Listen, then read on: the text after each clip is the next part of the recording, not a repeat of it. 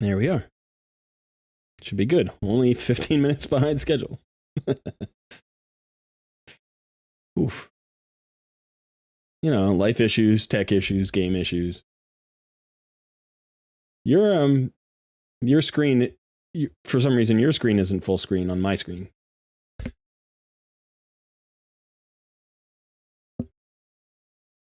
Right. Your screen, your game screen, it doesn't look full screen when I'm viewing it on my screen. Like there's some black space above you at the top of your screen.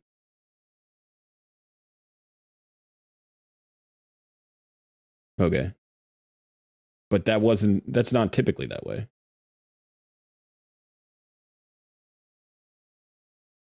Usually the black, I think, well, maybe it is. I don't know. The thing is, if I guess I can, do I have a little black bar at the top of my screen? It looks like I don't. Yeah. I think I guess I could do a little bit of, can I cheat a little bit? I could cheat a little bit, let's see. And then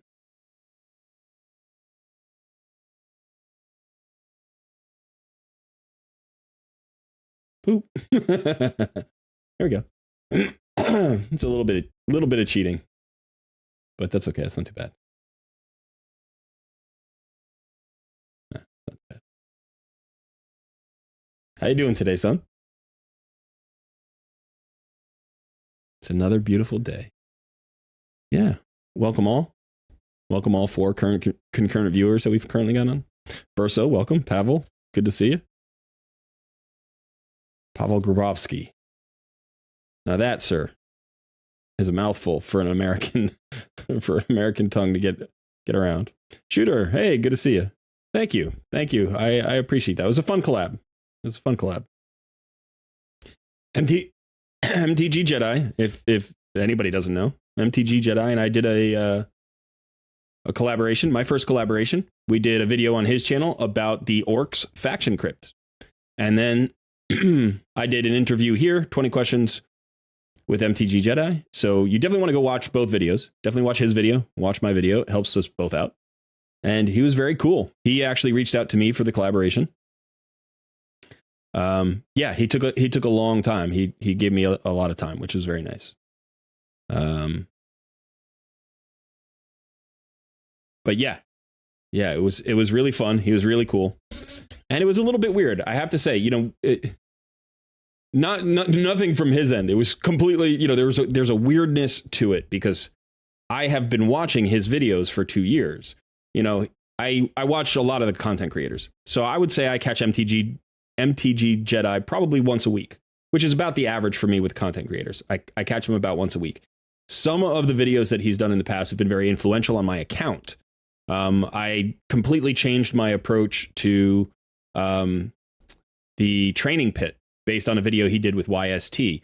I changed my Hydra team based on a video he did like a year ago. I've done several things on my account because of videos I've watched from him. And then I'm in a Discord chat with him just talking about, you know, like how to set up the collab and what we want to do. And it's like, I've seen his face for dozens of hours, you know, and I imagine it's like a little bit strange to watch somebody as a consumer, as a viewer of his videos, and then to be talking to him. So it was a little bit of a surreal experience. I imagine it would be similar now for some of you, you know, to just hang out and talk to me in person because you've seen my face for dozens of hours or maybe hundreds of hours, depending on how many videos you've watched. You know, and you're like, oh, I know Cole Red. Yeah, no, I'm familiar with him. I hang out with him all the time. And yet, you know, then you're having a conversation with that person. You're like, oh, this is, you know, it's a different mechanic. He was very gracious. He was really patient. He was helpful, explained things. And I thought we did 2 good videos. So I really appreciate that. So shout out to MTG Jedi. If you're not familiar with this channel, you should go check it out. He has a very different style than I do. And that's fine. That's good. You don't want all the content creators to have the same style. So his is a bit his presentation style is a bit more chill than mine. He's very laid back. He's very conversational. And his videos are often like very thought provoking, in the sense that he likes to dig into the theory crafting of things a little bit. And, that's good stuff. So, yeah, I had fun. Yeah. And then, the other thing we talked about is you had to edit the video. Yeah. So it's like, we were like, oh, yeah, right. It's funny because we were talking about that. I did a surprise live stream last night. And in it, I was describing how when you do a collab with somebody, and I knew this was coming. It's not a surprise to me, but it was a little bit of a new thing, a new experience. And so there was some, I don't know if discomfort is the right word, but like uncertainty. You have to allow them to control their side of the collaboration, right? Like oh, are you? You shouldn't be muted. Say something again. Oh, yeah, you're not coming through.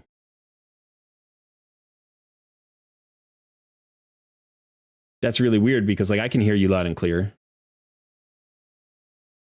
So why would that not be working? Because all my audio is messed up here. I bet I know what it is. I will get this sorted right away. Right away, he says. Try it now. There. Yep. Right away.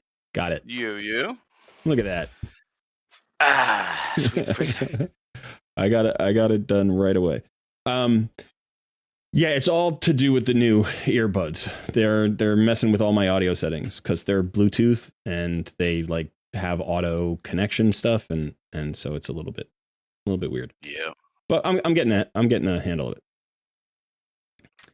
Hey, Great Dane, good to see you. Lou Mack, John Hodgson, we got in the house. Ruthless013. Hello, just watched the videos with MTG. Great. I hope you enjoyed them. Welcome to the stream. Suzanne Johansson is here.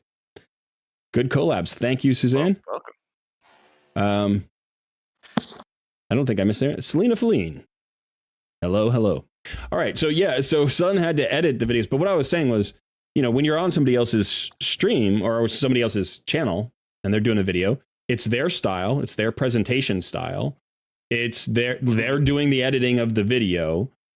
And, so you have to surrender a little, not a little bit. You have to surrender a lot of the control. Not that like you can't ask for things, not that you can't say like, this is what I'd like, are you okay with that? That kind of thing. We talked a little bit about those things. He was very easy. He was just like, I tend to do things in one shot. I try to minimize my editing, do whatever you want. Like he didn't put any restrictions on me whatsoever. He's like, be whoever you want to be. It's cool. I'll just roll with it. And so I appreciated that. And then when he came on my channel, I kind of told him, I'm not as experienced as he is. He's very good. He's just got a rhythm. He feels really comfortable just moving. And I rely on my very competent editor, my highly skilled editor here, who also knows me really well. I mean, I think that's one of the things that makes you a great editor, Son. It's not just like technical expertise. And you've skilled up very quickly you've gotten to a high degree of proficiency in a short amount of time, but you also know me very well. So you can anticipate what I would say when you're editing. You're like, oh, he's going to want these cuts and he's going to want this emphasized and stuff like that. And we also have a collaborative, relationship where like I trust you to just do things that you like to do. You're like, hey, I want to try this new thing. I'm like, do it. It's like, well, I was thinking this or that or this or that. I'm like, yeah, try it. And if it doesn't work, we'll figure it out later and we'll talk about it and we'll find something better for next time. But so the amount of trust that we have for each other is like, we take it for granted a little bit. And then all of a sudden you throw somebody else into the mix. Yeah. But you throw somebody else into the mix that you don't know very well. And, you have to figure out how to work that. But he was great. I mean, he again, didn't put any restrictions on me. And he was like, yeah, whatever you got to do, you do it. And, real pro, he's been doing it for a long time. So it was a lot of fun. It was cool to see him work. And I hope the videos prove enjoyable and potentially valuable to people. But I know you were probably thinking the same thing I was saying. You were like, I wish I could have edited that video just because our style is different than his. Yeah. And, no, you know, but I watched his video too, and I thought that was a good video as well. Yeah, I thought they were both great. Yeah, I didn't get a chance to watch the whole thing yet. I watched the first half. But yeah, I had some students this morning, so I wasn't able to get to the videos before the stream. But I'll watch them this afternoon. John Hodgson says, which content creator would you like to do a collab with next? I'm working on another one. I am working on another one. There are several content creators I would really enjoy doing a collaboration with, but I'm also starting to like try to educate myself about other content creators. Maybe I personally didn't watch as much when I was not doing content creation.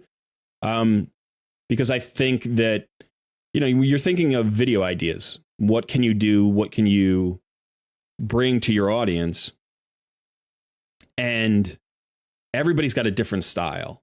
You know, so there are guys that I watched, like Hell Hades, Ash, Chosen, YST, Nubraids, Deadwood Jedi, Scratch, Cold Brew, Tyraku.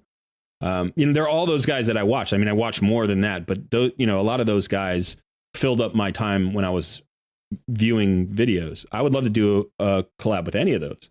But then there are other content creators that I know a little bit about. You know, some of them are smaller.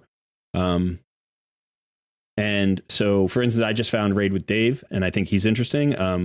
Lila Fox and Lila Fox Nation, that's a very cool channel. It's a different channel entirely than from what a lot of other people do.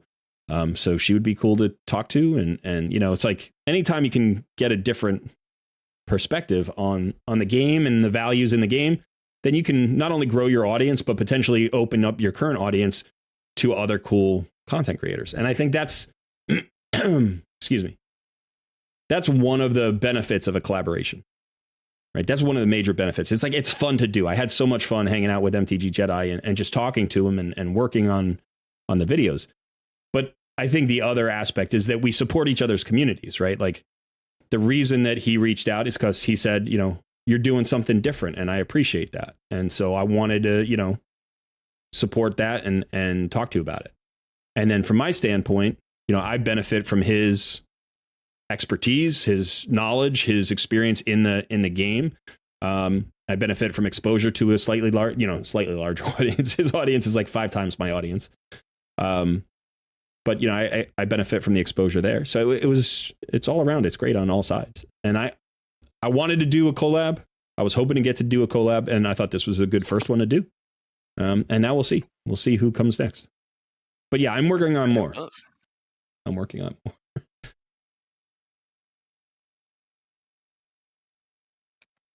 All the collabs. Collab City. Yeah. You know who I'd actually really like to talk to? Is there's a content creator who doesn't really do raid anymore. His name is Darth Microtransaction.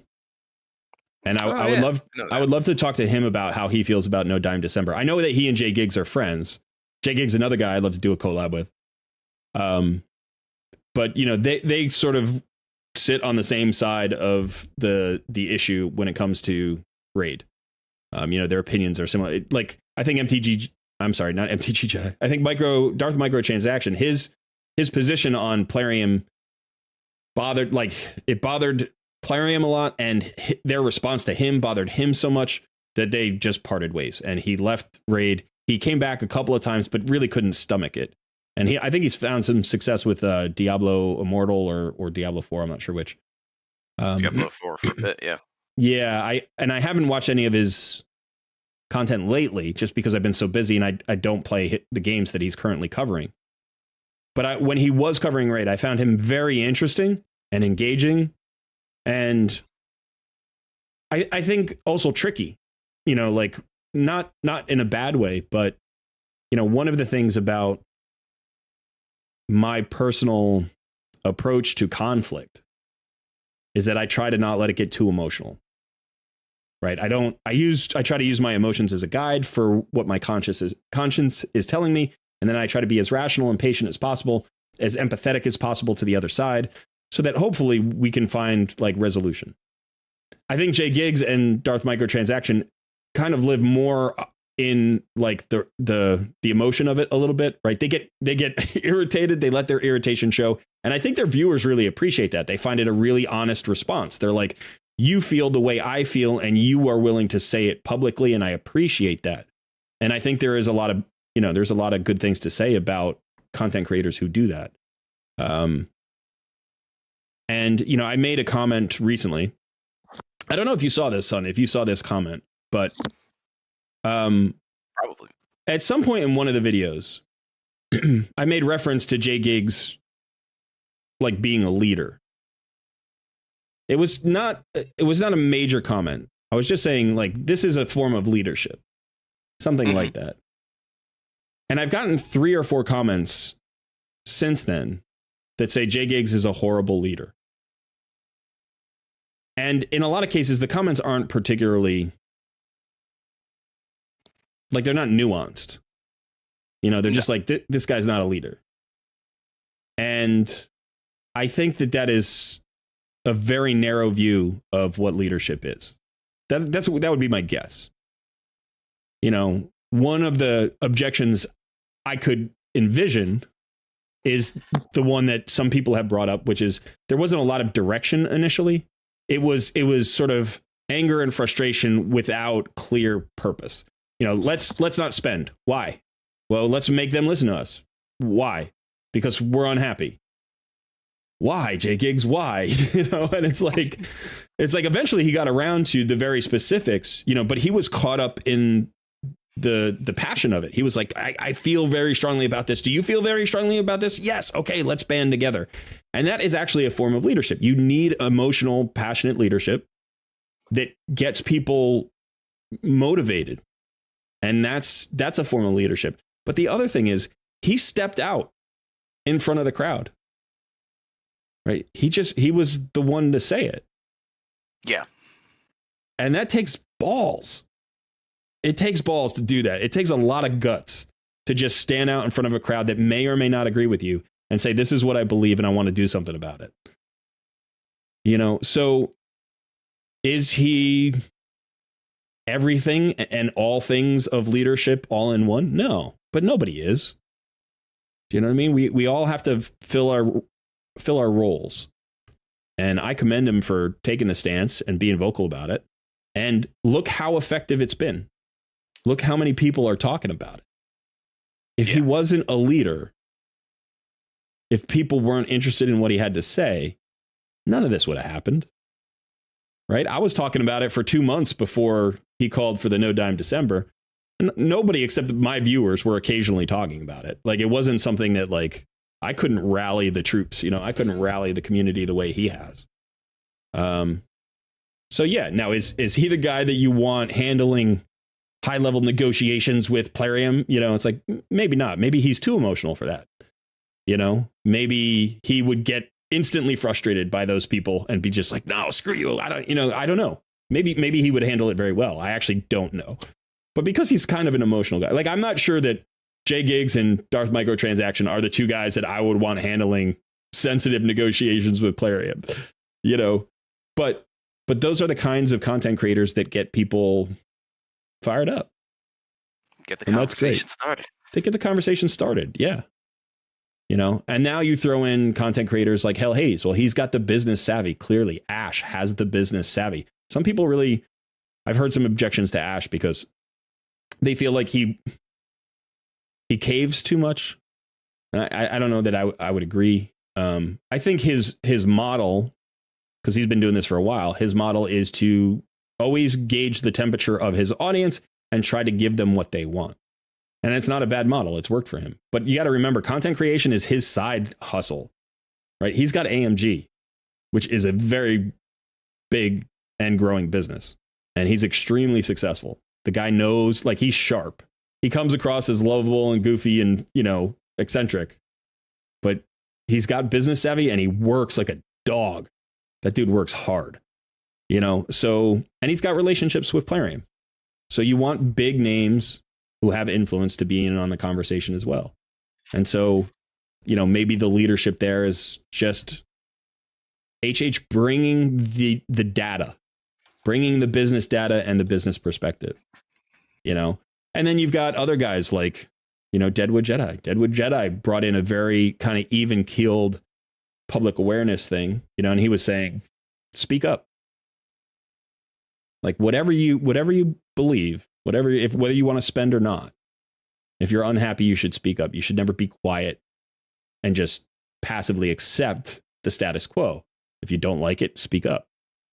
So, there's a lot of different ways to lead. There are a lot of different characteristics of leadership. And in a community, you're rarely ever going to have one leader that, well, first of all, you're rarely going to ever have one leader, but you're also very rarely going to have one leader that can get the job done entirely on his or her own. It just doesn't happen. It takes a group. So I don't know what started me on that little rant, but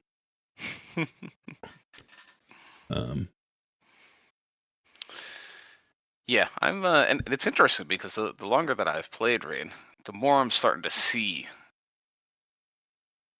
what everybody complains about. Yeah. Because at first I really thought like there's so much to do in the game, and there is, but it's just the little aggressions. Yeah. I was just like, why do you do it? What's the point of this? Right. You just didn't do that. I like the game, but it feels like you're just doing it to piss people off, honestly. It does. It feels unnecessary, like doesn't it? It's just so completely unnecessary that I don't know why they do it. That's the thing I don't understand. And it's really interesting to see the comments. I mean, if you're a comment reader, like I've become a comment reader. I didn't used to read very many comments on videos. I'd read like the top 3 or 4 and then just move on. But if you read the comments in my videos or the videos of any of the content creators, you'll see there are different camps. The people respond in different ways, but that is the most common response. That by far is the most common response. It's like there's all these little things that obviously show that Plarium doesn't care about us and just wants our money. And they're little things in a way, like, but it's the death by 1,000 cuts, right? It's like no one of them is game breaking. No one of them ruins your fun or enjoyment of the game. No one of them is really all that big a deal. But the proliferation of them every day in everything you do is what becomes overwhelming. And ultimately, you're just like, these people do not like us. I understand where that emotion comes from when Jay Giggs says they hate you. It's like, when somebody's not nice to you 1,000 times, it's hard to say they like you. Even if they're really nice to you one day a year, if the other 365 days a year, they're just like, you're looking a little chubby today. Like, what? What? Why? just the like smallest little microaggressions. Right. Like, right. It is. It's microaggressions. Why? Yeah. Why? And so, that's one of the comments that I get. The other comment that I hear a lot is like, if you don't like the game, just leave. And I'm always frustrated with this response, not because I don't understand fundamentally, like the logical part of it, which is like, you have a choice. You can leave. That is a way. And if you are seriously upset, maybe it's better. In fact, I've heard this from content creators. Maybe it's healthier to just get away from a game that upsets you. But the truth of the matter is the game doesn't upset me. I like the game. When people say, if you don't like the game, leave, it's like, why do you think I'm here? I love the game. The game is fantastic. It's so good. But there is also this give and take. The game acts as an intermediary, if you will. It acts as a medium for the developers and the players to relate to one another, to interact. So I have no really strong issues with like the gameplay. Some people want better gameplay, and I do think there are ways you can improve the gameplay, and I think that's important. But that's the same complaint we have with every game. If you're a gamer, you've never played a game for any period of time where you haven't thought to yourself, well, I wish they would have done this. Right? Like that's true everywhere in every game all the time for every player, and every player has a different I wish they would have done this. For some players it's like I wish they would have, focused more on PvP, and other players are like, oh, hell no, I hate PvP. I wish they would have focused more on getting rid of the PvP. So it's like you can't satisfy everybody in that way. But everybody can say it would be nice if these certain quality of life systems were implemented. You know, it's like it would be nice if you streamlined the UI. It would be nice if you improved the tutorial so it made more sense to new players.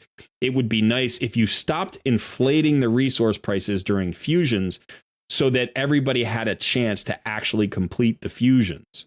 It's still a huge investment in time and effort and resources, but just it would be nice. And I think that ultimately is like the huge complaint, which and why Jay Giggs said what he said, which is like Plarium's not nice. The game is not nice. The game is cool. The game is fun. The game is interesting.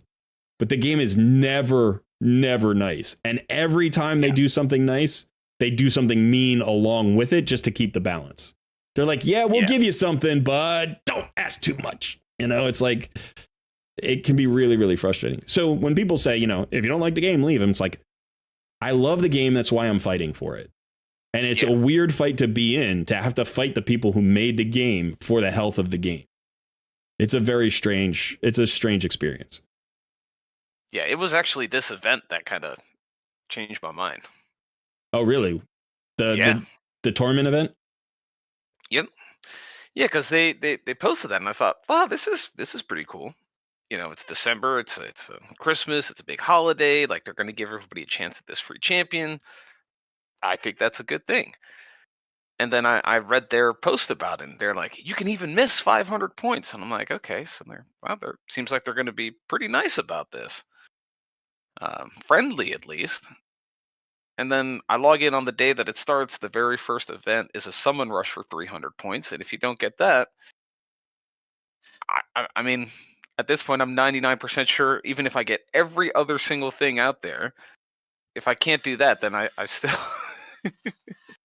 I'm still potentially going to fail this thing. So don't tell me that we can miss 500 points and then the very first event, if I don't have shards, I lose 300 of those points.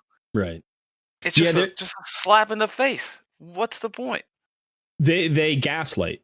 That's what they do. Yeah. They've done this before. We've talked about this before. We talked about the whole thing with the auto battles. They gaslit me. They were like, look what a nice thing we're doing. And I'm just like, okay. Right. They crushed my hopes and dreams. It is the gaslighting that is absolutely the biggest issue, I think. And it's strange because, you know, that term isn't that old. Gaslighting. Like, I remember the first time I heard it, I'm like, what the heck is that? And then somebody explained it. I'm like, oh yeah, people have been doing that forever. Like, that's just a thing, you know, but it is a particularly like deceitful and harmful form of lying, right? Because you're not just injuring the person in the moment the way a lie might. You're like trying to hurt them in the long term. You're literally trying to bend their sense of reality to something harmful. You know, so they accept that harm as normal. Yeah. You know, or even beneficial. And it's like, that is just insidious. And man, I don't think there aren't a lot of human behaviors that aren't like literally murder or something. You know, there aren't human behaviors that I think are more damaging to like a social fabric than like corporate gaslighting is incredibly dangerous. Now, I've heard some people like, you know, talk about this. They're like, this is drama. Why are you getting involved in all this drama? Why are you pumping it all up? It's not that big a deal. It's like, it is. It is. It's not drama, actually. It's just your normal everyday life. Like, there's a conflict. You have to figure out where you stand on the side of a conflict and what you want to do about it. And I watched NOOB, I think his video yesterday was like, you know, about what do we want from Plarium. And he said something at some point. I like him. I like his content. And I think he's a smart guy. But he said something at some point that I was just astonished by. And he was like, make everything less moral, and that'll make everything better. And I think what he was trying to say was, when you get overly sensitive, when you get super sensitive about stuff, and everything becomes a moral issue, you're self-injuring. You are sort of denying the reality of the world, and in doing so, you're just constantly in a state of activation, of being triggered. I think that's what he was trying to say. But part of it part of the message came out as something along the lines of just like, it was just like, just accept stuff. Just be passive. I don't get up for causes. I don't like them. Not because I'm an introvert. I don't like causes. And that to me is a horrible argument and message. It's like, if you're passive, you should be less so. There are things that should bother you and you should do something about it. If you do it in your own life, why not do it in your community? Like, if there was a corporation that was poisoning the water in your town, you could just say, well, just get a water filter. What? That's not the way that's not a good way of living. That is empowering people to do evil. Like, active resistance to the things that you are opposed to is a requirement for a society to function, right? It shapes the society. Passivity is never the answer for any problem, you know? And so I was kind of astonished to hear him say that. Now, you know, he made other points, and you should go watch his video. You shouldn't just take my word on his thing. I don't want to just say, you know, that was wrong. I didn't like it. Because he makes some good points, and he's had other videos on the movement. But I think that's the attitude that I've come across the most often, that I find the most frustrating, which is just like, just get over it. Just like, people say stuff like, you know what you got into. Like, yeah. So does that mean I'm supposed to like it because I know what it is? So it's fair. Just because I know what it is, it's good and fair. Like, that's not true. I know what it is, and I want to change it for the better. You know?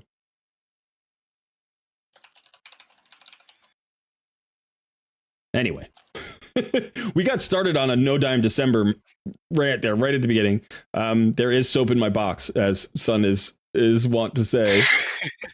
I've got a lot of soap in that box. But let's talk about some NOOB versus Pro. Actually, let's say hello to some people. I've been ignoring chat for way too long. Premier Craft, hello. Good to see you. Peckham Halder. John Hodgins said, I watched Tyraku's spider video yesterday and tried it and was able to go from spider hard 2 to hard 10. Was made up as I was struggling for. He's great. Tyraku's really great. He hasn't posted a video in a couple of weeks. I don't know if something's going on with him, if he is backed out of content creation, or if something's in his personal life. I haven't seen a new video from him in a couple of weeks, so I hope he's all right. Amity says, hey, Colred, hey, Sun, hey, everyone else. How y'all doing? We're doing great. Hello. Now that we've got a substantial number of people here, I just want to say something. I want to let everybody know. I hope you're not mad at me for saying this, Sun. Sun has recently quit smoking. Oh. He has recently quit smoking just in the last couple of days. He is currently in the midst of it. And I just want to say congratulations, man. I think that's a great decision for you. And I wish you luck. And if you could all give a shout out for Sun and trying to do something healthy and positive in his life. That's such a great news. I'm so happy for you, man. I know it's the struggle, but I'm proud of you. It's it's a little bit of a struggle. It's taking some willpower, but it's doing all right. Good. Yeah.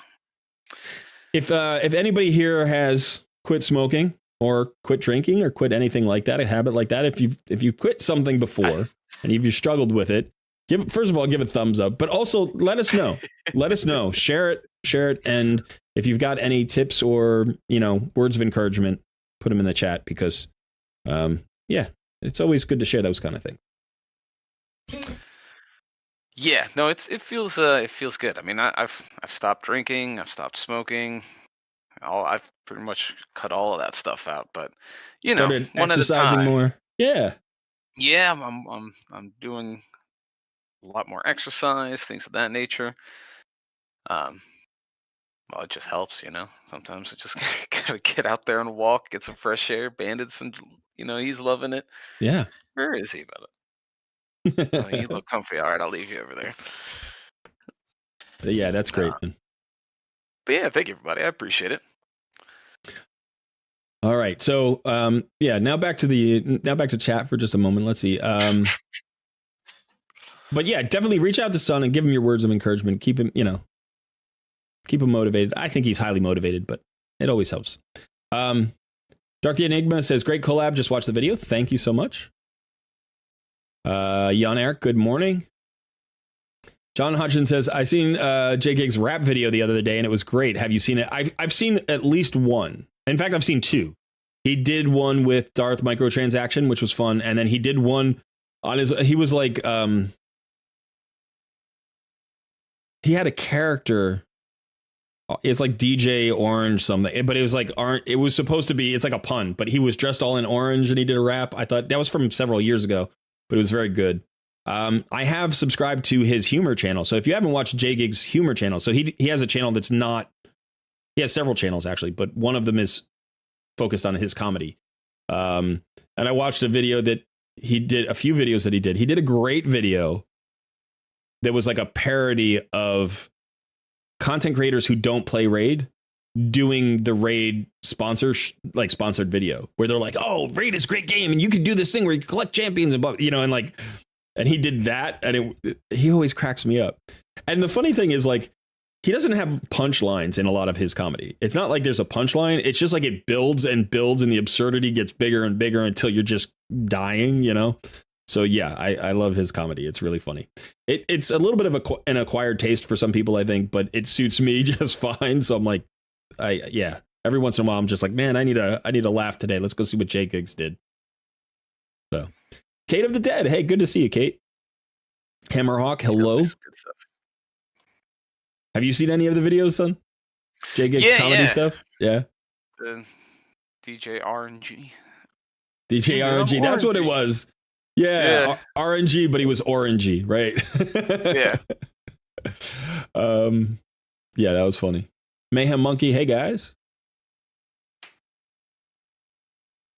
Kate of the Dead says, I am totally with Colred on how good Iron Brago is. He is very good. Just the backbone of that faction. Like, if you have him, you throw him in there, and it makes everything easier.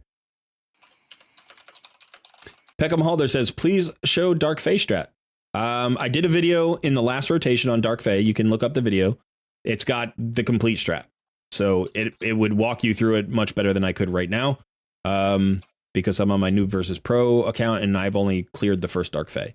I will show you my Dark Fae during the stream, probably, but Tulsi asks, why is the stream so early today, folks? This is our normal time on Sundays. We do 11 a.m. So it's 1 p.m. on Tuesdays. Thursdays is usually later, like 4 p.m. And then kind of a late morning stream here for Sunday. I'm just trying to spread around the times a little bit so people can, because we get the same people in the same time zones if we do the same times every day. And I want to just broaden the experience and open it up to more people.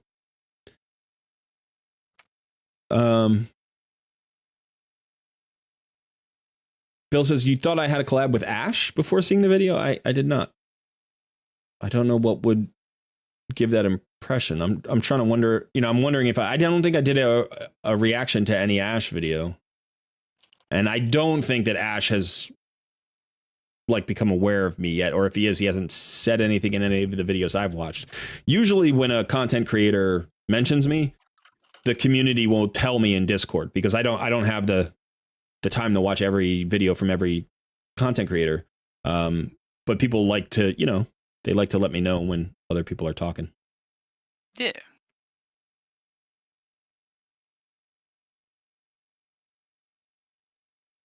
Why does it say that the stream started 16 hours ago? I don't know where that says that. I did do a stream roughly 16 hours ago. I did a previous stream. So I did a stream last night. Hammerhawk says, with Raid, there always seems to be a catch. Isn't that the truth?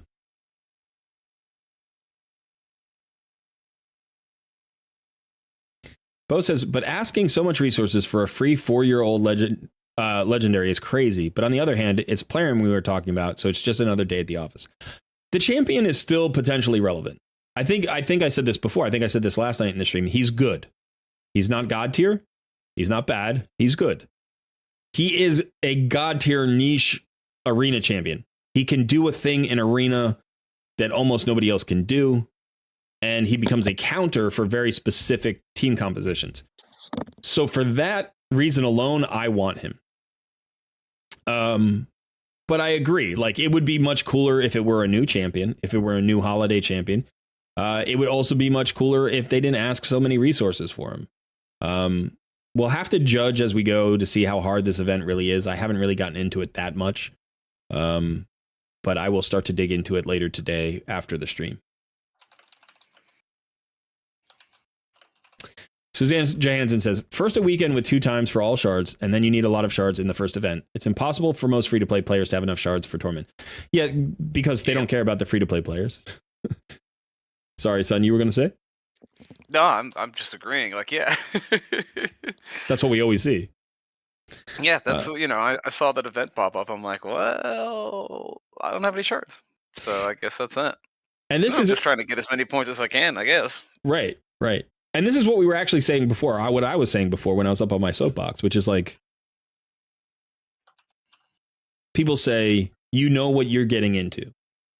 So I think if you looked at this exact moment, you could say, hey, they gave us a 2 times everything event last weekend.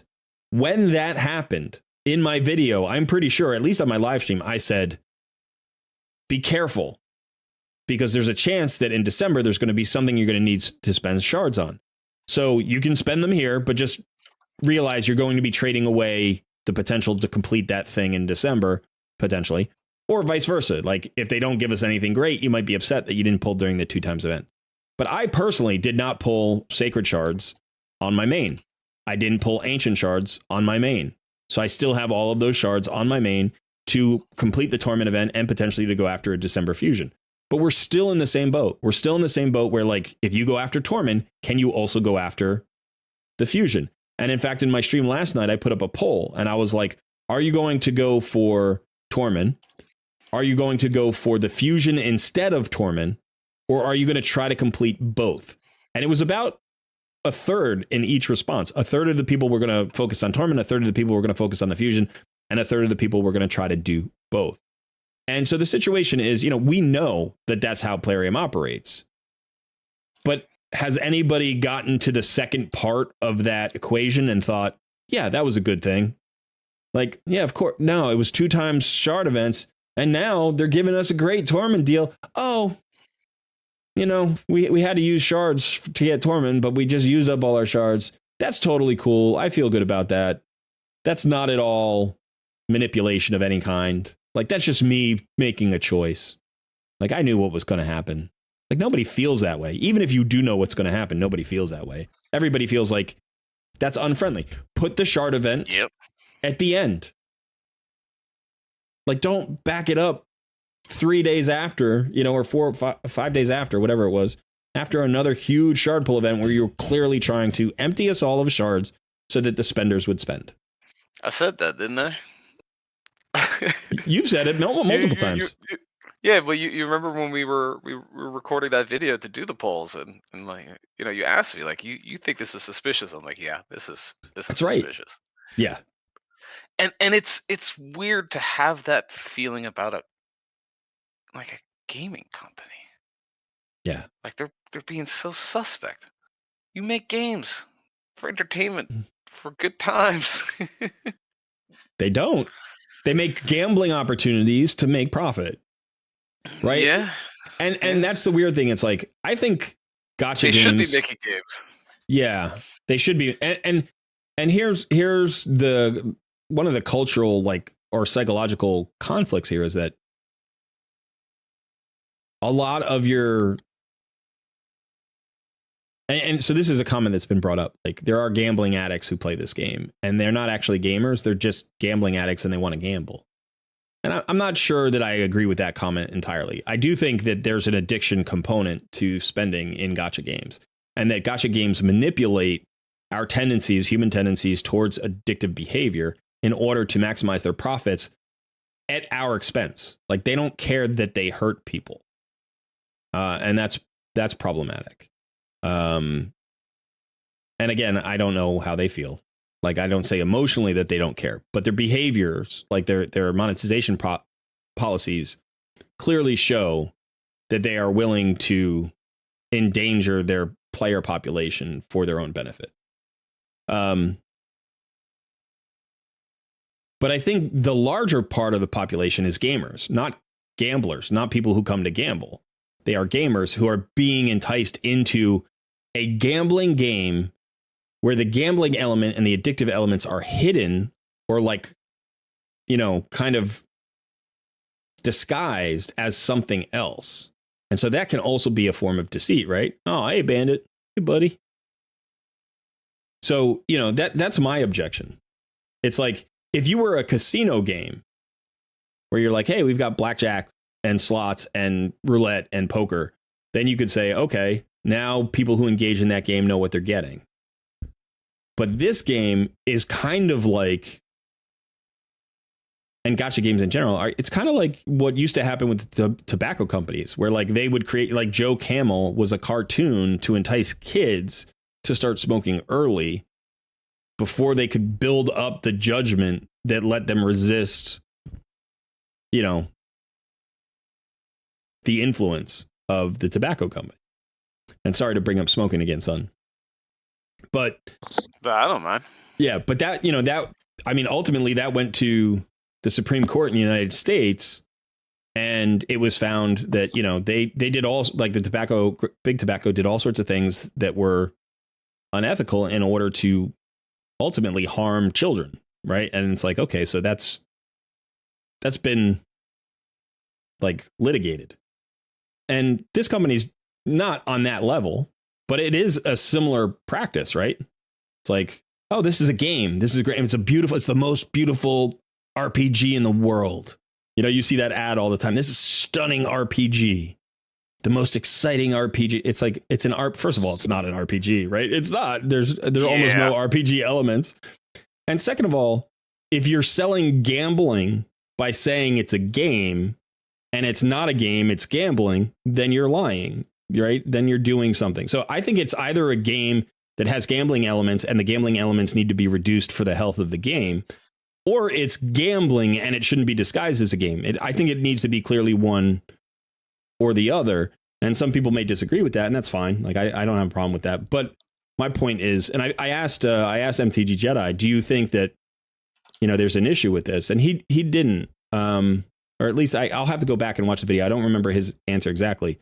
But he seemed to indicate that, you know, he's on the side of personal responsibility. He believes it's up to the individual to like track that, figure it out for themselves, and act accordingly.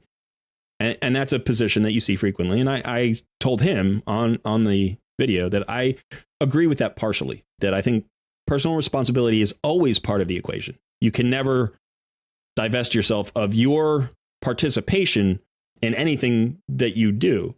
You know, you can't say, oh, I was tricked and I didn't know. You can say I was tricked and I didn't know, but now I'm going to learn and I'm not going to do it again. You know, like that happens. But I think the bigger issue is just what will we accept? What kind of behaviors will we accept as a society? And we say that about individuals all the time. And now we're saying it about a corporation, and people are getting upset. And I don't understand that, because people are happy, not everybody, but on the internet especially, you see a lot of people get outraged about other people's behaviors. And now we're trying to collectively be outraged at a company's behaviors, and that behavior is clearly harmful.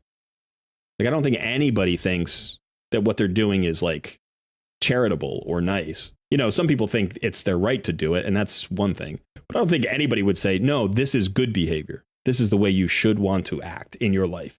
You should try to take advantage of everybody. And then when they catch up to you, you just gaslight them. And it's like, I don't think if a person did what Plarium does, the internet would slam them all day long. And then we're trying to we're not even trying to slam them. We're trying to say, let's talk about this. And people are in defense of Plarium's right as a corporation to act this way, which is strange to me. And again, it's not the majority of the population. I think the majority of the player population is, in fact, pretty outraged. But there are enough people who are just like, you guys need to shut up. And I'm just like, all right. I've gotten some comments. Some people have been like, I don't agree with you, but, you know, out of respect for the fact that the community feels a particular way, I will either support your decision or at least I won't get in your way. And that's fair. That's a really... Yeah, that's fair. that's a really, I don't even know what to call that, but that's like a really, it's not super generous, but it's like really community minded. And it's like also a self-aware thing where it's like, I don't agree with you, but my disagreement is less important to me than like the community respect for each other. Like, I don't disagree to the extent where I need to fight you. I just don't share your particular concern. But because enough of my fellows do share that concern, the least I can do is not cause you trouble, because you're trying to do positive things. And so I appreciate that point of view. You don't have to get on board, but the people who are like fighting it, I don't quite understand. I don't either. I said in one video, I was like, there's no downside. The worst case scenario is that we go to Plarium, we do the No Dime December. They don't listen to us. We extend it. They don't listen to us. We extend it. They don't listen to us. And No Dime December starts to take a toll on their profits. There are layoffs at the company. The game starts to like suffer and it goes under. That is the worst case scenario. And then how have the players suffered? They lost a game that was fun. That is suffering. But they lost a game that is also trying to gaslight them and steal every dollar they have, which is a benefit. I would rather lose a game like that than continue playing it. Now, I could leave it myself. Of course, I could leave it myself. And ultimately, let's say the game is just stronger than we are, Plarium stronger than we are, and they deny us and we continue to protest, but it doesn't do anything. Then I can opt to leave. And that's what I will do. That's what I would have to do. I think if No Dime December produces no results, I have two choices. Accept the status quo, which feels untenable to me, or move on, which I would hate to do. I would hate to do because I enjoy the game and I love the community. I think the raid community is awesome. So, all right. And I started making content here. My channel would be like, what? So I don't want to leave everybody high and dry. Bo says FOMO is their best bet. What's that? So it would be unfortunate. Yeah, that would not be so much fun. FOMO is their best bet always. What MTG Jedi said in your video stuck with me. I'm probably buying Xena because they will probably buff her and then I won't have the opportunity to get her. I understand that. And from his standpoint, I respect that. He's a content creator. He wants to have that content and he's never going to get another chance to get her. So he could be missing out. I choose to miss out. That's just the price I'm willing to pay. I'm not going to buy her. I said in one of my videos, I would have bought her at $10. You would have converted me to a spender at $10. There's a chance you would have converted me to be a spender at $20. But where she is, it's more important to me to, I guess, maintain my stance. Like, this is not his stance. MT Jedi is not standing on this hill. He's got his own battles to fight. But I'm fighting this one, and so to cave on Xena would feel like I betrayed everything I've been talking about for the past couple of months. But if they lowered that to $10, then I would absolutely buy it for two reasons. One, because at that point I actually think it's value, and two, to tell Plarium, hey, if you give me value, I will spend. That's what I've been saying. That's what I've been saying in my videos. And I would back that up with actions. Even if it would change me from the free-to-play guy to the low spender guy, I'd be okay with that. I'd say when companies give me value, I will spend money on games. Wilton King, hello there, fellow Raiders. Hello. Alex says, I put money on it that day after Christmas is when the new Fusion drops so they can bleed all of us. Yeah, that could be when the Fusion typically drops the week before Christmas. Sometime like after the 20th, it usually drops. I think. Maybe one's dropped on the 18th or 19th, but usually it's later in December. Oh, people congratulating you for quitting smoking. I'm in like 20 minutes behind on the chat here. Let me cruise. I'm going to apologize. I may skip over people's comments. Michael says, congrats, man. I quit 10 years ago. The freedom of it is nice. Oh, freedom from it is nice. Yeah. Mayhem Monkey says, in my industry, it's very hard to stop. Hopefully one day. Yeah, that can be a cultural thing. Smoking can be a cultural thing. Wilton asks, is Tormund this cold worth going after? I'm a very low spender, but have stacked my energy and gems as well as ancient shards. And how good is Tormund? He is a very good counter to a go first team in Arena. In all other places, he is solid, but not outstanding. At least in my estimation, I don't own him. So you probably want to watch some videos. So is he worth going after? Depends on how hard it will be for you to get him. And it also may depend on how valuable the Christmas Fusion is. So if you can't get both, I said this in the stream the other day. I was like, if you can't get both, I would probably lean towards going for the Fusion and not going for Tormund. But people in that stream like took the other side. They were like, no, I'll actually go for Tormund because I know that he's good.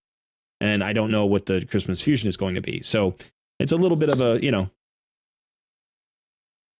I don't know. What do you call it? It's a pick'em. It's like, I don't know what the perfect answer is. I would say he's good. He's a good champion. And for some accounts, like my main account, he's going to be highly valuable. Ruthless says, I struggled today on the last floor of Dark Fey normal. Congrats on getting all the way up there. Alex says, Sun, talk to your doctor. There's a lot of stuff now that makes quitting pretty easy. That could be helpful. Sun has quit before. You've done this once before, right? Yeah. I quit somewhere in my 20s. Same thing, just cold turkey. That time, for sure, I just decided to quit for some reason. I don't even remember. I don't think I even had any reason for it. I was just like, what if I just don't? And then I just quit cold turkey. The problem is I just, for some silly reason, got back into it. Again, zero reasoning. I think this is when I was working in the restaurant, industry, and I'm walking home from work late at night. It's like, might as well have one. And then that one turns into 3, into a pack, into, and then you start all over again. Yeah. So yeah. I think in my 20s it might have been a little bit easier as far as the withdrawals. I definitely feel like they're more now than they were before, but yeah, it can be just good to keep busy. I'm doing going on long walks with Bandit a lot more. Yeah. It was funny. You were saying to me the other day that like you used to smoke on your balcony. You used to go out on your balcony and smoke. And so you have just found yourself standing out there. Just being like, I'll just go stand outside. Just stand out there. It's like your body's telling you to go out there. It's like, what am I doing here? I don't have a reason to. Well, I'm just going to stand here and look at stuff for 5 minutes because that's what I used to do when I was smoking. So. Yeah. And, yeah, I don't know. You kind of have to give into some part of the habit, Sometimes it's nice, and I think that's part of what smoking is. It's that little step away, that break, quote unquote. So it's not wrong to give into that, but yeah, it just takes a little bit to get past it. You'll do it. You've done it before. You can do it. You are a man of willpower and commitment. Yeah. Zero doubt that I'll do it. That's it. I'm done. That day has gone and passed, and now it's just suffering the physical consequences for about a month. Right. It's not fun. Yeah. And then everything will be good. I signed myself up for that one. So now I get to enjoy and live it. There you go. All right, I'm going to get back to chat, but we'll be talking about this more. We'll definitely be coming back to this because I think that in an odd way, you quitting smoking during No Dime December is kind of fitting. Do you know what I mean? Kind of. Yeah, it's kind of fitting. So there are more than enough parallels there. Except what if I quit smoking and now I just started spending in raid? You'd be like, I used to buy cigarettes, and now I'll just buy raid packs. Yeah, that would be you'd be swapping one addiction for another, and neither one are good. Although, who knows which is more damaging? Yeah.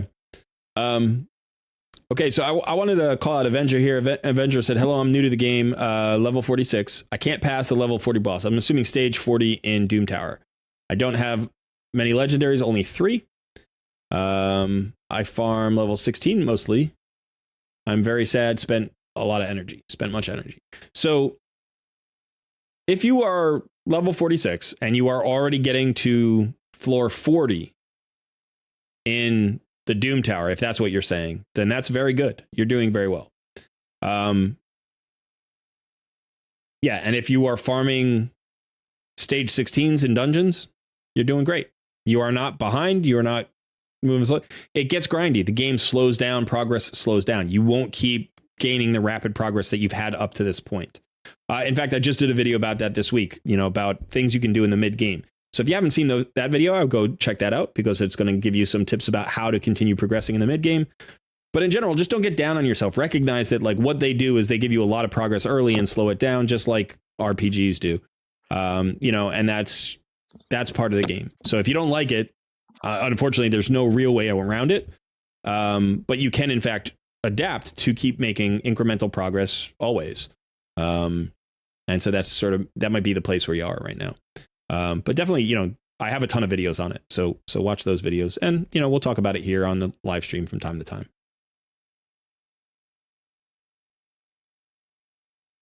Ruthless says, I think what most people don't understand is that you can't participate in every event. You choose sometimes pulling the 2 times, others save for fusions. Ruthless, you can participate in every event. You can spend money to participate in every event. That's the situation. You can't if you're free to play. If you want to be free to play, if you want to not spend money, then you cannot participate in every event. But that's not what Plarium is trying to communicate. They're trying to say, we have all of these great events. You can be part of all of them. We want you to be part of all of them. Just take out that wallet. And then you can.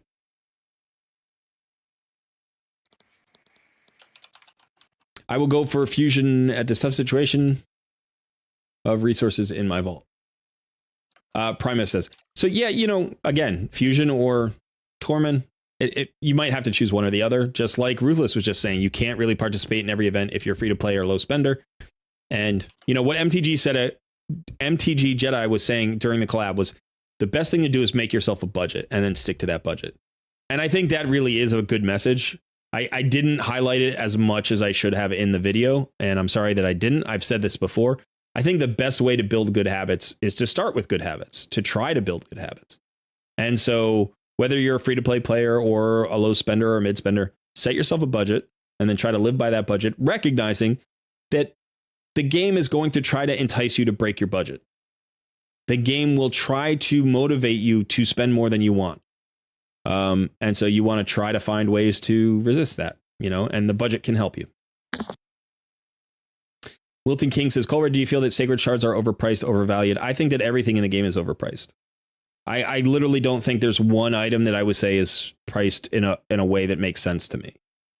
And one of the things about these games that is really, really tricky, and this is something you'll see in marketing. You'll see this in like commercials. Companies do this all the time. They'll have, like even car companies, they'll have 3 or 4 tiers of product. So let's say you're buying, a Honda Civic. It doesn't even, you're buying a Honda Civic. There's the base model, there's the touring model, there's the grand touring model, and there's the sports, edition or luxury edition or special edition. So there's 4 different tiers, and they advertise the cheapest one. They're like, look at this great car. It's only, whatever, it's $18,000. And you're like, man, $18,000 is cheap for a car these days. And that's a Honda. That's a really good brand. I'm going to go check out the new Civic. And then you show up and they're like, well, the touring model has keyless entry and, I don't know, all-wheel drive or whatever. Civic probably doesn't have all-wheel drive, but they'll have some upgrades. You can be like, oh, and it's only $1,500 more. And then you're like, oh, that's cool, right? And then be like the next model up, the Grand Touring has the sports suspension and the heated seats, and you're like, and that's only $1,200 more. You're like, oh, well, that's even more stuff for even less money than the previous. And then the next one up is like, that's got the moon roof and the surround sound, and that's only $1,000 more. And you're like, oh, wow. And the next thing you know, you've been upsold $4,000 or $8,000 or however much it happens to be. I'm just spitting numbers. Those aren't real numbers. But, they create the sense of value based on their base model. Because this is $18,000, now you have a point of comparison, but it's their point of comparison. So Raid does the same thing. They say, here's a pack in the shop. You can buy 5 primal shards, or 7, I guess now it's 7 primal shards for $50. If you figure that out, it's about $7 a shard. Now we're going to offer you a special deal at $5 a shard. And your brain goes, ooh, that's a savings of $2 a shard. That's really good. It's like, no, it's awful, because $5 a shard is probably 5 times as high as it should be, if not 20 times as high as it should be. Like these shards cost them nothing to produce. Yeah. They're literally Your worth value zero. is 0.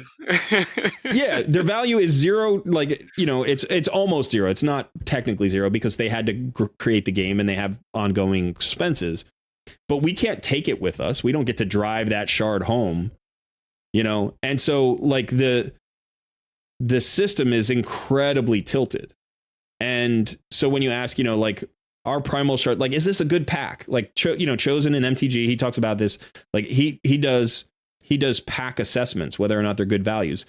But the weird thing about that is it's not based on any objective real world value. It's based entirely on the relative value of other offers that Plarium gives you. So this offer is bad and this offer is better because this offer is bad. Right? It's like if that bad offer didn't exist, the better offer would be the bad offer because it's bad. So it's like it really depends on what you feel. Now, in my estimation, my opinion, I would say on the high end, on the very high end, you could spend, for me, I could spend, say, $300 to $400 a year on a game and feel that it was value. That would be the very, very high end. The median, the middle value, I think would be somewhere around $100 to $200. If I spend, say, $10 to $15 a month on a game that gave me a lot of enjoyment, that feels reasonable in my life with all the other expenses that I have, right? Like MTG was talking about $100 a month as like the entertainment budget for an adult, American, and I think that's a really smart way to think about it. I disagree with him on the numbers because I think, like, let's say my entertainment budget per month is roughly $200. Right? It's like it's roughly $200. It's actually a lot more, but I mean the amount that I can spend just at my discretion is about $200 a month. That includes dinners with my wife. That includes going to movies or renting movies. Probably not ever doing that again. That's gonna go well. Right. So it's like I can't burn my $200 on Raid. Like I need to spend it going to a show, with her, or having a date night, or renting a movie and staying in. And then on top of that, like I have a Netflix subscription, I have an HBO Max subscription, I have a Disney Plus subscription. Like I'm paying $50 a month in subscriptions so I can watch shows and movies with my wife and we can enjoy those. I also have to pay for my internet to get access to those. So it's like a $200 budget for a single game is a lot. It's a whole lot to put on that game. If I go out to dinner with my wife one time locally and we go to like a mid-level place, not an expensive place, we go to like a family restaurant, chances are that's going to cost us about $60. Maybe 50, depends on the place. Like if we go out for pizza, it's going to cost us 40. So I'd rather have 3 dates a month with my wife than spend that money on Raid. Now, if you're single and you don't have that, that's fine. If you have more disposable income than I do, that's fine too. Your budget can be whatever you want. But what I'm saying is, for me, the amount of money I want to spend on a single game in a year is $200 or less. Now, if you take all of the free-to-play community and all of the low spenders in Raid, And they all said the same thing. You know, and there are a few 100,000 of us. Right? You might be talking about, I don't know, maybe $100 million to $200 million in revenue from that group. Right? Now, they made $400 million last year. They had $400 million in revenue. So it's not an insignificant amount of money. The question would be, what are they trading away? But so I can't judge anything individually in this game. I can't say this is a good value or that's a bad value. I think I hear other people talk about, like, you know, primal shards should be about $3. I'm like, why? Why should they be $3? Why shouldn't they be 10 cents? And the only thing I can think of is because Plarium thinks that at 10 cents, they won't sell enough to make up the difference. And that's an economic reality. There is a price point, whatever that price point happens to be. And they don't know it, by the way. They suspect it, but they have no idea. Even with all their analytics, they don't actually know it because they haven't experimented enough to know it. They haven't derived this scientifically. True. They've derived it by guesswork, right? So they don't know what the best price point is. But they think that if they offer it shards cheaply, people will buy a lot of shards, and that will satisfy their need to play the game, and they'll stop playing the game after buying all those shards. Like, if sacred shards were 10 cents, I would buy 100 a month. Which means every month I would get at least, you know, if I were pulling during, say, 2-time shard events or even just 1-time shard events. I was pulling during 1-time shard events, I would get 6 legendary champions.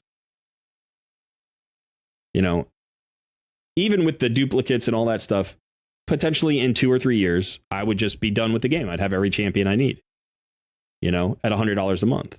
And they want you to spend $1,500 a month or $2,000 or whatever. But it's like, that's still a lot of money. And if you can entice enough people to do that, you could potentially make a lot of money at that model.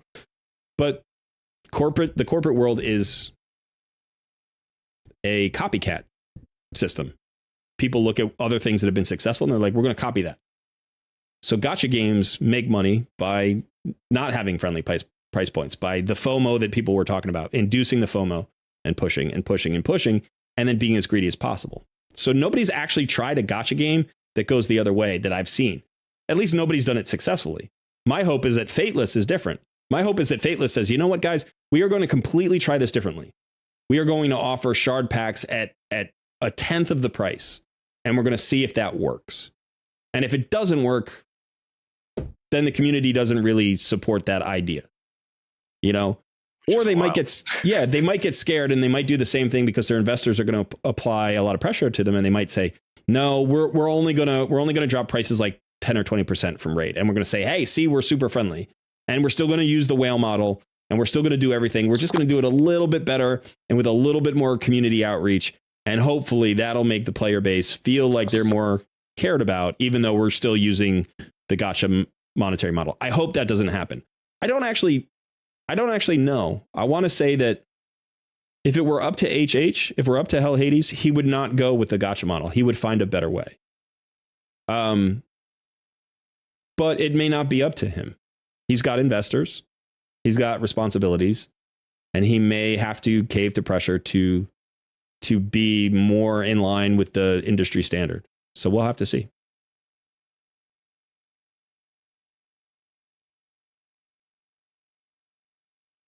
Did you get it all out? No. No, you still got some in there? There's no way to get it all.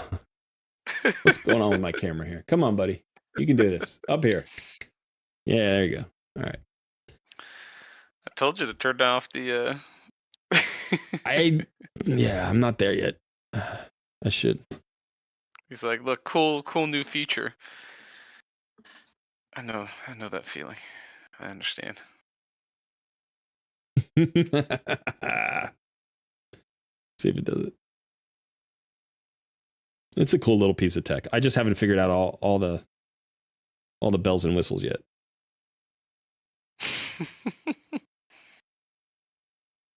Yeah, sorry. I got my other game here on my phone. I gotta get something fired up here. Oh man. 5-star Ragash Split Soul. I want it and I have enough to get it, but I'm really trying to get my 6-star Cardiel Soul. And I just saw one like a month ago. So I don't even know if I'm ever going to see it again, but I don't want to 5-star Ragash Soul and I could get it. That's tough. That's tough. Oh, and a 4-star Genbo Soul. That would be nice too. Let me actually look at that one again. Yeah. So we had some more people jump in as well. Sergeant Toxics, Bronco, Raid Shadow Legends. Sounds like we got another content creator. All right, go content creators. Primus, Kuba. Welcome. Kuba said something I thought was kind of interesting. Not to get back into the rant, but just to. You just asked me if I got it all out, and you're gonna draw. Yeah. Every time I think I'm out, been going, they pull me back in. You've been going. Doesn't mean I can't. All right. Okay. Yeah. Get up on that soapbox. Yeah. What brand are you standing on? Some Irish Spring. There you go. It smells wonderful. Pep in my step. Yeah.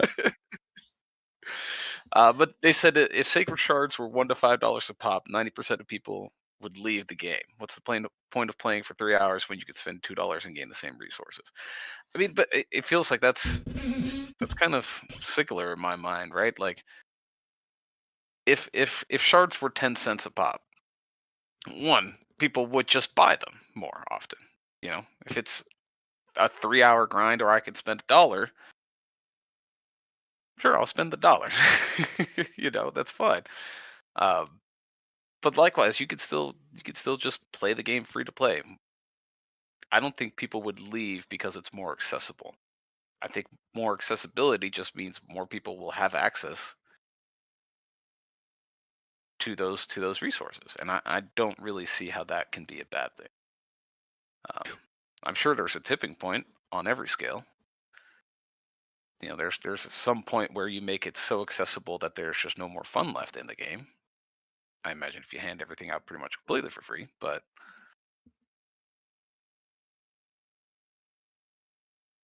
as long as there's something there to create a sense of satisfaction, I don't think it's the price point that's the problem. If that makes sense. No, I agree, and I think it was well said. I think there is a tipping point, and what Kuba is saying here, I disagree. If sacred shards would be $1 to $5 a pop, 99% of people would leave the game. What's the point of playing for 3 hours when you can spend $2 and gain the same resources?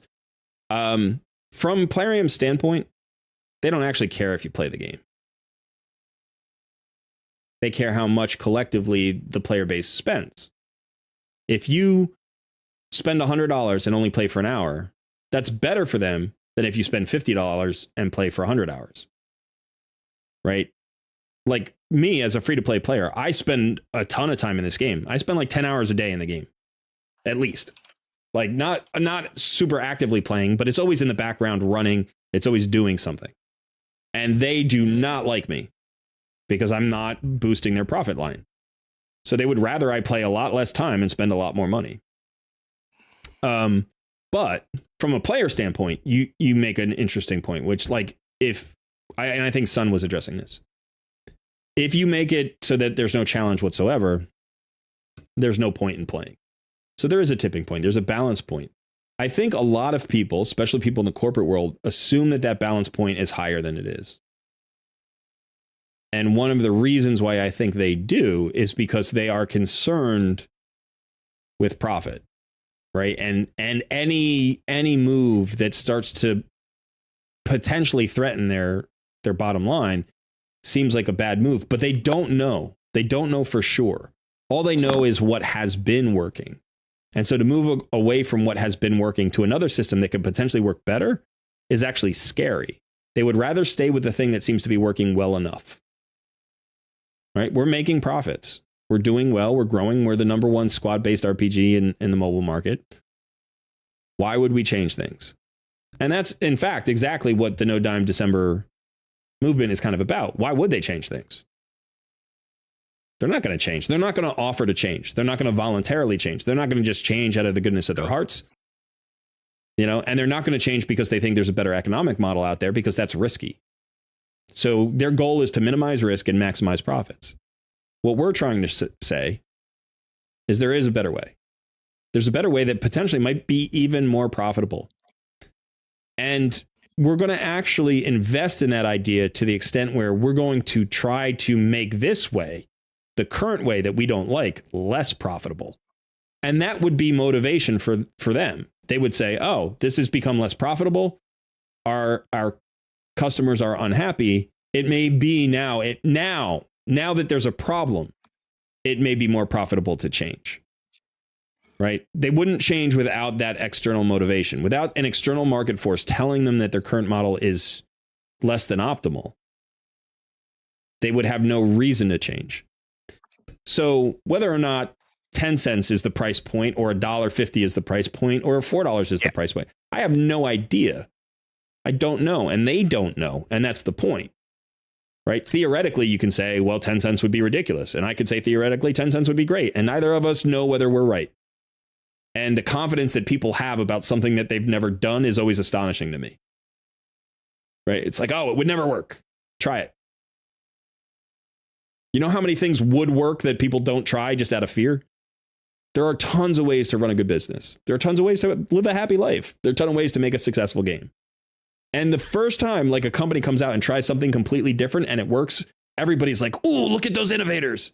It's like, yeah, they were awesome. And now everybody copies them. And that becomes the new way. Innovation is scary. But innovation often it works, if for no other reason than it's kind of audacious and people pay attention, you know? But other times it's just, it works because there are better ideas out there than what we are currently doing. No industry is ever operating at the optimal point. They are always operating at this kind of the safest, the balance between the safest point and, you know, the best profit margin. It's never the best.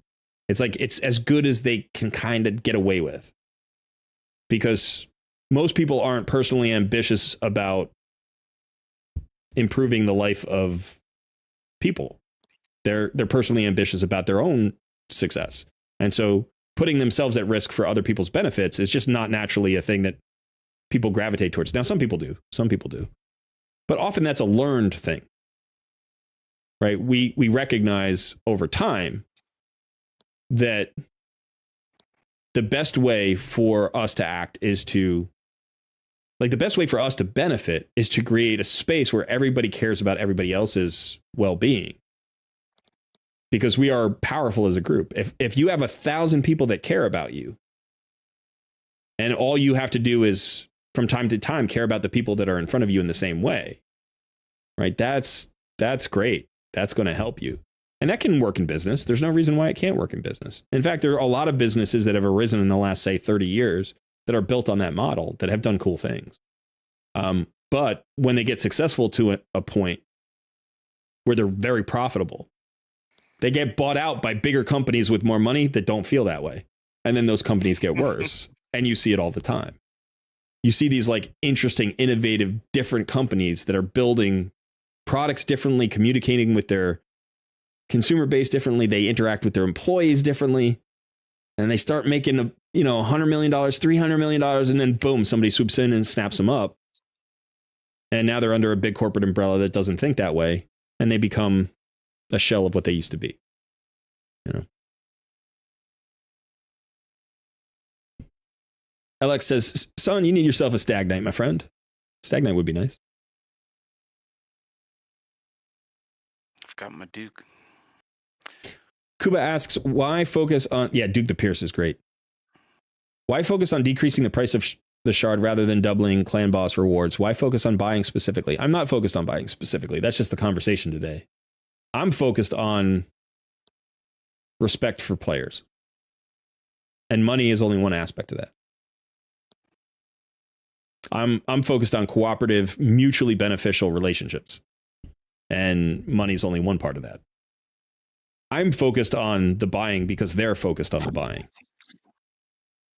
Like if I ever address the money issue, it's because I need to speak the language that they speak. I need to talk to them in terms they understand.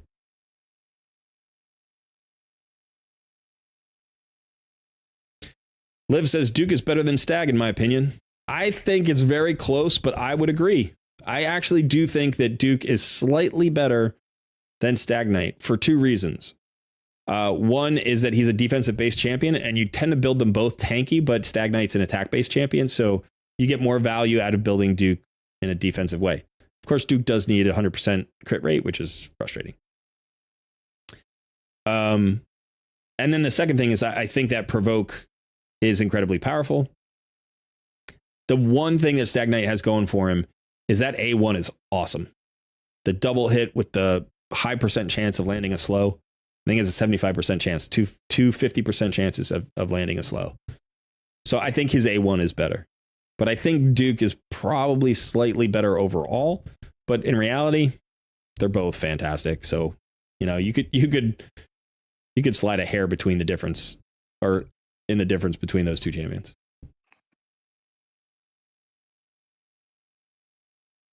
Fear is the mind killer, says JB Bommel. Bonnell, sorry, Bonnell. I don't know why I said Bommel. Probably because Bommel's in the game. Bonnell. It'd be weird if your name was Bommel. Yeah, but fear is the mind killer. That's a good Frank Herbert quote there. Live Wild says, i.e. Tesla. Yes, exactly. Hoax819 says, got Arbiter and Helicath. I have no idea how to build Helicath. Any advice? Absolutely. You have a few different choices with Helicath. So he can hit really hard. He can hit incredibly hard if you build him with 100% crit rate and a bunch of crit damage. And a lot of defense. But probably if you're like in the mid game, you don't want to mess around with that too much. You are likely to want him to land his A1 weaken. So you're going to need some accuracy, and then you're going to go all defense, a little bit of HP, but HP isn't hugely important. So max out your defense percentage chest, defense percentage gauntlets, some speed. If you can get them over 200, that's useful. If you could get them up to like 230, 240, 250, that'd be even better.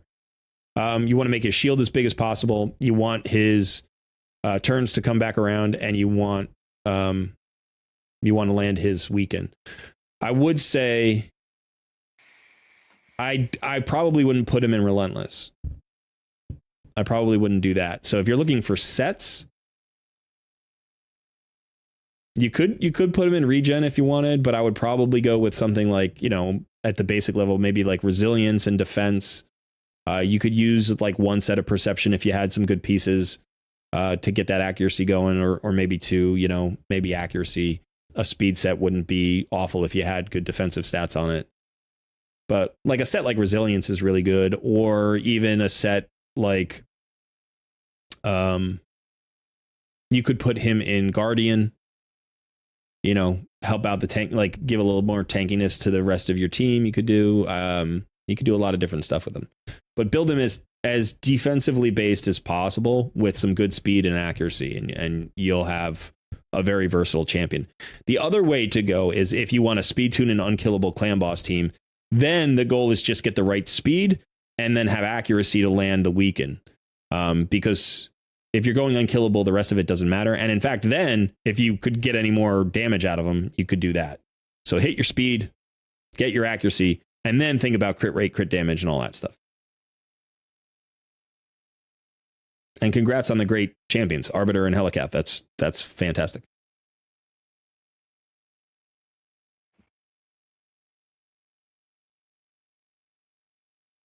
Live Wild says a good company should be dubbed so because of how they treat their customer. I think that's a good measure. I think an even better measure sometimes is how they treat their employees. Right? If they treat their employees well, they're likely to treat their customers well. But if they don't care about their employees, they're not going to care about their customers. You know, it's possible they care about their employees and don't care about their customers. I guess that's possible, but it's unlikely, right? When you put people at the center of your business, then it becomes all people, you know?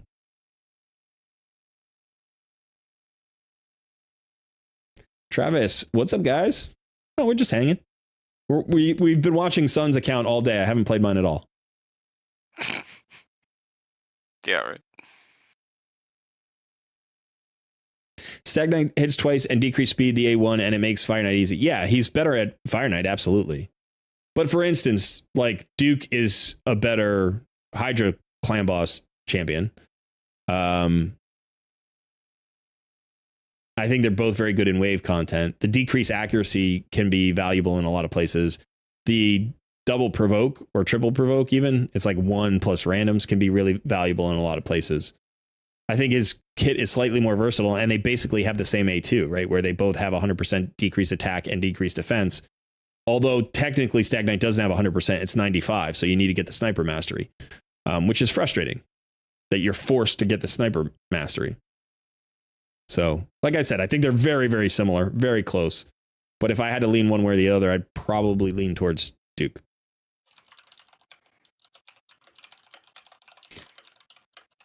Wilton King says, I pulled Cardiel off a 10 pull from Void Shards, Call Red. Do you have a showcase demonstration on him? Yes.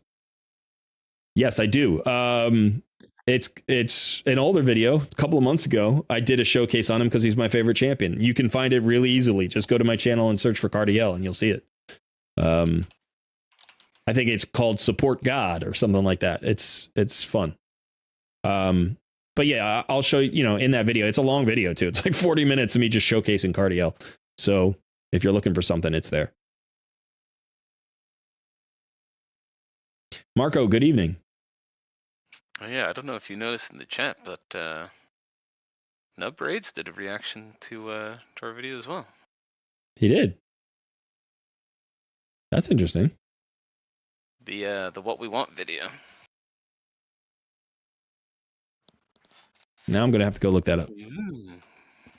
I know, right? I got a little bit of I got a little bit of anxiety when you mentioned that. I'm like, oh no. Your turn to feel low. It is totally fair. It is absolutely fair. Of course they should. If somebody wants to react to my video, they should. I've reacted to other people's videos. And I disagreed with Hell Hades straight up. And like, nobody really loves that. Nobody wants to be taken apart and examined in that way. But if you're going to do it, you got to be willing to take it. Like that's an important aspect of life, I think. Like, don't dish it if you can't take it. You don't have to enjoy it, but don't dish it if you can't take it.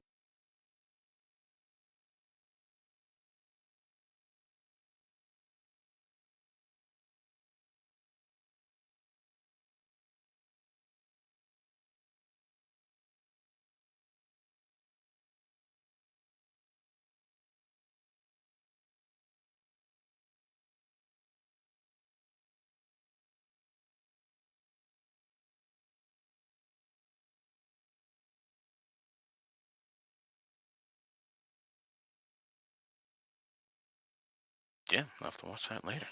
I just always find it interesting to see that happen.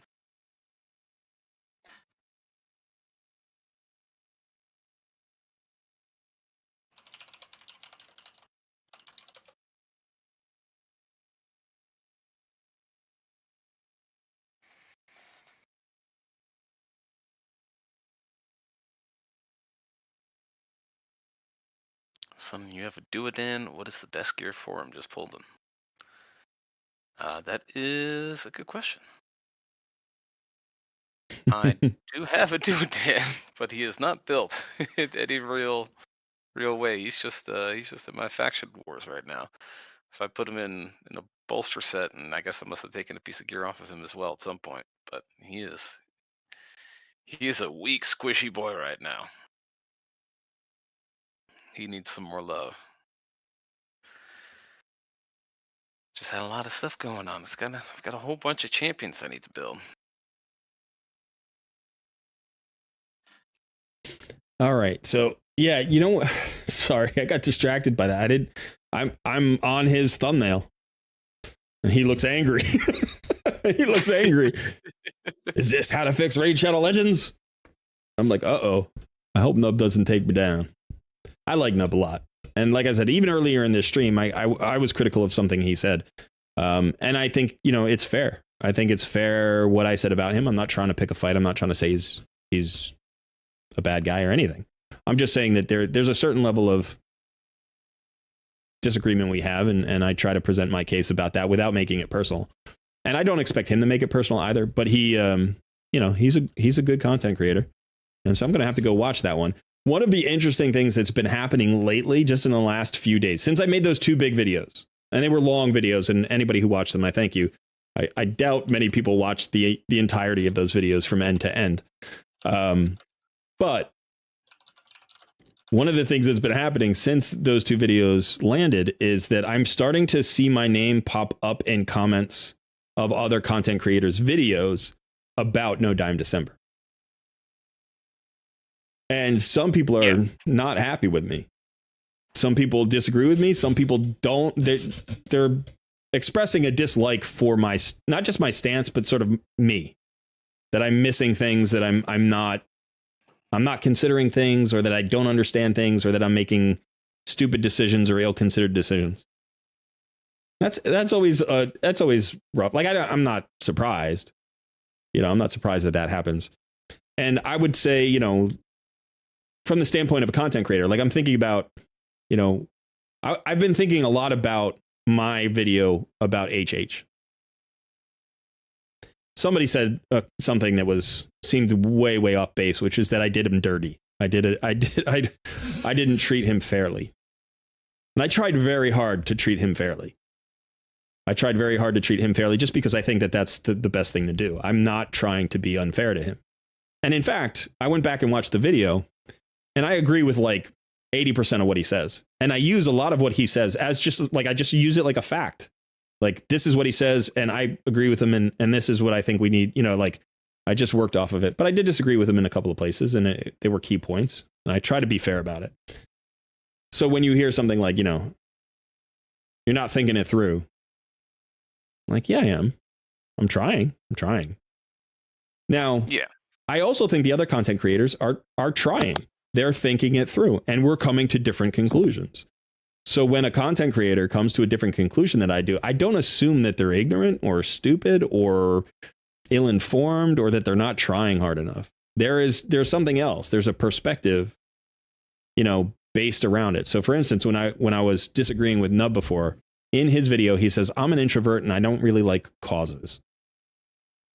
And I think that is a personality trait. And we all have personality traits that we make decisions based on. But sometimes personality traits get us in trouble. We do things based on our personality that are not good for us. And there's another example that we were talking about in this stream, which is that if you have a tendency towards any addictive behaviors, playing a game like Raid Shadow Legends can be dangerous for you. So either playing the game itself is a bad decision, or playing the game could be a good decision if you were able to like form that healthy budget, like MTG Jedi was saying, and maintain it, and you could be disciplined enough. But we all have self-destructive behaviors. We all do things that are not in our best interest based on those personality traits. And so my response, to Nub when I saw that, I was like, I understand your hesitance. I understand the reluctance to get involved in a movement. Like, I get it. But to use that personal, emotional feeling of reluctance to then try to make a rational argument about why movements are bad, I think that's a disconnection. That's like not recognizing that your personality trait is influencing your decision making in a way that isn't in keeping with some other aspects of, the way you're perceiving things. Yeah. And that's natural and that's normal, but that doesn't mean he's not trying. And then that doesn't mean that he doesn't have like a right to feel that way. And that doesn't mean that like he's a bad person if he doesn't make that connection clearly, especially in a situation where like we're monologuing, like we're trying to have a dialogue, but our dialogue is in pieces and the video is a monologue. I get to hear people in Discord. I get to hear people's responses. I get to read responses in my chat. I get to talk to MTG Jedi like once, I get to have a conversation with you, but we're a fishbowl, right? Because you and I agree on a lot of this stuff already. It's like we have some disagreements, but we're in the same camp. So the reason that the disagreement is valuable is because it opens us up to things we haven't considered, even though we've been trying, right? So my disagreement with Nub might make him go, oh, I never thought of it that way. You're right. That's a good point. Have you thought of this? And then I'd be like, you know what? No, I haven't thought of that. That's a good point. Let me modify my stance a little bit to see, you know, if I can include that new idea. And so the spread of ideas is important. And you're not going to spread ideas by simply talking to people that already agree with you. It doesn't happen. You don't get better. The argument doesn't get better. The position doesn't get better if everybody just agrees. And like I said before, nobody's going to be perfect. There's no such thing as a perfect leader. There's no such thing as a perfect argument. You know, I did 2 1-hour videos on this subject, and I worked on it for several days. You know how hard I was working on it. Mm-hmm. And put a ton of time into it. And I still missed stuff, you know, and I probably still made some mistakes. But, you know, when people are like, oh, you're blind and you just don't see this thing. I'm like, if you are coming to that conclusion in 10 seconds, if you watched my video and your instant reaction was you didn't think of this, then I guarantee you didn't put in as much work as I did. And I may not have seen your thing. I may not have seen the thing that bothers you. Or maybe I did see the thing and I've worked through it and come to a different conclusion than you have. So I would just say, you know, whoever the content creator is, whether you agree with them or disagree with them, don't dismiss the amount of work that they're putting into this. Like even the guys who disagree with me, I think are trying to do their best to make the discussion better. You know, like, yeah. No, NOOB isn't talking about this stuff because it's clickbait. Like nobody's talking about this stuff because it's clickbait. Like that position is just absurd to me. It's like, oh, it's drama and drama gets clicks. It's like, yeah, but I would rather get clicks from a shard video. Right? Shard videos are fun. People are happy. The comments are always like, congratulations. Oh, I'm sorry you missed out. Or like, why are we doing another shard video? Like, that's the worst comment you get. It's like, really? Another shard video? It's like, but nobody says you're an idiot and you don't understand how the world works. Nobody says that in a shard video. You know, so none of these guys are opening themselves up to criticism because they don't care or they're just slacking off or whatever. You know, like they're trying their best. We're all trying our best. And I think, you know, the one thing that's been really clear about the whole thing is how many of these content creators really care about the game and about their communities. I think they really do. And, you know, sometimes people will comment on the content creators and they'll say, you know, he just cares about clicks. He just cares about money. No, he doesn't just care about clicks and money. He also cares about clicks and money. Right? This is HH's career. In your career, do you never care about like feedback or money? Like, do you never care about the viewpoint of your supervisor? You know, do you never care about your yearly review? Like, or do you care about it significantly, but you also care about your family and your clients and what, like, so it's not that they just care about clicks and money. They also care about clicks and money, and they care about the community, and they care about the game. So we'll have to see what NOOB said about me. I hope he wasn't too harsh. My guess is he probably agreed with half and disagreed with half. But yeah, I mean, comments and things like that, they're always interesting because I read too. Like you just get stuff that I'm just like, really, this doesn't make any sense at all. Like I remember one person said like, oh, you took him out of context. I'm like, you realize that the video is an hour plus long, so that the entire context is in there. I didn't, you know, we didn't like try to clip chip him and take his words and cut him and try to move him around and like, no, yeah, just, you can't satisfy everybody. Yeah, out of a 30-minute, it was 29.5-minute video that HH did. I played in my reaction video, I played roughly 20 to 21 minutes of his 29.5-minute video. Like I showed that specifically uncut.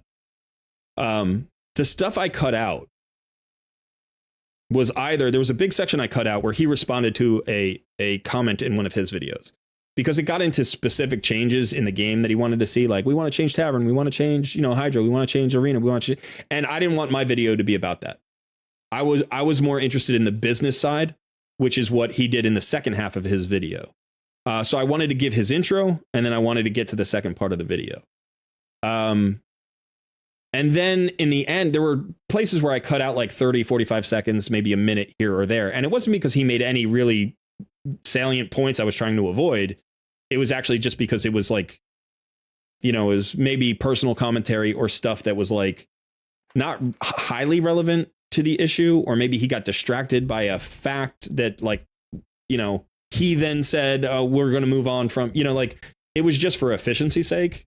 I don't think at any point I misrepresented him, you know. And the other thing is I invited everybody to go watch the video. I thought it was a really good video. And again, in it, I think I agreed with him 75% of the time, at least, if not more. I had two big disagreements with him. But I defended him multiple times in that video, and I don't think I ever attacked him, but I do think I disagreed with him. And so, I mean, one of the things I said earlier, maybe I didn't explain, was I've been thinking a lot about that. And I've been thinking about how it affects content creators. And I've been on both sides now. I've been reacted to, and I've reacted to people. And I think it's good to have the conversation. And I think that's a fair type of content creation. But being parsed that way, the way I did to HH, I'm not sure it's fair. I'm not sure it's fair. I think reaction videos are good. But I think when you're literally parsing every sentence that somebody's saying, and you're talking about every word and phrase and all that stuff, like, I try to be really, really fair about it. But it's impossible. It's impossible for anyone to make a video that is so clean and crisp and clear and perfect that somebody can't parse it. So, I mean, I like the depth to which I analyzed it. I thought that was good and there was value there. But if I met HH, if I ever talked to him, I would probably say, hey man, I did this video. And I want you to know that, you know, I was trying my best. And if I misrepresented you in any way, then I'm sorry. And I hope that you don't feel like I attacked you. But I probably won't be doing that kind of in-depth reaction again. I think it's too much. I don't think it's fair. I don't think it's unfair. It's a weird place. I don't think it's unfair in the sense that, like, I don't think I misrepresented him. I don't think I lied to him. I just think the better format would be to have him on and have a conversation. Yeah. Right? So that he has the opportunity to counter my points when I make them. You know? And that would be better. That would be like the more human way to do it. I just don't have access to HH. And I don't know if I ever will, but, you know, I might in the future at some point. And so, you know, we'll see. I mean, NOOB has just given me the same treatment, and we'll see how I feel about it. And if it hurts, if it feels awful, then that's just going to show me that, yeah, maybe I shouldn't do that kind of stuff in the future, or I should be more careful about how I do it. And if I feel okay about it, I'm like, you know what, that was totally fair and that was a good treatment, even though he disagreed with me, then that might alleviate some of my concerns that HH would be upset. You know, and then I'll be like, maybe he didn't feel as attacked, you know, as some people in the comments are saying. Most of the comments were really positive. Most people thought it was a really good analysis and they felt I was being fair. But there were some comments that just piled on HH. And that's what I would like to avoid. I don't think it's possible to completely avoid it. But I would like to minimize that, because I think in the video I said, you know, this is a complex issue for him more than anybody else in the community. This is an incredibly complex issue for him. And so although I don't agree with his stance, I don't know that I have the right to judge his stance like for him. I can judge it for myself. I can say this doesn't apply to me, or this doesn't make sense for me. But I can't say HH is wrong in taking the stance he has. And in fact, I mean, one of the things I said in the video is I think he's still uncertain. I think he hasn't made his mind up yet. And one of the things he says at the very end of the video is, it's like, this is a really complicated issue. I'm not sure how I feel about it. It's complicated for me. I think it's worth having, and we should keep talking about it. And I think that's the best you can ask, that somebody recognizes this is very complex for me. I don't know how I feel about it yet. That's a very honest stance. Keep talking, because I want to understand better. And so when people take shots at a guy who's acting in that way, which is a very reasonable, respectable, upfront, you know, way to do it, I want to defend him. I want to be like, don't take shots. It's not necessary. You know, even if you disagree with him. We got a lot of comments here in the chat, so I want to get back to that.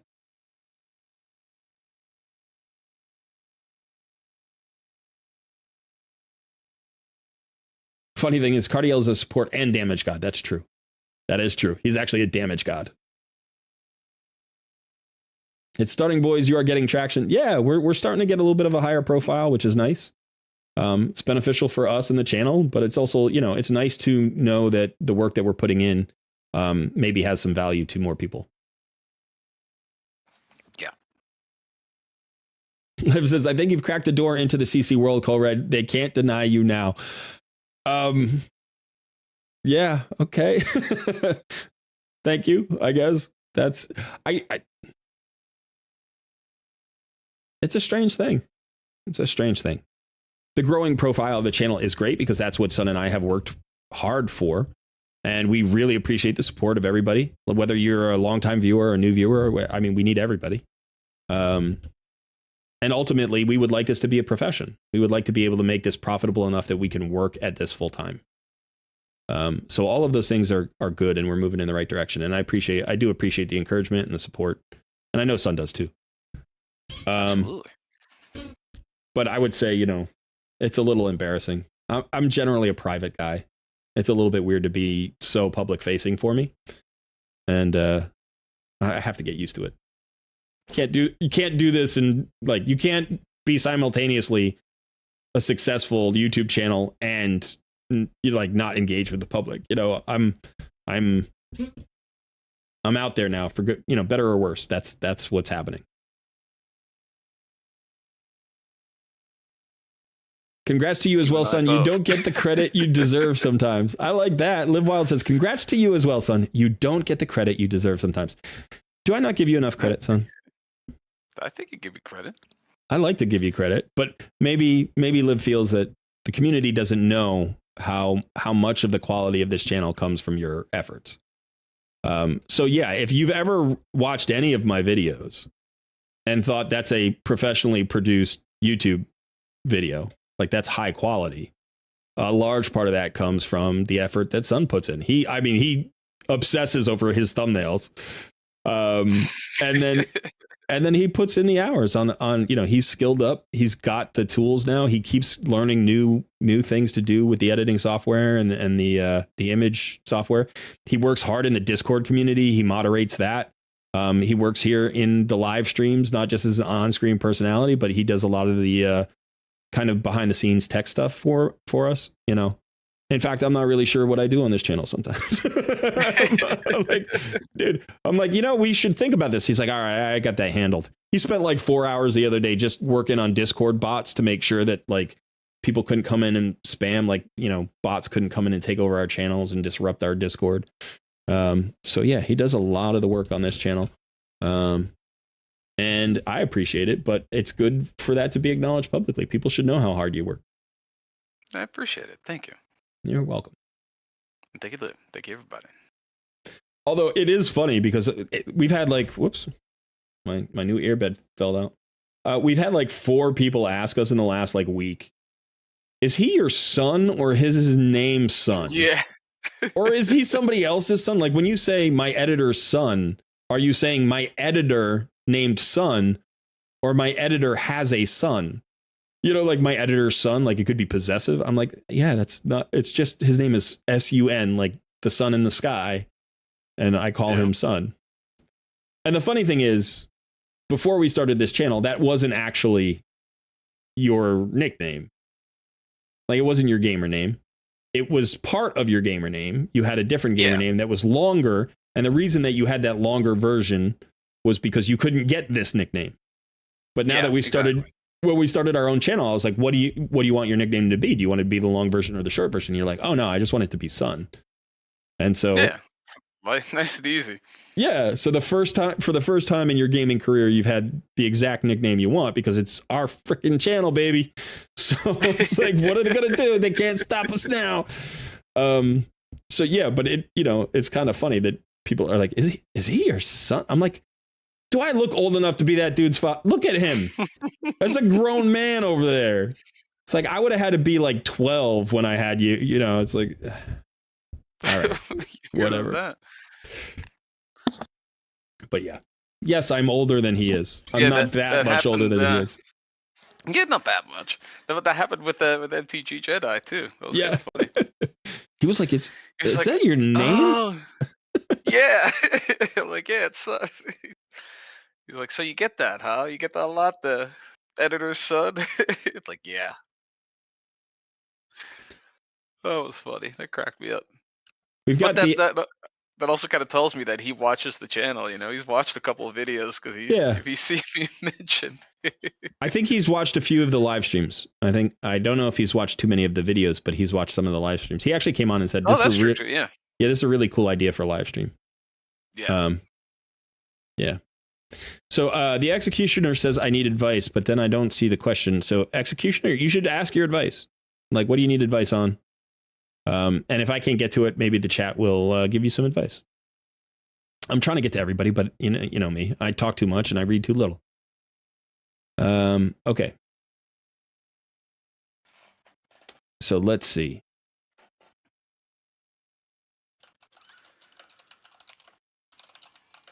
Wilton King says, I think that Prism shards are the worst gacha implementation to this game as a spender and not significant enough for free to play as they are very gated. Yeah, I agree. And I think the community made that very clear. And I don't know if it had, I believe that the rejection of Prism shards led to the price change in quick succession. It was like 3 or 4 weeks after Prism shards came out, they lowered the price point. And then they've continued to implement more ways to get Prism shards. I think there's fatigue in the community and that they feel like they got some concessions from Plarian and they're just willing to kind of say, okay, fine. Like, it's not good yet, but it's better. And Plarium's not going to change. So whatever, we'll just live with it. And that's a mentality that I understand. Like, emotional fatigue in dealing with Plarium is a real thing.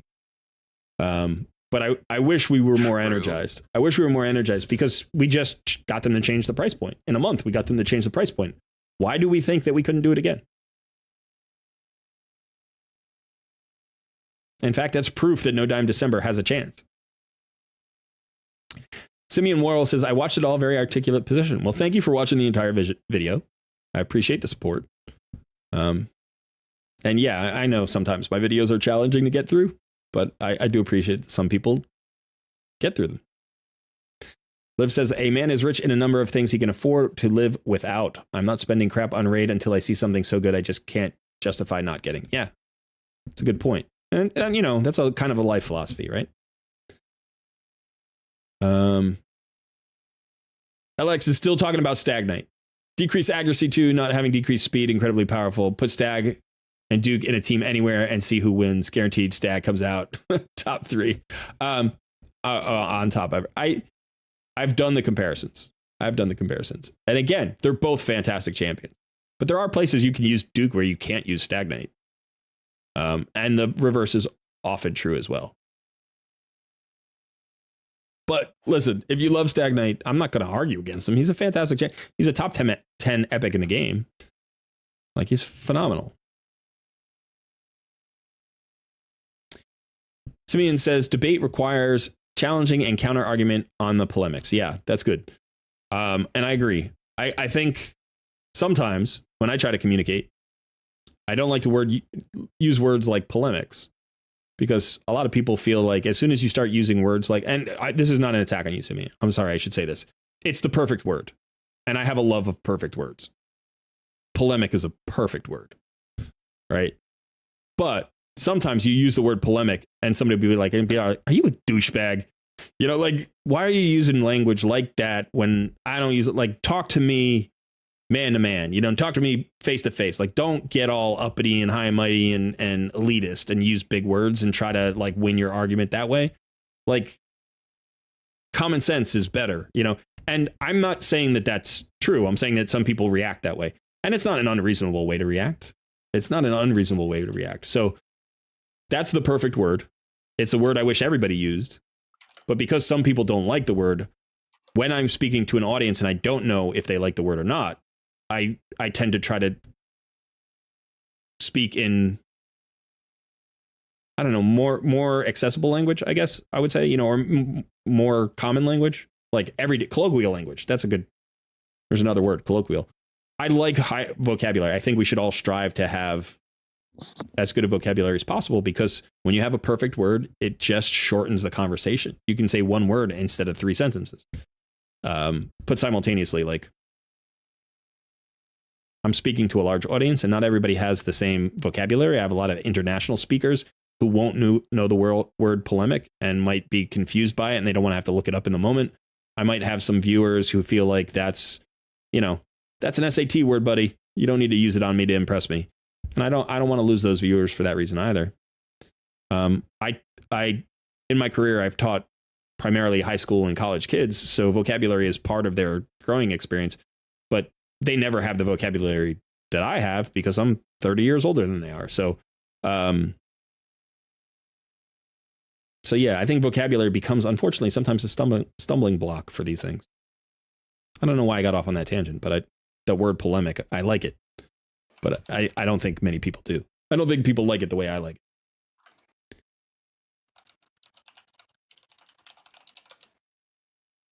Ooh, ancient shine. Mayhem says, bad publicity is still good publicity. You have the people talking. I don't really want bad publicity.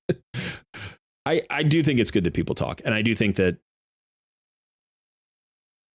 sometimes the disagreement that gets called drama the drama is necessary. So I don't know if you all know the story of Colin Kaepernick, who was an NFL player.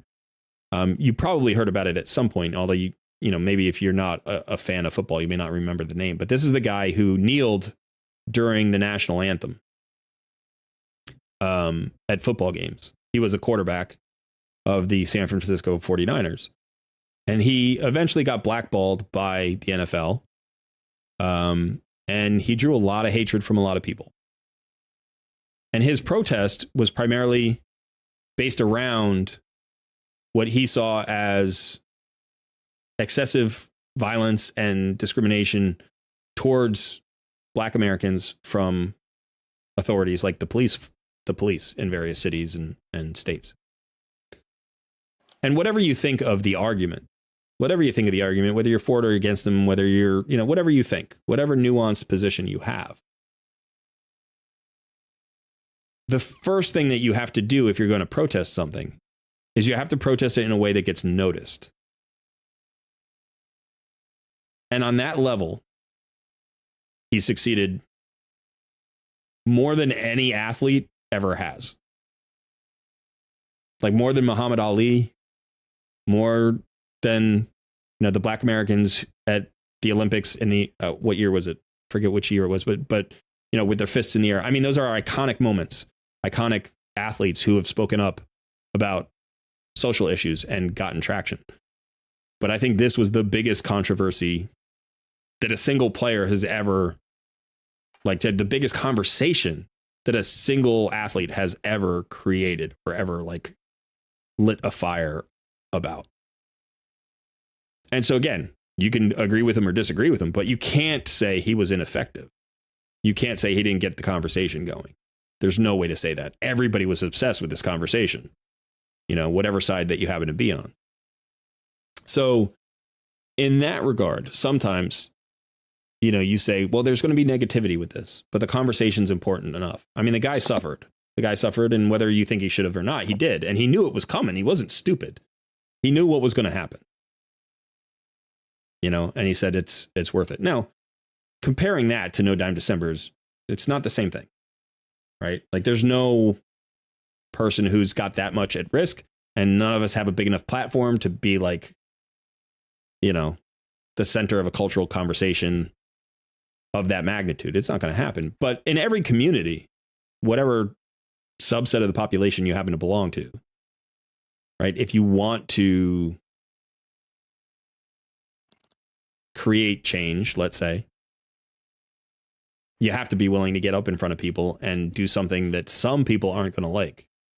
Other people may applaud you for it. They may call you a hero, and other people are going to call you a villain.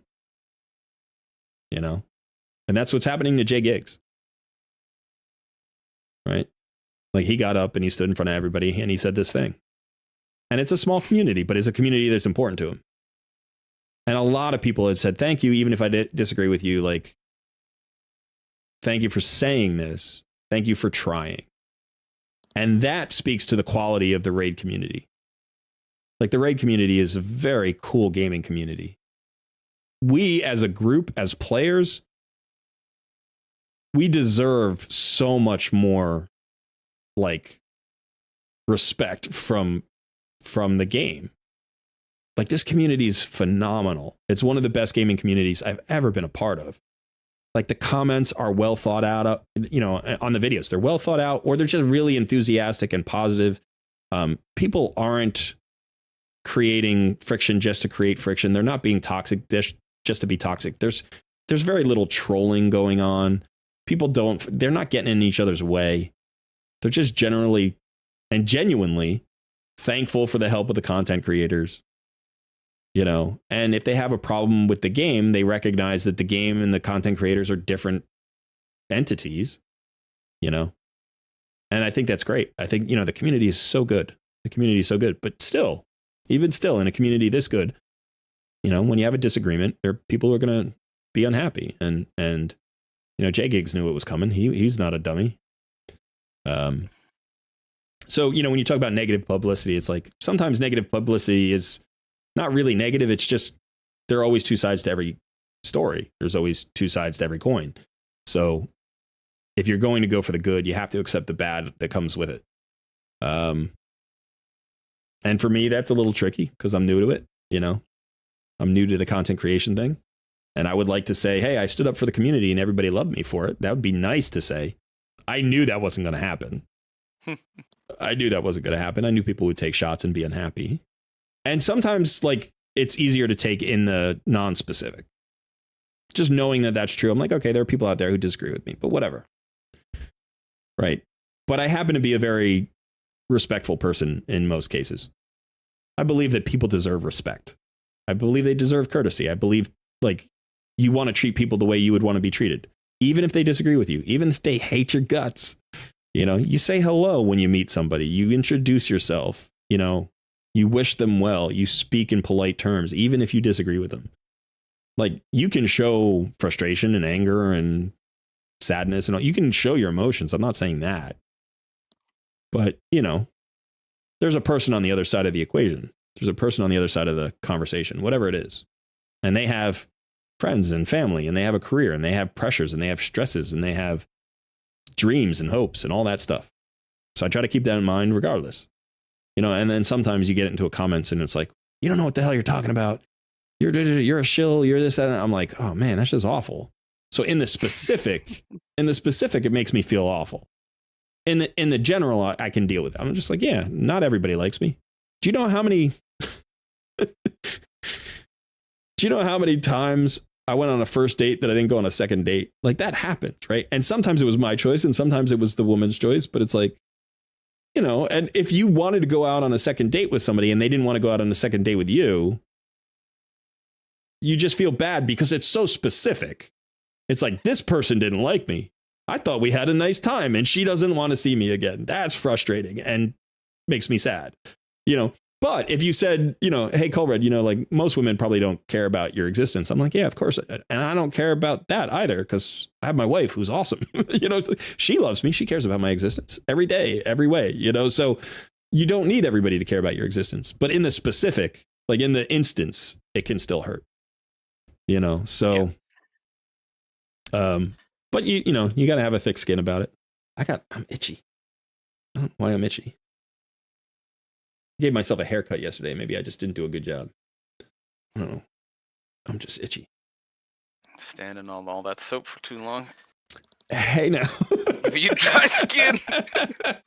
I got dry skin. Too much soap. Oh man, we got too much soap here. Oh, I like the description today. You like the description today? Yeah, I don't know when you came up with that, but I didn't know you did. But I thought it was pretty good.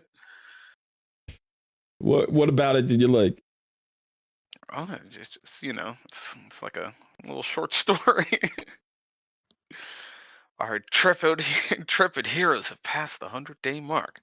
Their battle continues, though the noob has laid claim to a strong advantage. Our pro isn't out of the race yet, though. as he prepares to mount a serious comeback with the help of mighty Artak. Watch the drama unfold on today's compelling episode of NOOB vs PRO. Yeah. The SUN Wukong free-to-play challenge. Jesus Christ, that name is too long. Yeah, I love putting that at the end. Do you not typically read the descriptions? No. Oh my god, you should go back and read all the descriptions. Yeah. I do that every week. Oh, that's good I stuff. do that every week. But I'm glad you enjoyed it. I'm glad you finally caught on. That's why it takes so long to get the stream going. But every week I do something like that. Yeah. I've seen it before and I know you do it, but then I just forget. Yeah, there's something about it because we're calling it. This is episode 20, by the way. Congratulations. That's cool. Yeah. Episode 20. Congratulations. That's not nothing. That's a whole series. Like, that's almost a season of Friends right there. Is that what that is? 21 to 23 episodes is typically a season for like a half-hour show. Of course, our shows are like 4 to 5 hours. Yeah, I was about to say that we're not getting away with a half an hour. No, we're probably closing in on 100 hours of live streams just from NOOB vs PRO, which is kind of crazy to think about it. It's funny after all that conversation. Somebody got us on in Discord. It's like, your voice is getting to more and more people. Congratulations, Colred. Keep up the good work. And a few minutes later, tags me and Sun as well. Sorry. It's all good, man. Bam, like an arrow to the heart. Did you mess with one of the settings there? I've got this message that says Colred plays. Yep, that was turned on. Okay, that's typically on. I don't know why. Yeah, somebody told me that they were having some problems where they were subscribing, and then it still wasn't letting them talk. Okay, so you turned it off and back on. Yeah, so I just to see if refreshing it on our end would do anything. I mean, either it works or it doesn't work. If it doesn't work, it's probably on YouTube side, to be quite honest. All right, so we got a ton of responses here. Kubo says companies care about their customers as much as CCs care about their viewers. Yeah, I appreciate that. I believe that's sarcasm. I don't know. I mean, as a business, come on, camera, you're irking me. Every time I put my head down, it lowers. Yeah, there we go. Mm-hmm. I will turn it off someday when I figure out how. Yeah, as a business owner, I mean, I've operated other businesses. All of my businesses have been customer centric. Like, they're all focused on providing services directly to customers. So customer satisfaction it's the only thing that mattered. It was the number one goal every time. Now, there are always lines. There are always lines that you'll draw. You're like, I've said this before in my streams. It's like, if my client was like demanding things that I wasn't in agreement with, and it was like, you work for me, or blah, I was like, no, I don't. I work for myself. I operate the way I operate, and I choose to make customer satisfaction my guiding principle. But at the same time, like, in the effort to satisfy my customer, I have to operate in a way that I feel is ethical and in keeping with my goals for myself and my business. So there's always, some push and pull, but there's never been a time where I didn't care about my client or my student or my customer. And it made good business sense to do so. But the reason that I was in the business was because that's the business I wanted to be in, right? I like serving people. If you're in a business that serves people and you don't like people and you're just doing it because it's profitable, eventually you'll just stop serving the people, right? So you'll either hurt your business or you'll hurt the people you're supposed to be helping.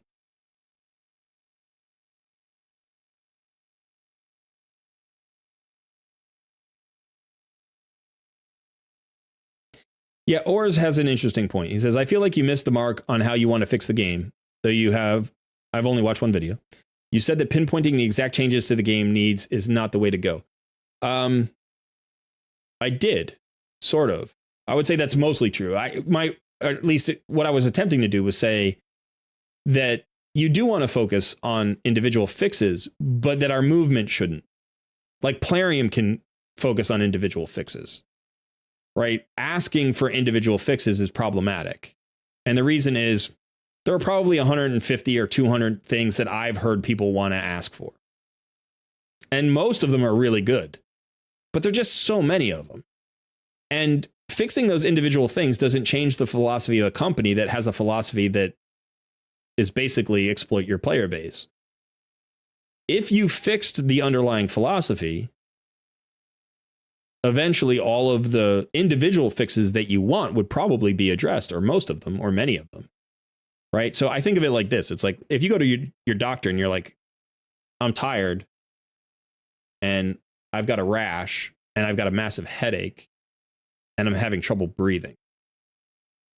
And your doctor said, well, here are some caffeine pills for your fatigue. Here's some aspirin for your headache. Here's some ointment for your rash, right? And it's like, and here's an inhaler for your lungs. And he sent you home. You'd be like, oh, yeah, he really fixed me up.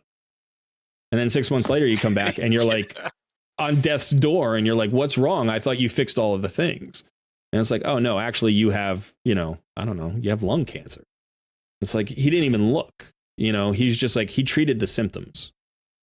And that's what I think trying to do individual fixes or focusing on individual fixes. We're focused on the symptoms.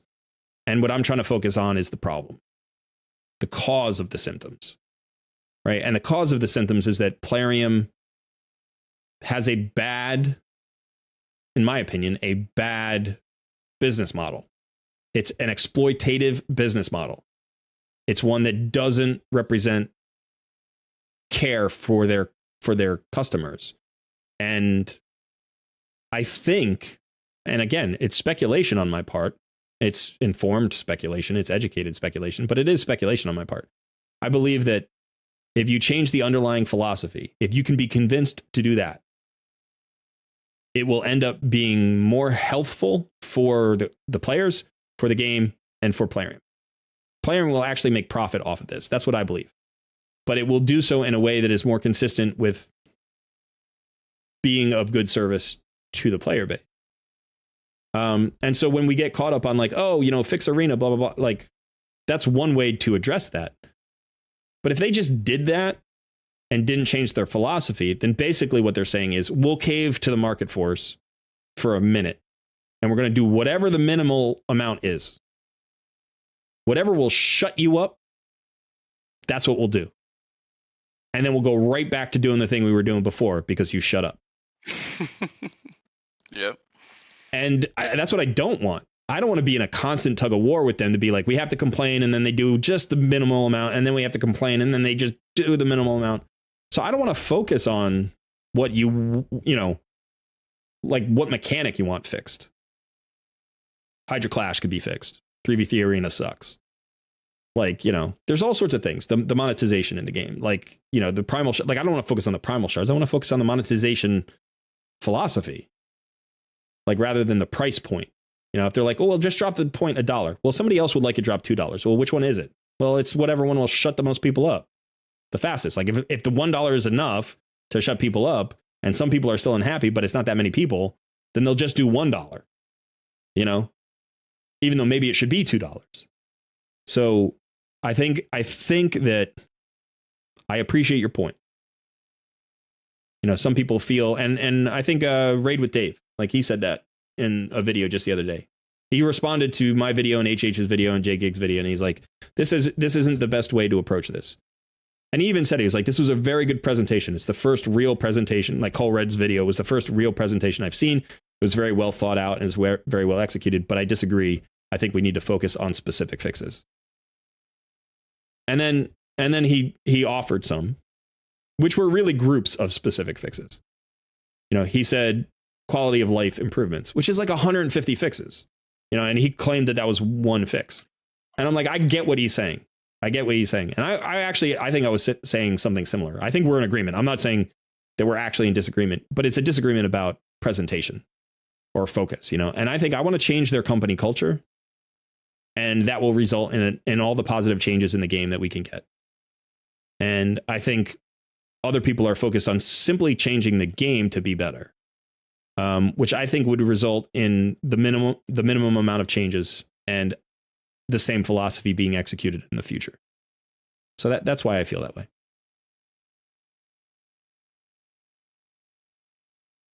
Hit him with the truth. Simeon says, I was in the Hell Hades camp, but have now come around to the Colred position thanks to that elongated video that responded. Well, thank you. I'm glad it was convincing. And I appreciate the support. We will all leave a comment in HH video to contact you. I would love to talk to him. I don't know how profitable that would be for him. I don't know that engaging with me makes sense for somebody that size.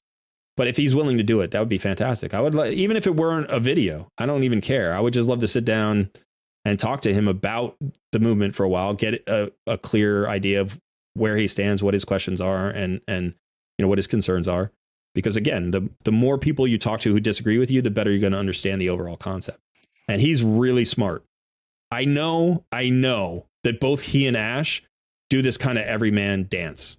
They're both like, yeah, I'm just a fool who got lucky.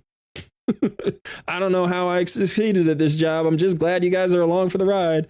HH says this all the time. He's like, I just attach myself to really smart people. Like I just find smart people and then they're way smarter than I am. He says it all the time. And I'm like, I think it's a true kind of humility. I think they honestly, to some extent, believe that their capacities are typical and that they've benefited just from like hard work and finding talented people to put around them. I'm sure they both believe that. But to some extent, I'm like, dudes, you don't get that successful. You aren't that good without knowing something, without having talent or ability. Like hard work isn't enough. There are a lot of people who work hard in life and never get anywhere. Like HH went from nowhere to where he is now in 3 years. That's an insane amount of business savvy. That's like top tier, like business mind. There's no way. I don't care what you think about what his position is. There's no way you look at that guy and you're like, that's not an impressive job of content creation or business creation. The brand is worth over $1 million. We're talking, it's now multi-millions of dollars. The brand is worth a lot more than $1 million. But he came out with a video like, I don't know, a few months ago. He was like, we're now worth $1 million. I was like, you are worth more than that. And you're going to continue to, like, the value is skyrocketing every day. There's a chance that in 5 years' time, in a span of 5 years, call it 6, in a span of 6 years, he goes from a guy that used to be a sales manager for like a company in London to starting a business to launching a game company with a game that has a potential to rake in, let's say it rakes in half of what Raid Shadow Legends does. You're talking about $200 million in revenue per year. And he's done that in a 6-year span. I'd love to get in a room and talk to that guy. Yeah. Are you crazy? I don't even care what we talk about.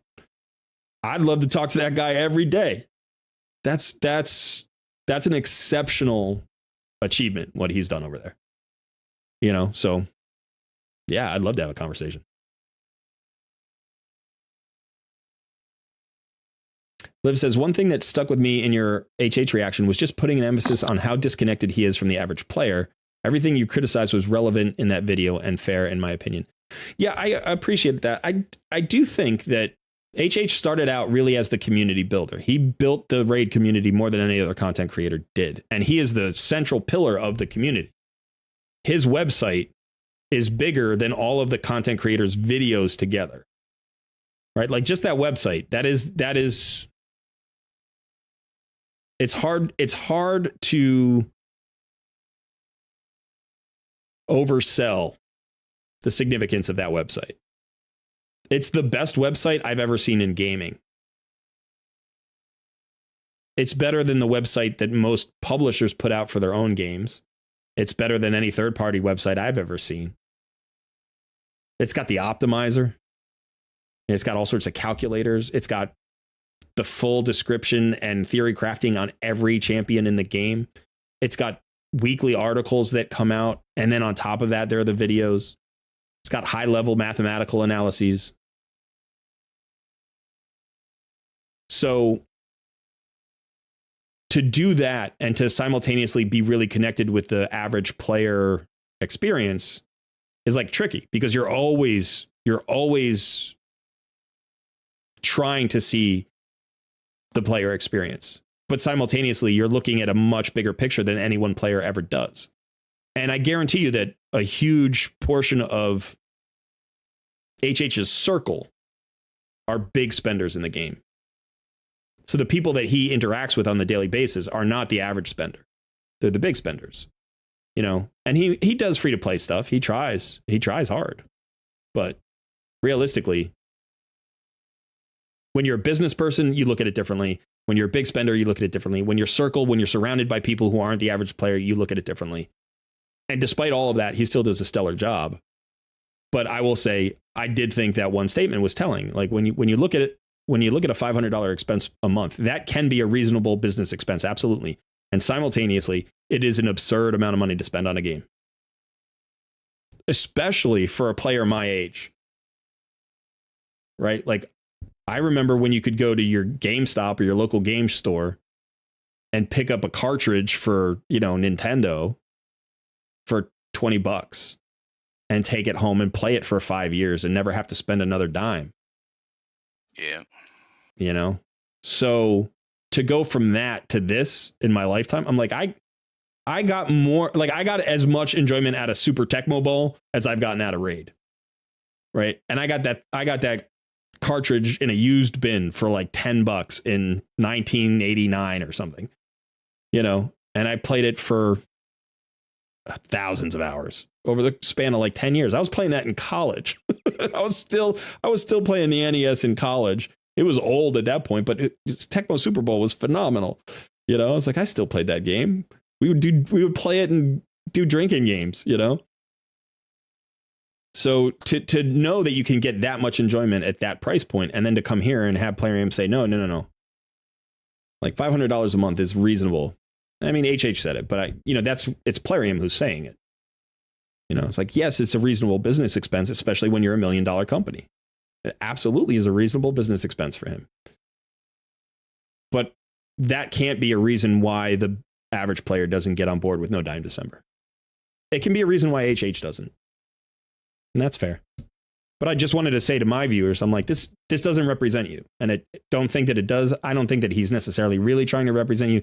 But if he is, he's making a mistake with that particular point. A lot of people have focused on that as the reason why HH seems disconnected. And I think that's fair as long as it's not too harsh. There's a reason why. His position is reasonable for his perspective, like for where he is, but it's not reasonable for the average player.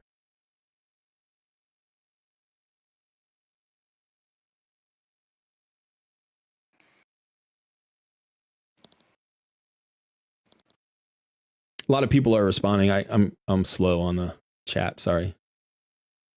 The thing why nothing will change with Plarium is that most content creators like Deadwood Jet and Video with Jay Giggs says, I get it, but later add that what Plarium is doing don't bother him or he doesn't have it. Yeah, I do agree with that.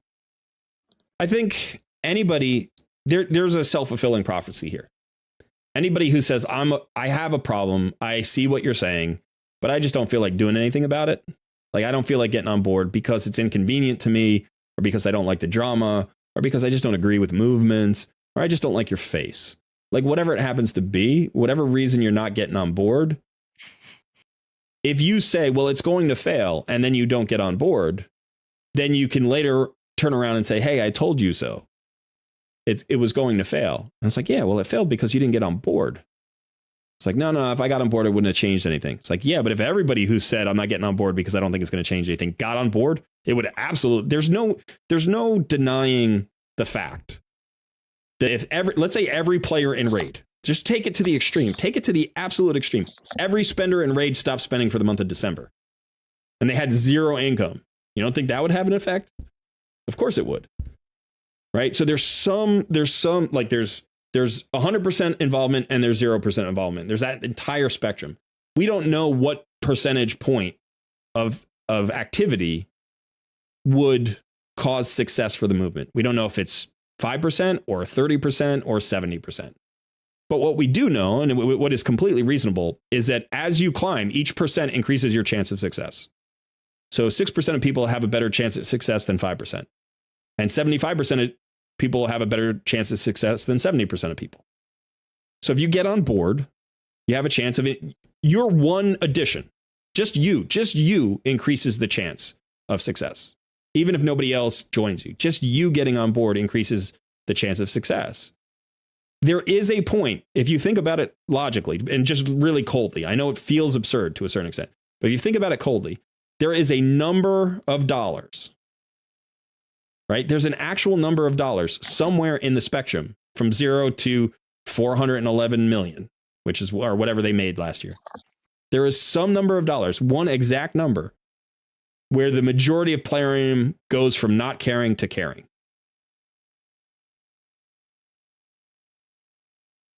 It feels absurd because realistically, it doesn't happen like it doesn't like, oh, nobody cares. And then, oh, it's $7 million. All of a sudden, everybody cares. But there is actually a number where it's like the tipping point has been crossed. And we don't know where that point is. And neither do they. But if you're a $50 a month spender and you get on board, it might be that your $600 that year was the tipping point for somebody at Plarium. And then if 5 more people get on board, it might be that that $3,000 was the tipping point for another person at Plarium. Every person who joins in increases the chance of success. And if you say it's going to fail and that's not why I'm joining, then you are realistically attempting to get it to fail.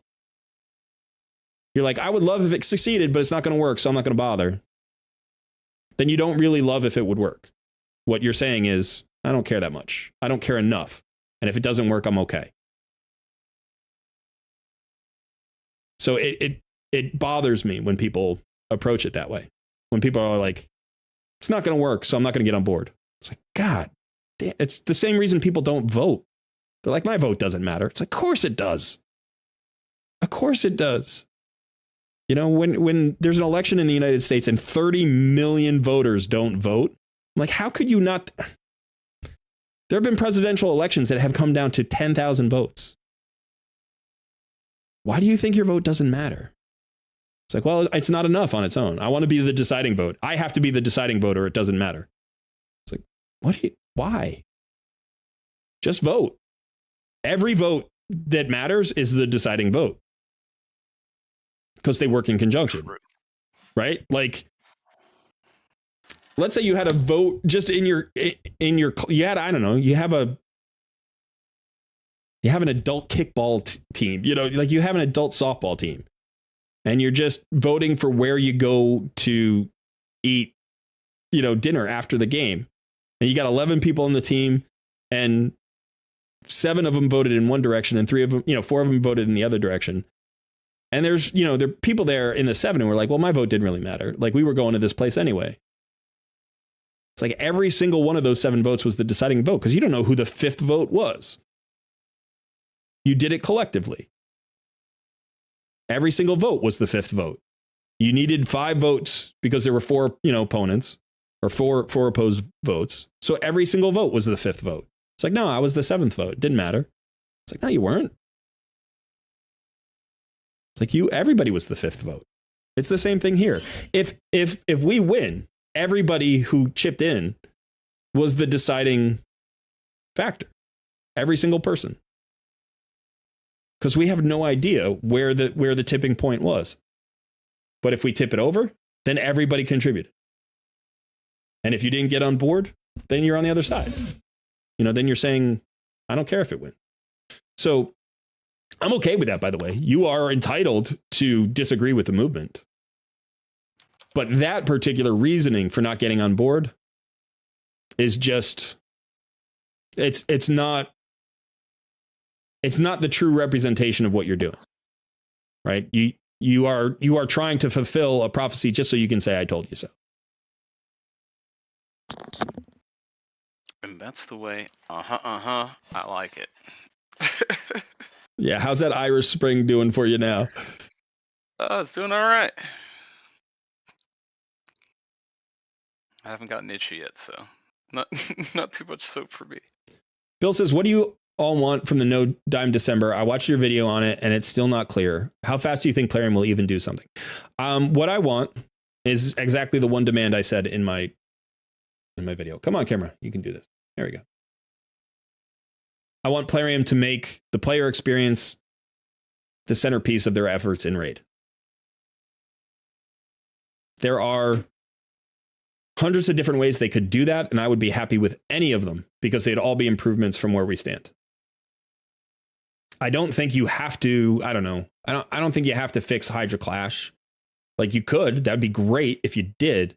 But if you don't, but you give me 10 other things that I want, you know, that would be fine too. This is again why I'm not focused on any one specific issue. I want Plarium to care about our opinions and care about our experience in the game and treat us fairly. That's it. That's it. Any way you want to do that, Plarium, any way you can think of doing that, I'm going to get on board with. Now, if you want specifics, I'm happy to outline those, but I'll do that at the table. If they ask me a question, they're like, well, what would you like? And say, well, this would be one way to improve player experience, and be like, okay, we can do that. Or no, we don't like that idea. That's fine. We can get into details when we're negotiating, you know. But Bill, I've heard this response before. I don't know what you want. And I think that's because a lot of people want a lot of different things, you know, but we all want the same thing. And that's the thing that I'm pushing for. We all want to be treated better. However you envision that happening, that's your specifics. But the collective sentiment is we want to be treated better by Plarium. And I think the way you can outline what that looks like is better monetization practices that are more player friendly, a focus on the player experience in the game, and better communication with the community. And that's why I outlined those 3 objectives in my video. How fast do I think Plarium will even do something? I don't think they'll do it that fast. I think it's an ongoing thing. I think there are small things they can do quickly. And I think there are big things that are going to take some time. Some people have talked about the timeline I outlined in my videos. I do think that 60 days is more than enough time to see some commitment to a new idea. You can start communicating. Like if we're talking about one of the things we want is better communication with the community, you could start like improving your communication with the community inside of a single work week. Like you could implement, you already have the avenues in place. Like you already have a content creator program. You already have a raid digest. You already have your own Discord server. You can start improving your transparency instantly. Like, I don't think it would take more than a few days to do that. At worst, it might take a couple of weeks. But if you're not improving communication inside of like 30 days, you're not trying. Any company, like of any company, the most nimble unit has to be the PR department. They have to react the fastest, right? Like logistics and planning and, you know, payables, receivables, all that stuff. Like that takes a little bit of time to like change policies. But your PR wing lives on that edge of constantly adapting. So if you can't change your communication tactics inside of 2 weeks, you're not trying, even for a big company. As far as actual gameplay mechanics, those take developer hours, and that can be a while. But if you communicate to me in 2 weeks, these are the 5 things that developers have met on and decided to try to improve in the next 90 days, then I would say, okay, that's good. Let's roll them out over 90 days. Let's roll them out over 120 days. I'm happy to see that. If I see one in the first 60 days, I'm going to be happy, and I'm going to think you're trying. You know, realistically, I think a year from now, the game could be in a much, much different place. I would happily give them a year. They should be able to do what we're asking them to do in a year without a problem. But I'd have to see movement in the first 60 days to believe it.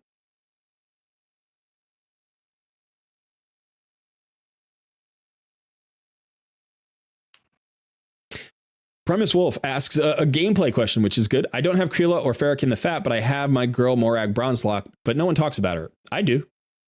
She's not on. Is she not on par with Krila and the Fat Man? No, not quite. As an ally attacker, she only brings 2 allies. Farrakhan brings everybody except himself, and Krila brings 3 allies. So Krila is always attacking with 4 attacks, herself and 3 allies. And the Fat Man is always attacking with 1 less than your total team. So like in Hydra, it would be 5. In Clan Boss, it would be 4. In arena, it would be 3. Whereas Morag only brings 2 allies. So as an ally attacker, she's not as good. Her kit's great, though, and she's fantastic. She's got a AoE strengthen. She's got a counter attack when attacked while under a strengthen. Yeah, so she's very good, and she's a good damage dealer. She's a defensive-based damage dealer, so you can make her very tanky. She's really good.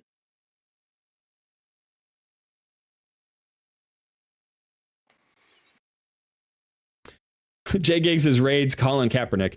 Yeah, I would hesitate to make that comparison any more fully than I already have. I already feel a little bit. I'm like, I don't want to overblow it. You know, it's like it's a much smaller issue. I'm just trying to use that as a model for the activity, right? Like it's like you have to come on, camera, get up. There we go. It's getting on my nerves. But yeah, I guess my point was just that whenever you protest anything, to be effective, you have to get attention. And anytime you do, it's going to piss some people off. But I appreciate that. I think he would love that comparison.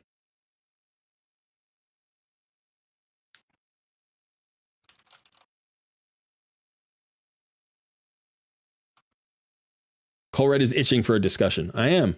It's hard. The forum is hard. I really don't like. We're all having this discussion in pieces, right? You guys chat back to me. I'm reading more slowly than you're typing, you know, and like I'm responding to things that you can't get fully engaged in the discussion because there are like 76 viewers here, and I don't know how many are chatting, but you know, say half of you are chatting. It's impossible for me to address everybody, and then I have to say what I want to say. And then you have questions. And so it's like, it's hard to have a discussion in this forum. And I'm not in contact with the other content creators. And so the organization is on Plarium's side. They all work together. They all know each other. They all converse on a regular basis. Getting us organized and talking is hard. That's why I think it's so important to have the conversation. I'm sorry, son, did you want to add something? I'm agreeing wholeheartedly. I appreciate it. But yeah, so I am itching for the discussion. Live Wild says, I like an underdog. I'm still rooting for our noob to surprise us. What do you mean surprise us? He is kicking my tail. He has been kicking my tail since day one. It's not even been close. I'm using like every trick in the book I know how to keep pace with this kid. And he's wrecking me.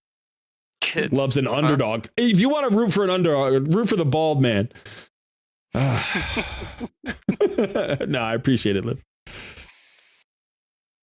Oh, Burso asks about Artak. Yeah, let me show you. Did I start building him? Well, yeah, I want to see that. Let's see this Artak. All right, so he's level 54. I've got him kitted out. He's in pretty good shape. He's at 183 speed. I want him faster. I definitely want him over 200. I want him like I would probably be happy with anything around 210.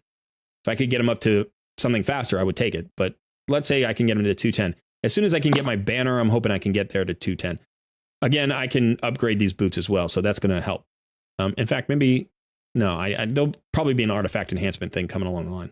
I haven't looked at the event, so I've got all of these at 12, so I've still got a chance to get, say, I might get another like 18 to 20 speed out of just my artifacts. So that would put me over 200 right now, my friend. Is there? Yeah. Sweet. Let's fire this up. I got 8.5 million silver.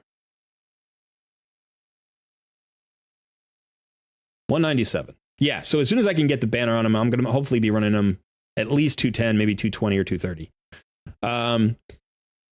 You can see his accuracy is at 201. So I need a little bit more accuracy. Again, an accuracy banner will take care of that. It'll get me up to 275. So his accuracy is going to be there. His speed is going to be there. His HP right now for a 5-star is not bad. We're talking about 36,000 HP already. And I've still got 2 accessories to go. And I've got HP here. I've got HP here still to go. In fact, let's fire up one of these. What can I do here? Whatever. Let's do the chest piece here. That was 1 million silver. Yeah, already 38,000. So I think I'm probably going to land somewhere around when he's fully built out, I think he's going to land somewhere around 60,000 HP. Maybe just under, maybe 55. So he's going to be a beast. He's going to be an absolute beast. It's going to have the accuracy, going to have the speed, going to have the HP, and that's all I care about, right? So now masteries. I'm already into the third tier of scrolls here. I have put some masteries on him. I haven't fully decided on where I want to go with him in terms of masteries. I think the likelihood is that I'm going to use him as an everywhere kind of carry. Dungeon carry, wave content carry. Like, I'm going to use him against bosses. So there's a good chance I'm going to go down the offense tree and not the defense tree. I have thought about going down the defense tree, make him more tanky. You don't need that extra damage from him in every place. Like, sometimes just the survivability. If I were going to build him as a solo champion, I might do that. I don't know. So for right now, I'm just sort of partially mastering him. I am working on his masteries, and I've got him in Minotaur right now. You can actually see here I am in Minotaur, and he's on the team. And so he and Raka, well, you can't see that. There we go. So he and Raka don't have their full masteries yet, so those two are getting masteries. I thought about pulling Raka out of this because she's only level 50 and I'm not getting any XP out of it, so I could pull her out and just do these three. I'm not sure if these three would actually clear it. I think they would. Let's try it. But yeah, I can't wait. I can't wait. I want to get him into Spider. I want to get him into Doom Tower. I want to get him into Dragon. I want to put him in Arena. He's going to be working. He's going to be doing work for me in 3v3 Arena, definitely. But yeah, I'm super excited about this champion. But it's the best pull I've had on the account. Like, I don't even think, I'm trying to decide if there's anything even close. Like, because I've gotten some good pulls. Like, the Stagnite was good. Cold Heart's obviously really good. I did get Raka.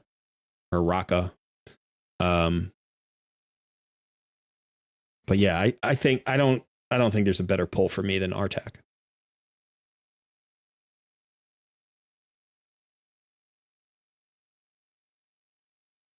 So let's see how fast they clear this. This isn't too bad. They seem to be doing just fine.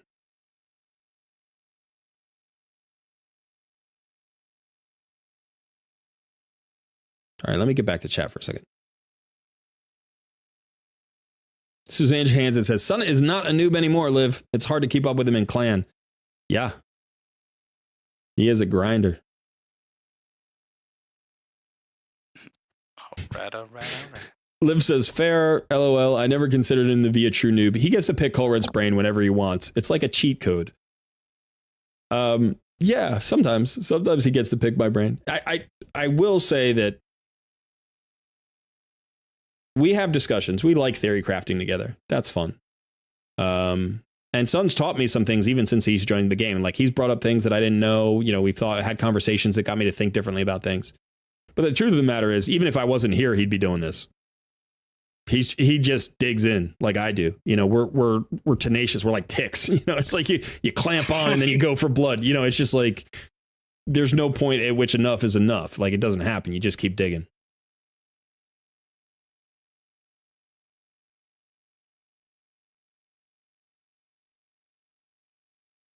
Or says, I would say you need to fix both of them, Plarium's attitude and the current problems, because let's say they fix the business model, we would only see that in like 6 to 9 months. But the game has problems now. Yeah, and again, but how quickly do we expect them to move on drastic action in the game? Right? So what I'm saying is, and I agree with you, they need to do both. They need to fix the issues in the game. I'm not denying that. But what I'm saying is, if they do, in fact, focus on changing their business model, they would, as part of that, start focusing on the improvements in the game. And we need to be patient because there are so many things in the game that they could be doing. Remember, they have ongoing current development. So doing the current development plus going back and fixing things in the past, that's a big endeavor. And as players, we need to be patient. But in order to be patient and to trust that they're doing it, they have to communicate to us that they are, and we have to see that they are. Right? They can lie to us all they want and be like, oh yeah, we love you guys. We're going to totally focus on player enjoyment and quality of life issues. And then 6 months later, we're going to be like, where are they? you know, but if they actually do change the core of their philosophy towards players, then the natural outcome would be the development path towards improving the game. So the game improvements are evidence that the change has happened, and the change is the motivation to improve the game elements. So you're right. They both have to happen. They work off of each other. But I do think the source is got to be Plarium's attitude has to change, or like I said before, they're only going to do the minimum and then they'll just go back to doing what they were doing. Trevor says, hey, Colbert, I just came back from watching Nubraid's reaction and he supported your video. That's fantastic. That's good to hear. A little bit less stress for me today. I'm going to go watch it after the stream. Like I said, I really like Nub. I know I've disagreed with him a couple of times in this stream. And I was disappointed by that one aspect of his last video. But in general, guy's great. And he's a low spender for a content creator. You know, he's a very low spender for a content creator. So he has an understanding of low spending and free to play life. Like, he knows that more than any of the other content creators that I see that aren't specifically free to play. Right? Like all of the major guys. And he's one of the big guys, I would say. He's one of the, you know, he's a top 10 creator by views. And I do think that he focuses on the real game a lot. So I appreciate that. And, you know, I'll see what he disagrees with me in and what he agrees with me in. Be good to talk to him too.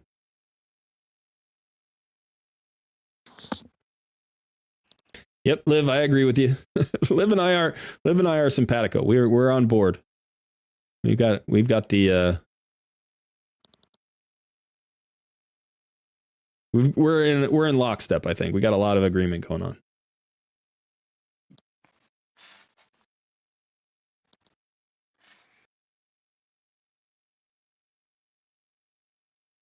Oh gosh, I've missed so much. Okay, let's see.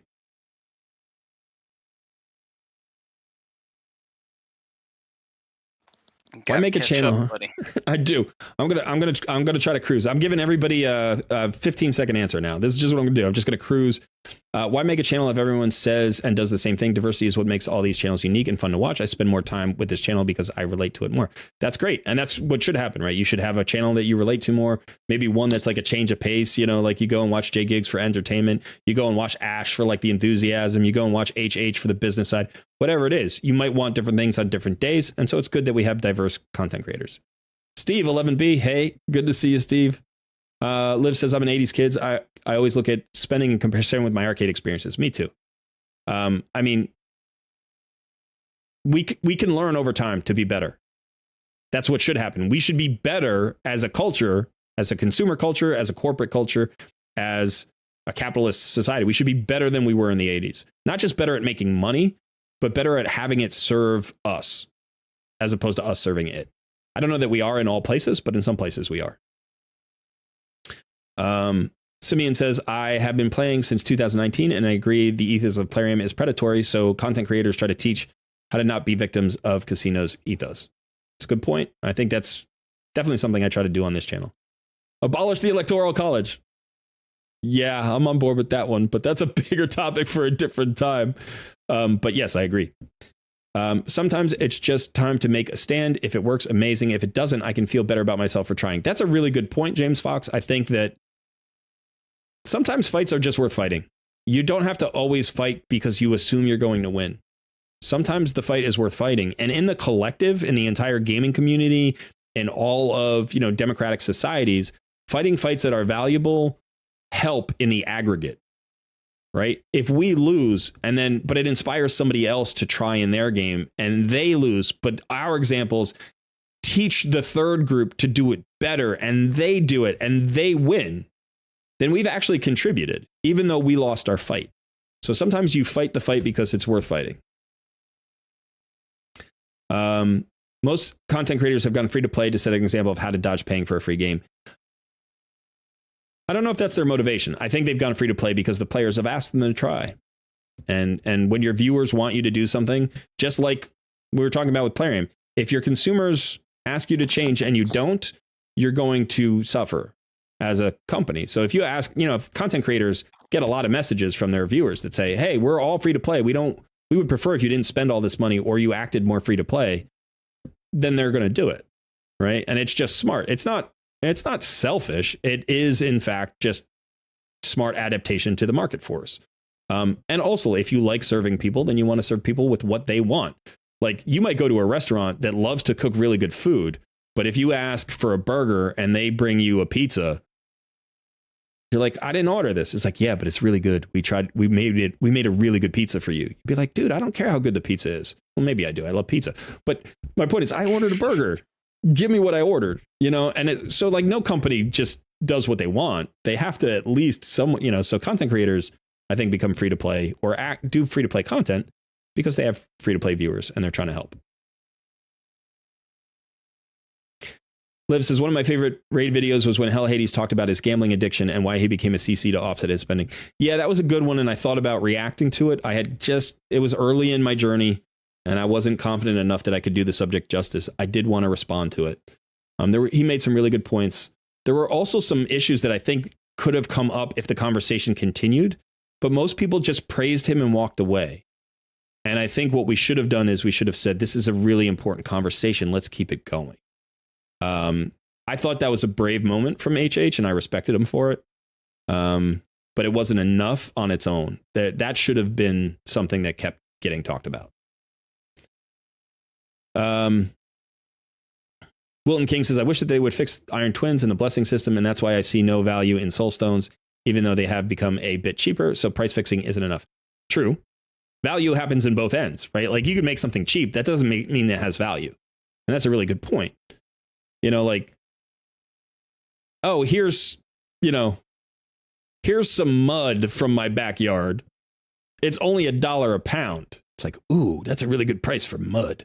It's like, but what do you use mud for? Nothing. It's like, I can make my own mud for free. Thanks. So it's like, yeah, it's not necessarily just the price point. You still need to have value in it. So the systems need to work. Stephen Markley, hello. I was wondering if Polarium are trying to break the no dime December. I have received 2 energy packs today, 1 normal shop and a flash offer, both legendary rated. I did not buy either, by the way. I have 2 thoughts about this and they're competing thoughts. One is, it is December. It's the time for good deals. We often see better deals in December than any other month. So it could just be their normal already strategy. The second thing is they could kind of be trying preemptively to react. Like, we haven't talked to anybody, but they don't necessarily feel like, based on their business model, they don't feel that talking is productive. In the past, they've shown that talking is not a high priority on their list.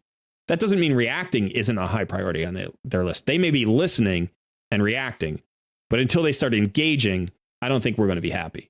So it could be a little bit of both, or it could be something they were already planning to doing. What I know is that No Dime December has just started, and there's a lot more that Plarium has to do before people are going to be happy. If people see the good deals in December and like, oh, hey, it worked and we're bailing out, we can just spend now. I think that's a bad call.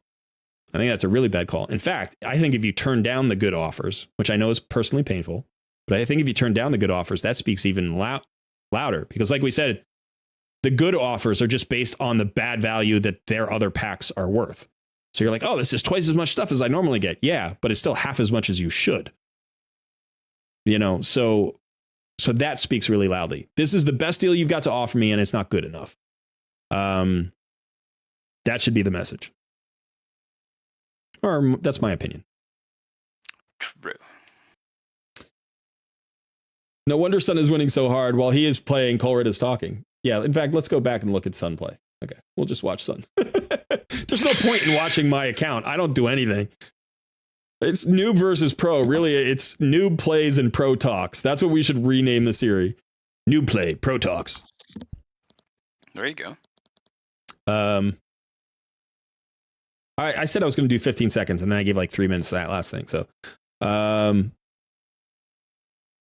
best way to get the endorphin hits that Plarium is selling is to play 3 to 6 accounts at once for free. That's one way to do it. That's also exhausting. Simeon says, I play 7. I like to overdose. Kirk says, congrats on going through 3K subs. Did we hit 3K subs?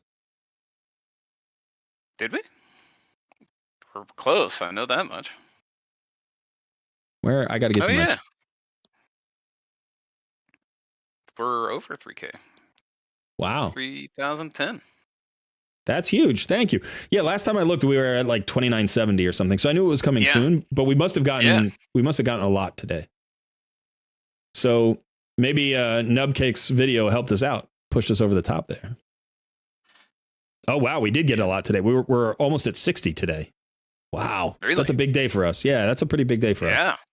So thank you for the congratulations. Also, thank you for just letting me know because I had no idea. Thanks. I had no idea. Wentworth says, I'm not sure if you saw my earlier comment. Either way, I'll ask again. Any tips for the Scarab King with a limited roster? Scarab King, I've said before, and I'll say again, is all about Blood Shield rings. So if you have Blood Shield rings, if you have 5 Blood Shield rings, just try putting on them on your 5 strongest champions in those factions and try taking them down that way. If you have any bit of sustain and a little bit of damage, chances are you'll do okay with Blood Shield rings. Even with a limited roster. If you don't have the Blood Shield rings, then there's almost no choice, no chance. You can try a Wukong cheese strat. You can try a Paragon cheese strat if you have Paragon. But yeah, that's probably your best option. If you have Paragon, I would go try Paragon cheese strat. 3K is cool. I got butterflies from that too, man. That's awesome. Come on, you can do it, camera. I know you can do it. There you go. Come on. No, up here. There we go. It's like my dog. I have to get its attention. I have to snap and like point my fingers. I only listen to you when you're being interesting. James Fox, this is a huge tip. Don't fill out masteries without knowing what content you are going to use the champ for. That's true. I grind scrolls a lot of times without even knowing where I'm going to put my masteries, because until I get all the scrolls, and decide where I'm going to put that champion, I don't know what the path is going to take, but I know I'm going to want the scrolls. So I go after the scrolls. Liv says, Raka is incredible. Cole Red, 6-star her ASAP. Originally I didn't think she was. I thought she was probably mediocre. And now I'm starting to think that she's better than I originally gave her credit for. I'm not sure that she's going to be top tier. I don't know that she's S tier, but I don't know that she has to be. She's another legendary on my account.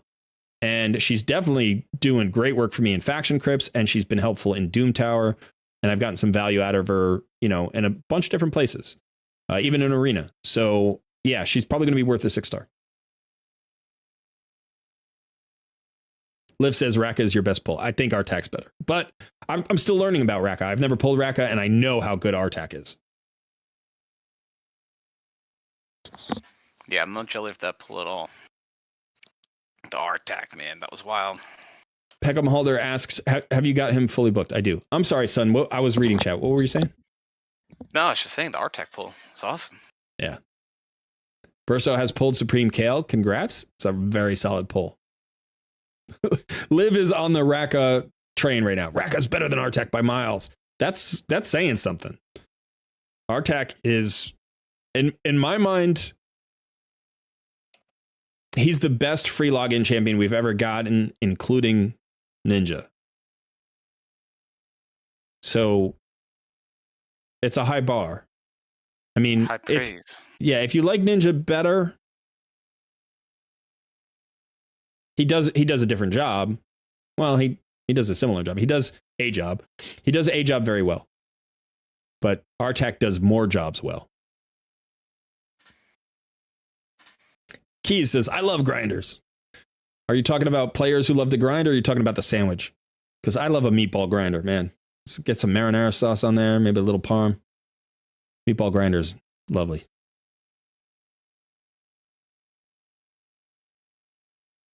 Raka literally allows you to survive anything with anyone. It's just how fast you're clearing things.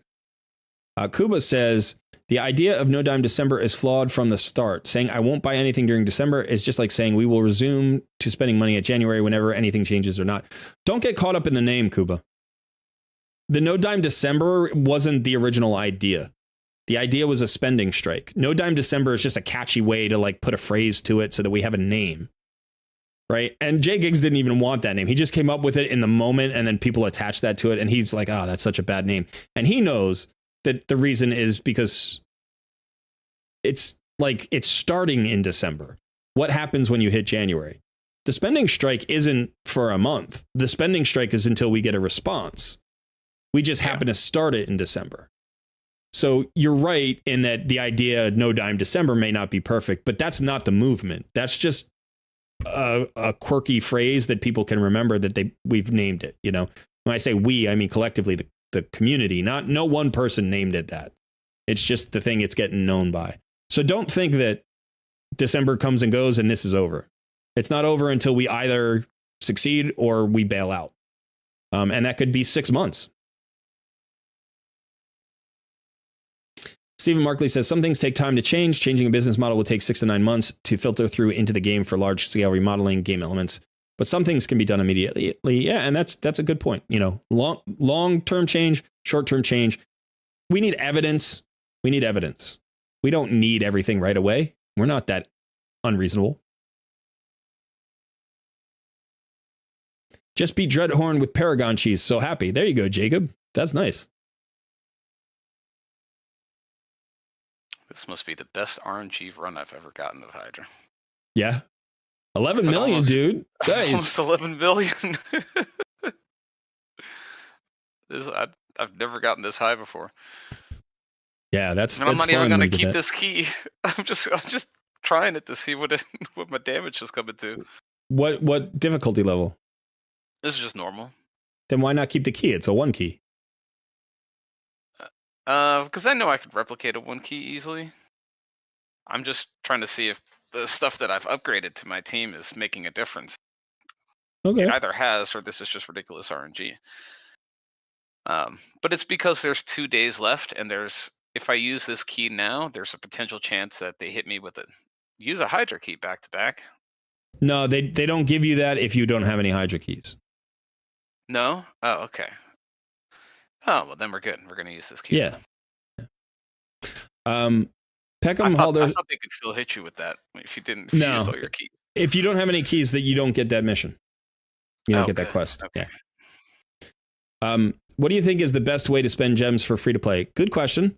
I did a video on this actually. It was that exact question. How to spend gems if you're a free to play player. I think you want to get your gem mine if you're going to play long term. It's 100 days, and then you start gaining, resources there. 15 gems a day is not nothing. That's 450 gems a month. You can spend gems in the training pit. That's decent. You can buy masteries for your first couple of champions, usually at least the first, if maybe not the first 2. I got in a little bit of a heated argument with some players about that early on when I put a video out where I said I typically just buy the first set of masteries, but now I've kind of changed my stance a little bit. I think buying the first 2 or maybe even 3 could be valuable depending on how you play the game. For me, it's not. I would still probably just buy on the first 1, maybe 2, because I think Minotaur is so efficient, but you really need to be at stage 15 of Minotaur to max out that efficiency. So getting to stage 15 on Minotaur can be tricky with only 1 fully mastery champion. So if you needed to mastery 2 or maybe even 3 to get there and then farm the masteries from then on, that'd be okay. You can save gems for shard packs. You can buy an 11 pack of ancient shards for 900 gems. That's good value. A lot of people don't like that buy. I think it's a great buy. In fact, it got me my Artak. I bought 3 packs last 2 times event, and I got Artak on the last 10 pull. Yeah, tried to get me to double down on that too, and I said nah. Yeah. So I think those are some areas. Just a note on my takeover, the Razzlevarg 1 key Ultra Nightmare isn't going to happen, but I love my Raz now. Well, I'm sorry, Liv. I wish we could have gotten that to work. But I'm glad you love your Razzlevarg now, and hopefully it's made progress in other places. Steven says, yeah, they really ramp up the deals from the second week. Yeah, they do. For December. Congrats! A lot of people congratulating us on 3K. That's how far behind I am. 3K video coming soon. Yeah, that's a good call. I should do that. I should do a 3K video. I'm excited. I was hoping for 5K by the end of 2023. It won't happen. We have a very small outside chance at 4K. I would love for that to happen. But, you know, we're getting roughly 500 subscribers a month. That's nice. That feels good. It's not where we want to be, but it does still feel good. We've come a long way to get to that point. The first few months were like, man, we would have days where we got like 3 subscribers. We'd be like, we got 3 today, you know? So Yes. it's like some days we would go, you know, days without one and be like, we didn't get one this, you know, today. I mean, I remember when a first video hit 100 views, we were like, we got 100 views, you know? So it's like, it's all relative. But yeah, thank you for the support. Is Artak worth it unbooked? He's not as strong unbooked. That's definitely a champ I would prioritize books in. He's okay unbooked. He's god tier booked. WR Miller says, so I tried to build the Deadwood 2-to-1 strat with marked as a block debuff. I got all the blues needed for Razin. Would you dust your 6-star marked to get Razin?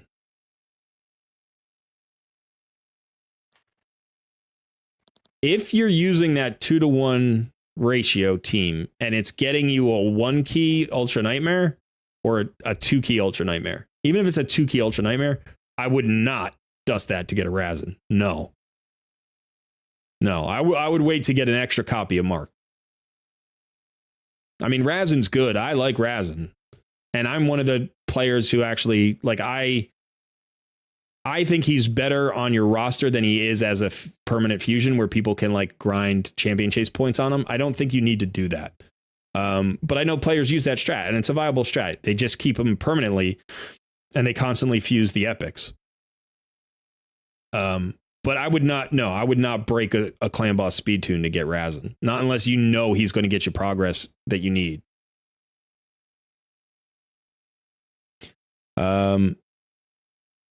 Stephen Markley says, I think Wukong just pips Artak as best free login, but it depends on what you need, I guess. That's fair. Wukong's phenomenal. And to be fair, Ninja's phenomenal. They're all really, really good. I think the reason I think Artak is the best is because I think he does the most for free-to-play accounts. Right? He's the most versatile of those 3. And he can be used in like the greatest variety of ways. You can build them very differently to get different value out of them. So if you were going to give me one of those 3 to start an account with, I would prefer Artak over the other 2. But if you're going to say, here you are at endgame, which one of these 3 champions is going to do the most for you?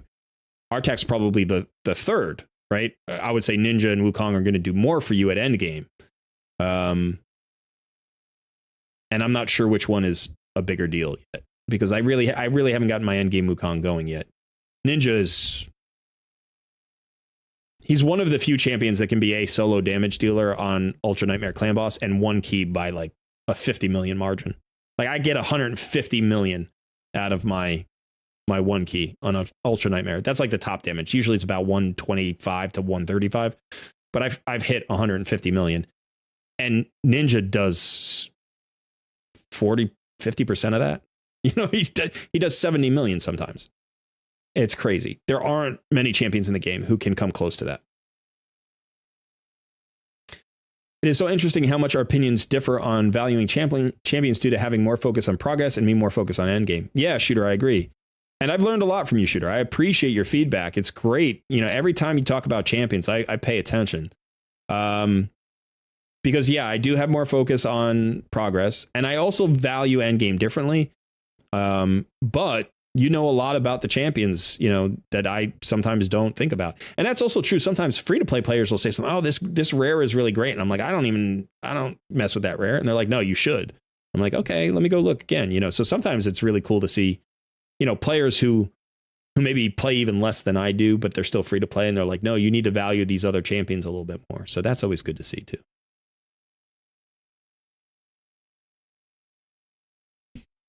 Liv is still on the Raka bandwagon. 100% is an S tier champ.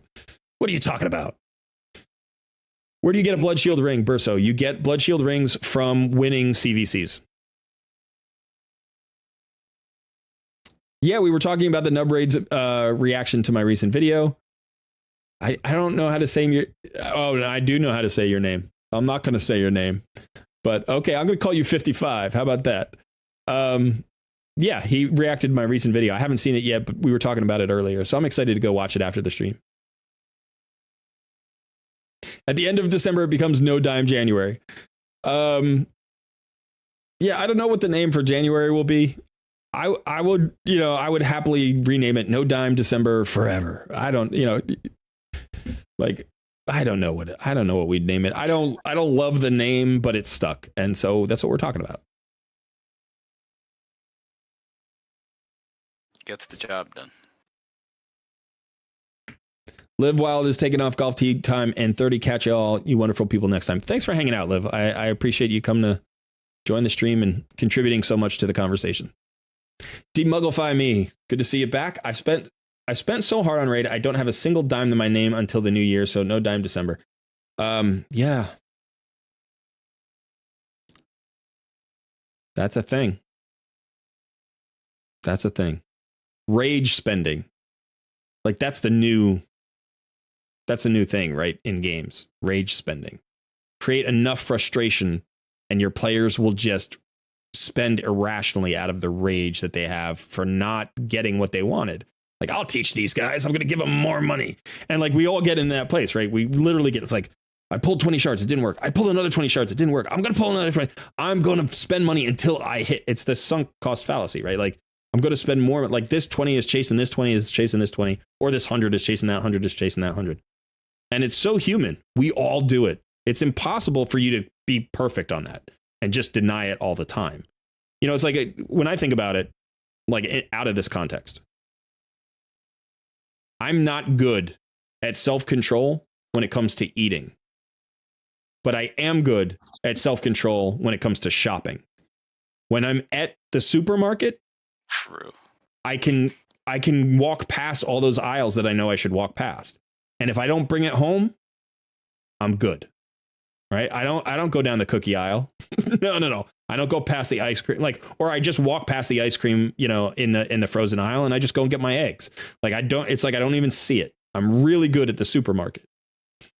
But if I have a friend who comes over and leaves like a cheesecake, they like bring a cheesecake for an event or something. They're like, oh, here's a cheesecake that we brought, as you get invited over for dinner, you bring a cheesecake. I will eat that freaking cheesecake in like 2 days. Yeah. I will devour that. I'll have 3 pieces a day for the next 2 days. I will crush that cheesecake. So I don't have the control with the food in front of me, but I have the control to not get it in front of me if I'm in control of my decisions.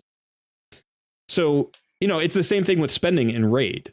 If you can't control yourself when the shard event is happening, if you can't control yourself when the deals are happening, then you have to control yourself somewhere else. And that may be not playing gacha games, or that may be putting a lock on your credit card. It may be some method that you use to not get enticed by their strategies, So there'll be somebody at the supermarket who's handing out free samples of the latest cookie creation. And I'm like, you're an asshole. Get away from me. It's like, I'm mad at you right now. Don't do that to me. That's not right. That's breaking the whole system down.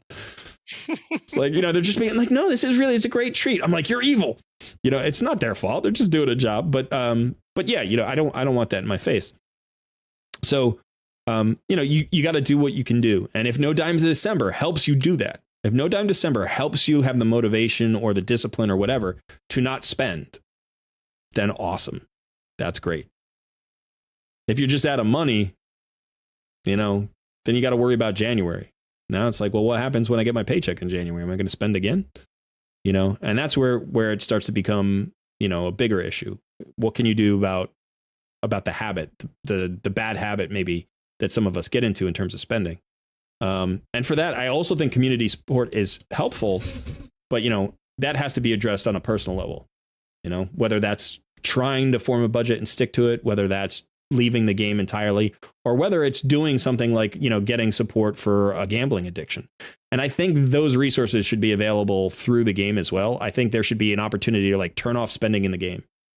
I know they don't want to do that, but that's healthy for the player base, and the player base would appreciate it. And that means that the player base would be more likely to stick with the game and spend when it is healthy. But they want unhealthy spending in the game. And that's part of my problem. That's a big part of my problem. That's most of my problem.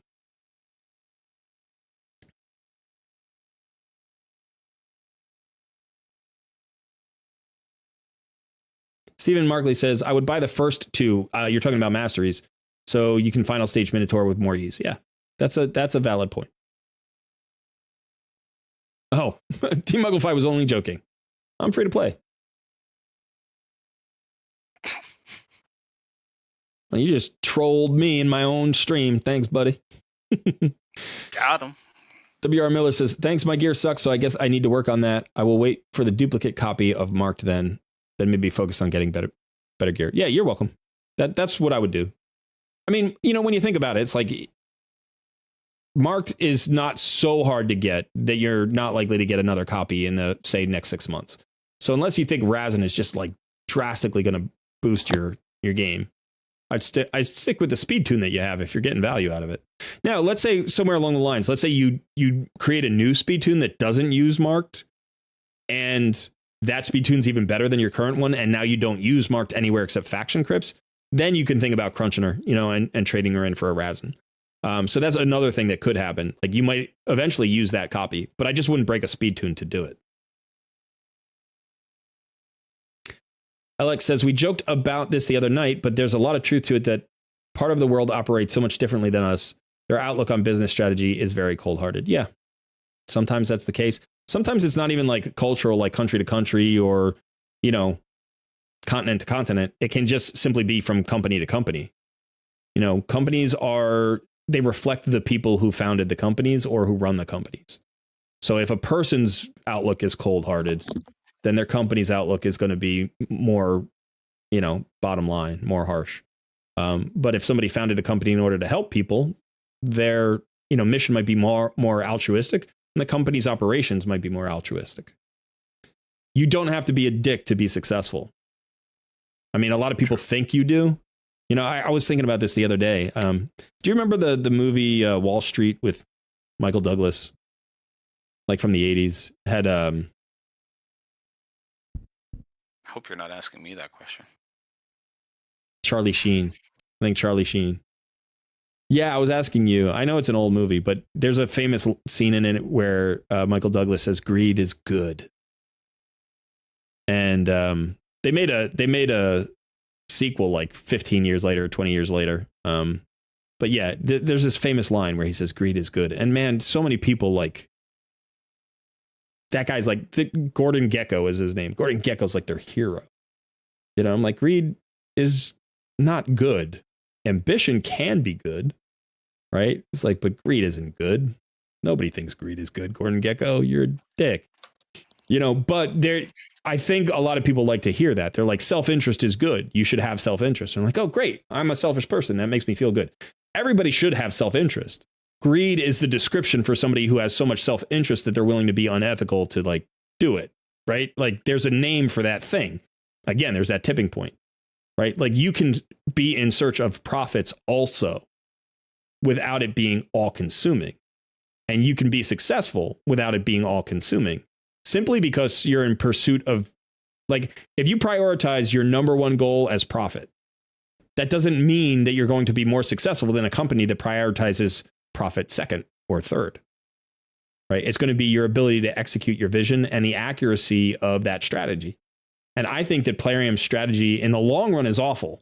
There's no way this model survives indefinitely, right? And it's absolutely not the best model. There are other I mean, you look at old school RuneScape, which is crushing it. And their model is on the exact opposite end. Right? They engage their players in everything. Their players vote on patches. And it's like, and it's just a subscription-based model. I don't even think they have microtransactions, or they have minimal microtransactions. And they are just crushing it. They're doing great, and it's growing. It's a 20-year-old game, and it's growing. You're like, how? How is it still growing? And it's like, because players gravitate towards the economic model. They gravitate towards the community-based philosophy of the developer. So that goes to show you can be extremely successful without making greed your rudder, right? You don't have to be greedy. You can just be good. And if you're good at something and you fulfill a need, people will pay you. Give value and get value. It's the thing I've been saying for months. James Fox says, my level 70 referral account is on Spider-Heart only because of Artak. That's huge account progression for every other champ. Yeah, it is. He's a spider god. Raka is in my Twins team for Sundays, plus good for Hydra too. I'm beginning to become more of a Raka believer. I don't think I'm on par with Live Wild yet, but I do think it's a good champion. Amity says, I would probably pick Ninja just because you can't get him otherwise, while the other two you can get. Yeah, that's fair. Like if you had to get one of the three, you could pull the other two from shards. So that's a good call. Godazord is here. Hello guys, how are things? Things are crazy, man. Things are nuts. No, things are great. Sun has quit smoking. So yeah, that's the big news. That's the big personal news. We hit 3K subs. That's good. We hit 3K subs. Nub Raids did a reaction video to my video. I haven't watched it yet, but we'll see what happens over there. So I'm going to go check that out. And yeah, we've been talking to, I've been peddling soap for 3 hours. Yeah, I'm a soap salesman today. Like how you just randomly threw that one out there on me again. What, that you quit smoking? I think it's a big deal. Yeah. I think it's a big deal. Yeah. No, No, it is nice to be recognized for it in a sense. Yeah. And I think that, and I said this before, it's, it's kind of, I don't know, I don't want to use the word ironic. It's coincidental. You happen to start like on No Dime December. Like you made the decision December 1 and started on December 2. Like you're doing no smoke December. That's what you're doing. You're like, if I can get through this month, I'll be clear. It's like, I just have to suffer the pain for a month and I'll be good. And it's like, yeah, it's the exact message we're sending. So but it's very personal. Obviously it's not cultural here in this case, but yeah, so I would reward that. I would praise that just as I would praise anybody who joined No Down December. But I think what you're doing is even harder.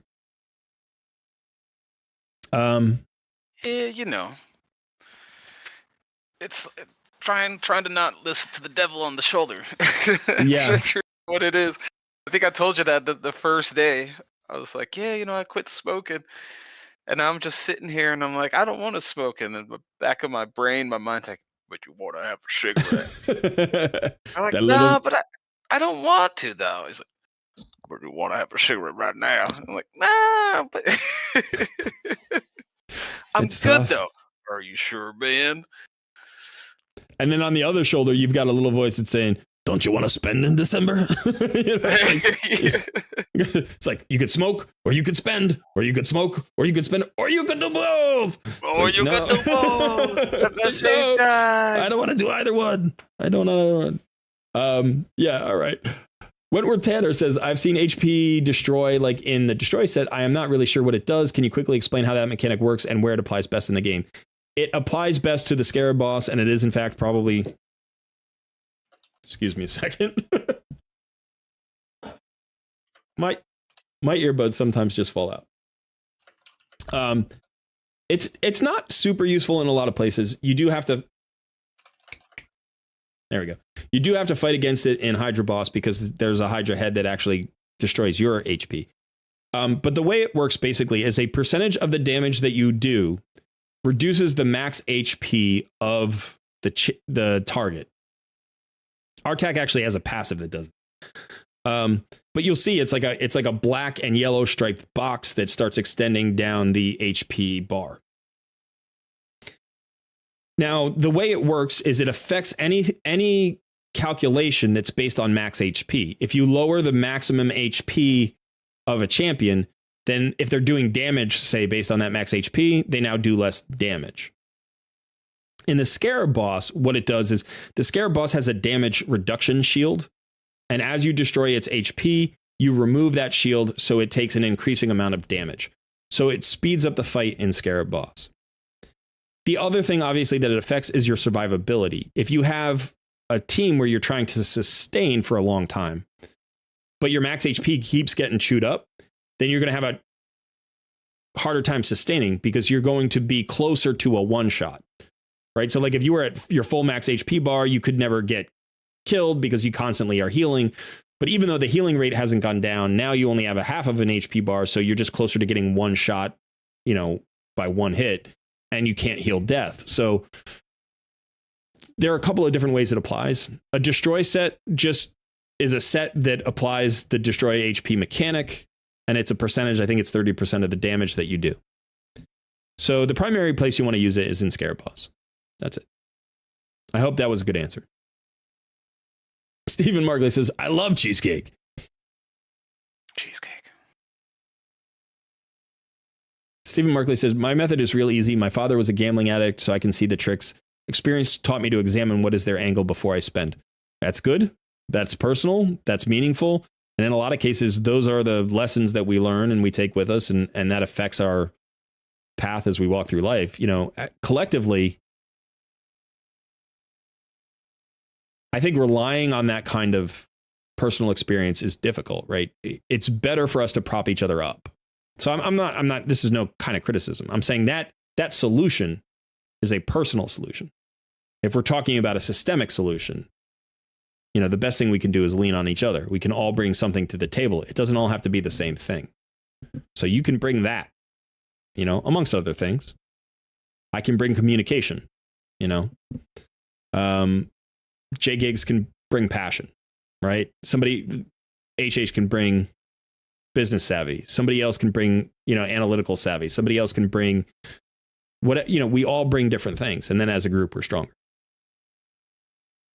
Demugglify Me says, what you're saying is very relevant, though, because I spend too much time on 2 raid accounts and AC Valhalla, I neglect my life really badly. Yeah, it doesn't, like, the downside doesn't have to be just emptying your wallet, right? The downside can be the loss of other things. That's the opportunity cost.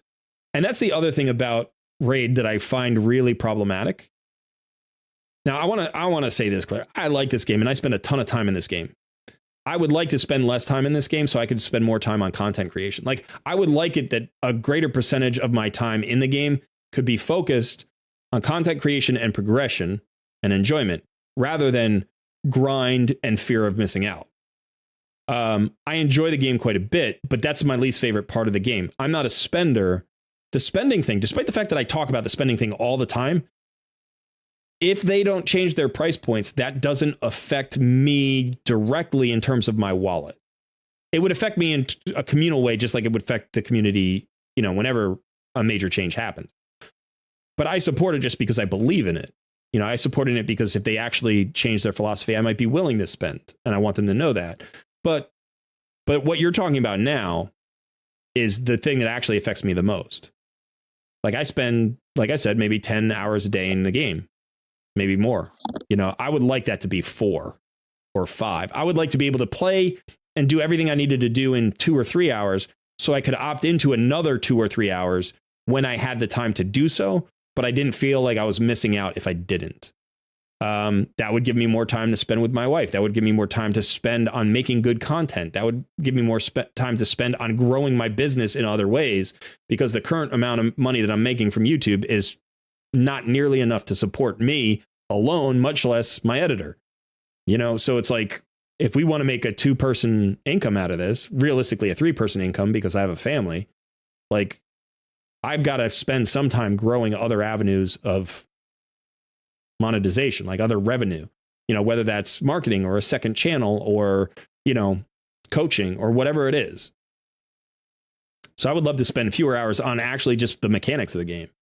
But if you're not me, it's still, you want to spend fewer hours here because you have lives and family and hobbies. Maybe you want to go golfing like Liv just did. You know, it's like, golfing takes a couple of hours. And if you got to be walking around your, you know, golf course with your phone in your hand, clicking on buttons every time somebody's taking a shot, because you can't not, you know, you can't walk away from the game for a minute, then are you really enjoying your golfing game? You know, like, no. So quality of life, the biggest quality of life, and this is the thing that Raid with Dave said, is, you know, time. Time is the biggest thing we want back. And I think that's true. More than the money, although I think the money is the bigger cultural issue. The personal issue, the bigger personal issue is the time. You know what else is really affecting you? What's that? The rising cost of soap. All that soap in that box is getting expensive, man.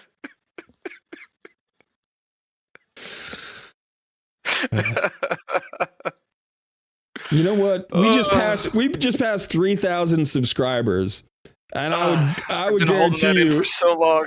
I would guarantee you a number of those came for the soap. They're like, what's that soap he's using over there? It's doing it. So smells so good.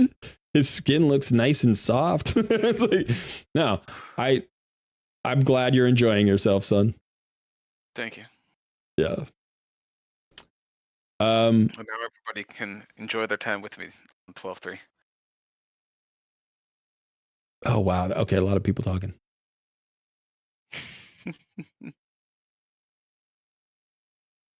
What you're saying is very relevant, though, because we already talked about that. How many boats can you water ski behind, Gordon? That's a line from a movie. What movie is that? How many boats can you water ski behind? Yeah. Oh, Gordon Gekko. Right. Yeah, Sun is only 21. He doesn't know. Sun is not 21. He wishes he was 21. Wouldn't mind. Alex says, damn it, now I want a cheesecake. Me too. I had so much cheesecake over the holiday. I gained like 6 pounds. It was ridiculous. Simeon says, I need to work out how to use Ninja without booing. Just don't think of it as Ninja, right? I don't even look at it. I'm just like, this is the character that makes everything better. Like I just put him in. This is the character that just kills stuff. Put him in. Oh, without booking. I'm sorry. That's too funny. I didn't even read it. I thought you just hated Ninja. Like the fact that it was, a one-time thing that you can't get anymore, or you don't like the streamer or whatever. But without booking. Yeah, book him. I don't know why you wouldn't book him. He's really good. I mean, obviously, you have to find the books. You have to get the books somewhere.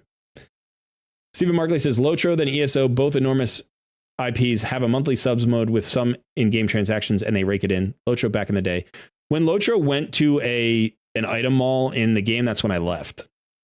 I was so pissed. And I've gone back a couple of times, and their microtransactions are just frustratingly, like, I don't know if they're intrusive. They're just everywhere.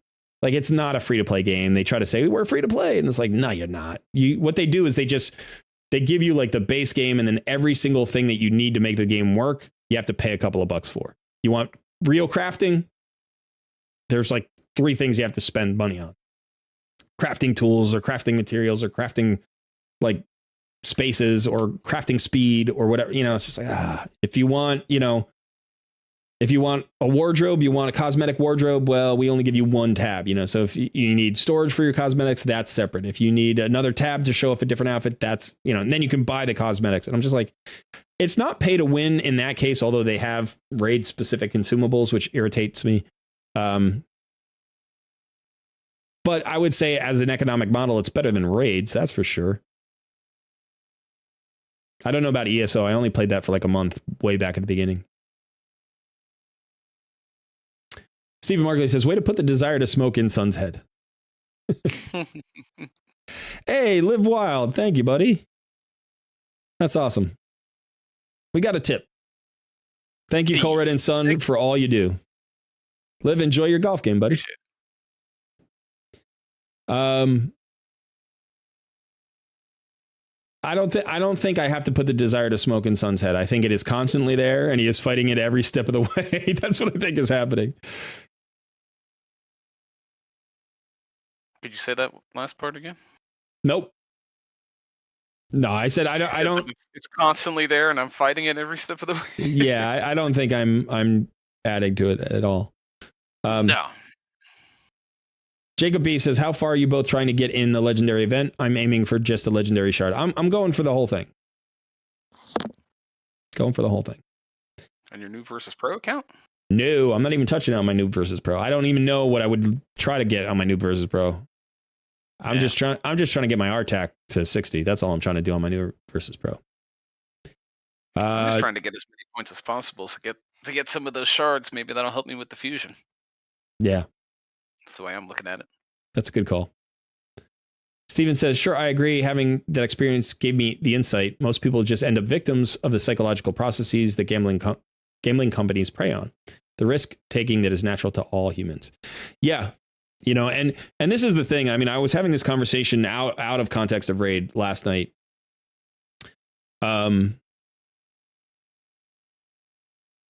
And what I was saying, and in fact, I had it again today because I have a student who suffers from a lot of anxiety. But it's complicated, and it's very important not to victim blame, right? I think anytime you talk about somebody who's injured in some way, we talk about self-responsibility, because we're talking about that here with RAID. Like some portion of this is self-responsibility, like taking the responsibility for your own action.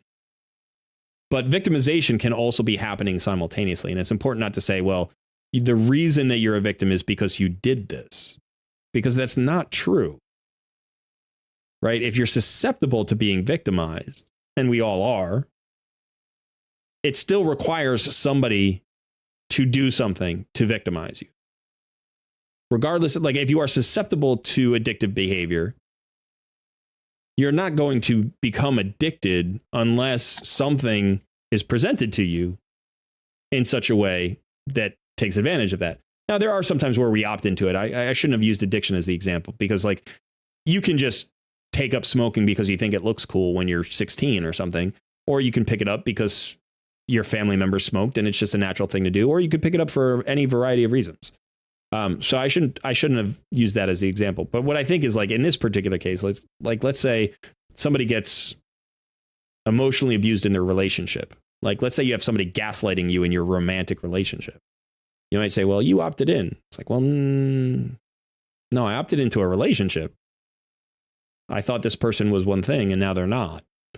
I was lied to, I was disguised, and now this person is manipulating me in order to victimize me. So if you learn from that, if you recover from that, if somehow through the help of your friends and family, or through self-realization, or through experience, or through luck, you get out of that situation, now the question becomes, can you avoid getting into it again?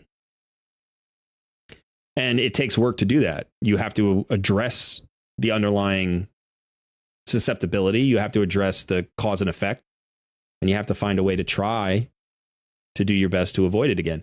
And there's no guarantee that you can. But at some point in that progress, everybody must ask, what is my participation in this process? Because it requires somebody to victimize me. It also requires me to allow them to either do it initially or to continue doing it. Even if I can't stop myself. Even if I can't stop myself, I have to recognize that I have some power. I have agency in this dynamic.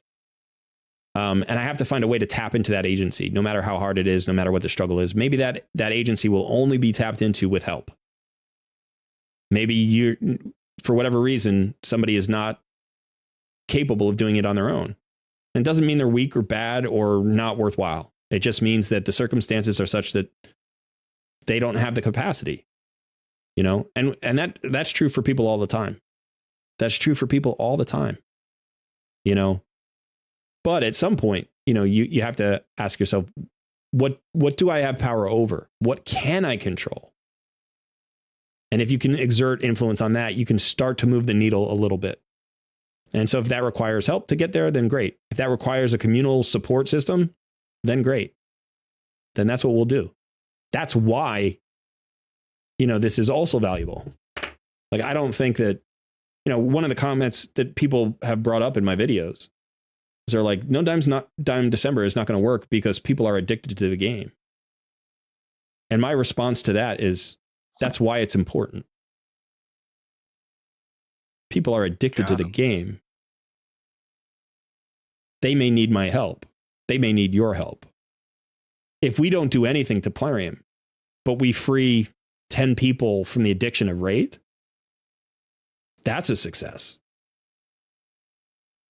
So it's a very complex issue. I try to avoid the implication of victim blaming because I don't know the circumstances, and we're all susceptible to being a victim from time to time. I do know our best defense is each other. It's not just personal responsibility. That's part of it, but it's not even the biggest part of it. The biggest part of it is going to be, what can we do to help each other so that our personal responsibility component, our factor, allows us to then have agency to make those changes. How many lives have been saved by AA? You know, and it's not just the lives of the people in AA. It's the lives of their loved ones, their children, their coworkers. It's the lives of the people who drive on the same streets as them. You know, it's the lives of people who've been hurt and rescued and saved. And they've done that together. And always personal agency, personal responsibility is part of it, but it's never the whole thing.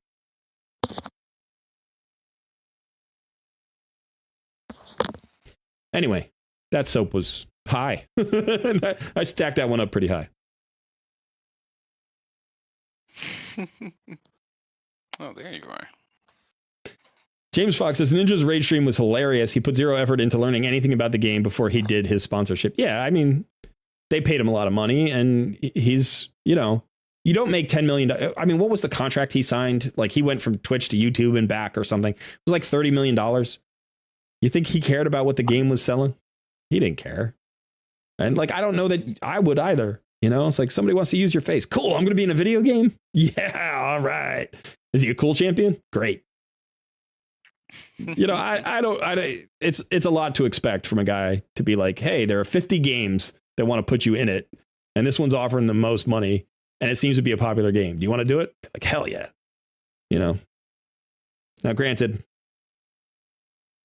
how many boats do you need to ski behind, Gordon? You know, it's like, you could say that to Ninja. You're like, dude, you didn't have to, you know.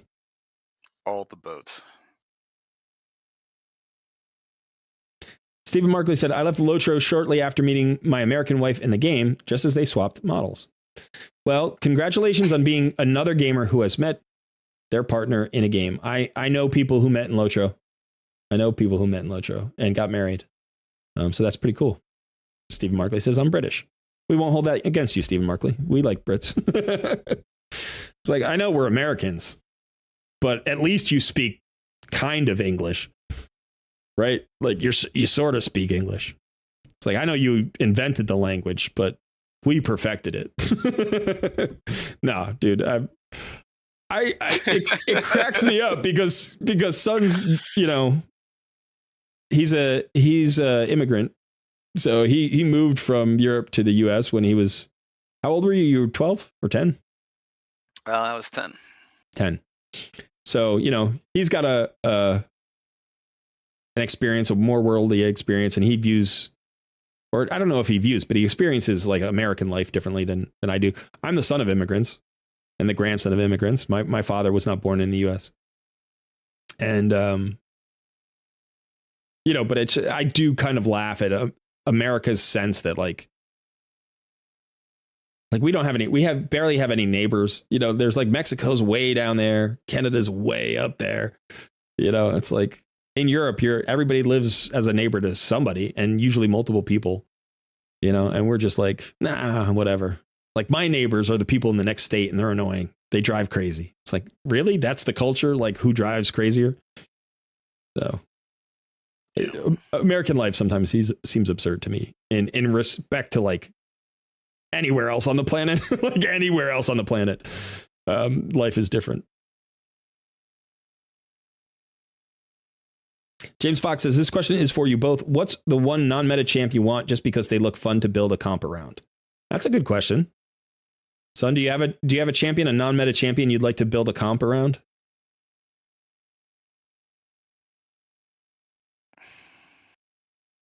Not off the top of my head. I don't know. I don't even know what is meta outside of just, oh, these are the big names that I've heard before.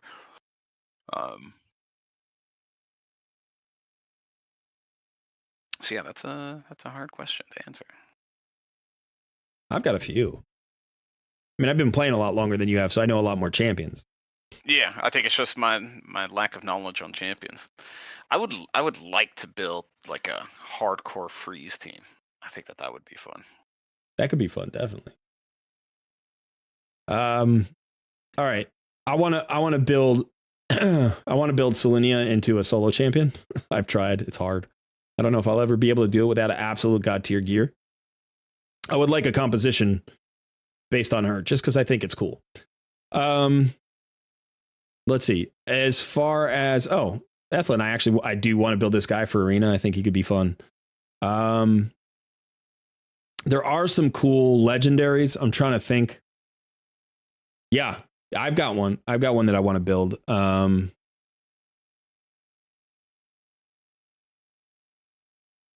Oops, wrong faction. Corvus. I want to build a killable clan boss composition based around Corvus. And I want to do like 200 million with it. So that would be really fun.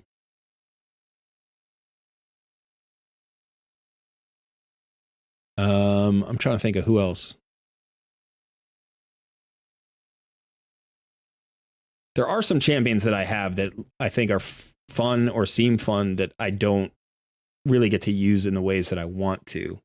But I'm not on my main account right now, and I'm having a little bit of trouble coming up with them. Oh, I want to figure out. This is something I've been trying to do for a little while.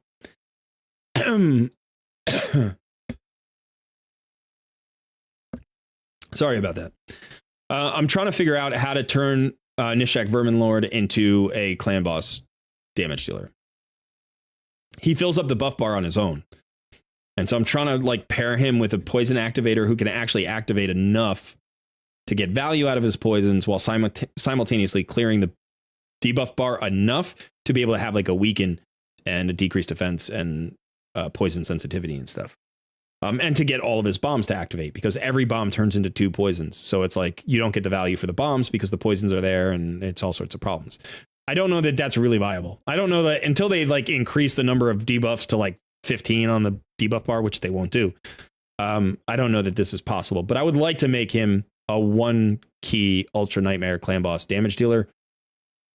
And maybe there are people who've done that before, but I think it's very tricky to figure out a cool solution for that. So I want to try that. Oh,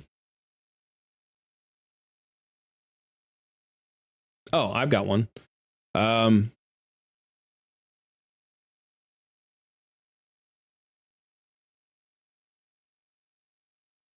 want to turn Strategos Islan into the solo god that I believe him to be. I want him to solo everything that can be soloed. I don't know if that's possible, but I've tried building him. I don't quite have the gear yet to make it totally work, but I'm getting closer. I'm getting closer.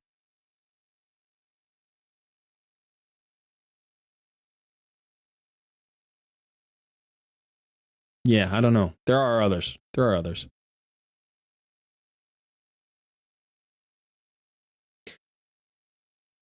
All right, son, you're back in the lead. Hey. Watch me lose at Live Arena. It's good stuff. Stephen Markley says, freeing even one person is a success in my eyes. I agree.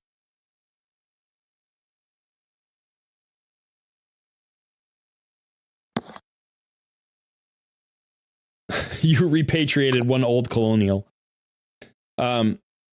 Hellstar says, the Brits are crazy. They drive on the wrong side of the road. Nope, we drive on the correct side of the road. It's everyone else that drives wrong. HH got 25 million on Clan Boss Ultra Nightmare with High Cartoon, Nishak, Rearguard, Mithrala, and 2 Anchor. Mithrala plus 2 and Anchorite. Yeah, I mean, you can get a lot of damage out of Nishak, and you can build him with a whole bunch of different champions. But I think that realistically, in order to maximize his damage, you potentially need, like, so this is something I envision. I don't know if this is even possible, but this is something I envision. Imagine you could get a 3-to-1 speed tune with 2 poison activators.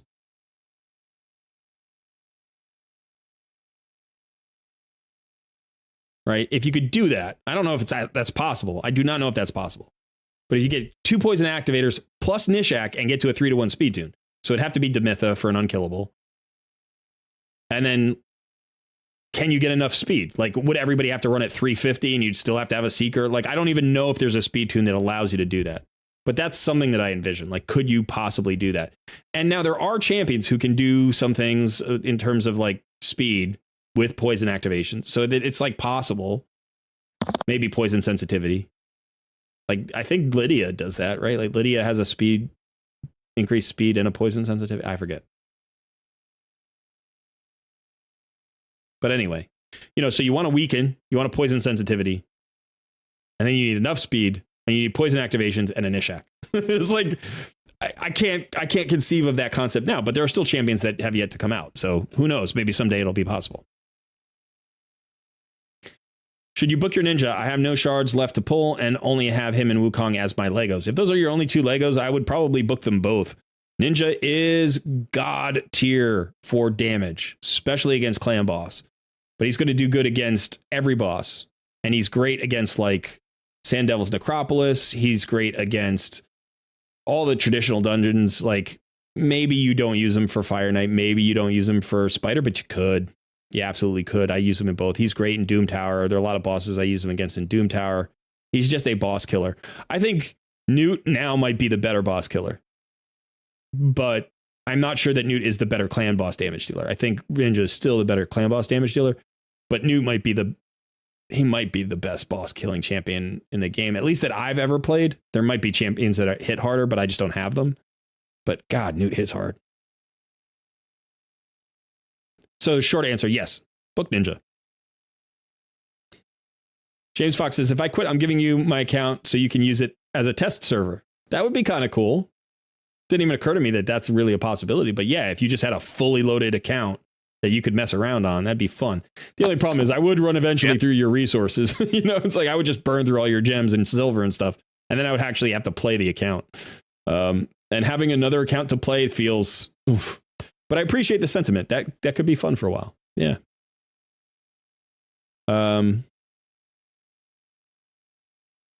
Steve Markley says, I used Nishak with Corvus and Theodore. It was bonkers fun, but ultimately just not enough to one key. Yeah, I mean, that feels like it, right? But you've got poison extensions too, which is like tricky because if you extend the poisons and you're activating, then you're not really burning through them fast enough. Like the whole thing about Nishak is you don't want buff extensions or debuff extensions. You want to get them off the board so you can reset them with the bombs. We got Bandit back in the show. Yeah, he's giving me kisses. I think he thinks he's French. You know what I'm saying? You know what I'm saying, Bandit? Are you a French dog? Yep, you're French, huh? Bad L, Tomb Lord. I have 2 Newts. Can confirm he is the best boss killer. Yeah, I agree. I think he's probably the best boss killer at this point. Prior to this, I mean, there are some other good boss killers, but the best one I have, the best 2 I have are the ones we've been talking about right now. Ninja and Nishak. They're great boss killers. But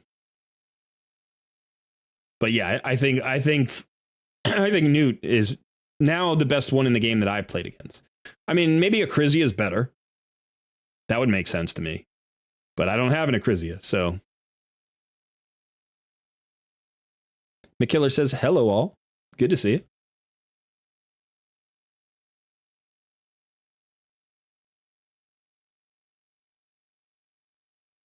All right. Well, listen, I'm going to show off my account a little bit because we're already at 3:15 here. And so I'm going to take over for a little bit. Sorry, so I'm going to hide you. Wait, what? What account? my NOOB versus Pro account. Wait, what game are you playing? Listen. I didn't know you did gameplay, man. I'm supporting your efforts here to become healthier. And you're just razzing me from the cheap seats all day with the soap talk. I'm like, he works really hard. He needs more credit on this, on the channel. Like everybody, hey, support him. He quit smoking. And you're like, how's that soap smelling, buddy? Yeah, it's the good stuff. All right. I know those costs are rising. You're not buying the cheap stuff. I know that. Yeah. I don't know. All right. So I'm trying to push for gold 3 in arena right now. I'm having a little bit of trouble because I haven't 6-starred my Wukong yet. So I think he needs to maybe be my next 6-star. I know Liv would say 6-star my Raka, so she could be down the line. So I actually, like, if you look at my roster, I've got some options here. I don't really need any new champions right now. I pulled 70, I pulled 100 shards. I pulled 103 shards or something like that, 105 shards during the last shard event. So I'm in good shape with champions. So here are the 6 stars I'm looking at. Artak is my next 6 star. Absolutely my next 6 star. He's going to be god tier for me in all sorts of progression places. Spider's going to get crushed. Ice Golem's going to get crushed. Dragon's going to get crushed. No problem.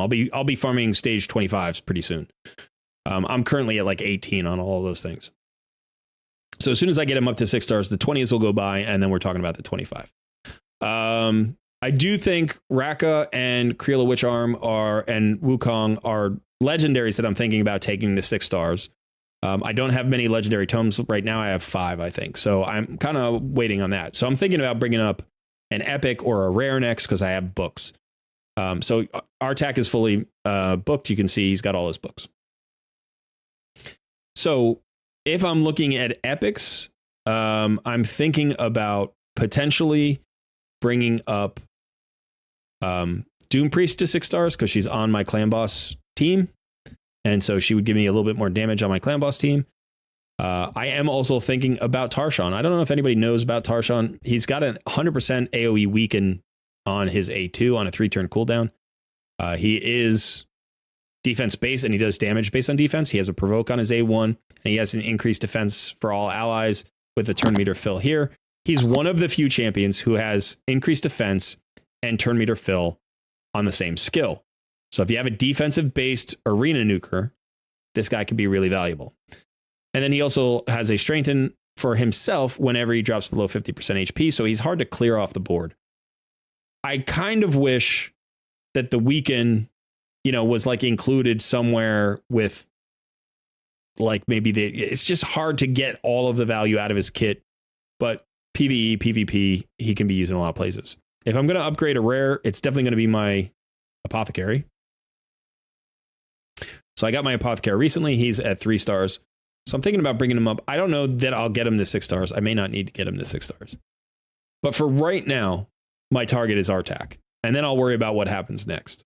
Oh, additionally, I am building Burn Giri with a focus potentially on him being a Bommel solution. I've just started getting his masteries. He is 5 stars, and he's on his way up. He's level 43. So we'll see. We might bring him to 6 stars.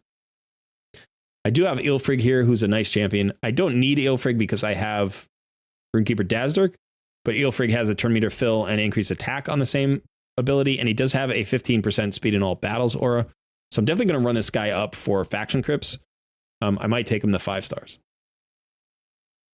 I did pick up a Petrifia Rockroot. I'm still thinking about her, if I can fit her into my clan boss team. I don't think I can, but she is a nice pairing with Frozen Banshee, or she can potentially replace Frozen Banshee. She does have a poison sensitivity, and she's got some poisons, a decreased attack, and a decreased defense. So really nice. I do have some chickens. I think I have 1, 2, 3, 4. I have 4 5-star chickens. And I actually have some real chickens. So I can definitely 6-star Artak as soon as he hits 50. Like I don't have to wait at all. And then you can see I have some 4-star chickens. And I have a lot of food here that I have to like actually use up. So I haven't been playing all that much because of the holidays. So I do need to get on board with that. In fact, maybe what I'll do right now, I'll do something.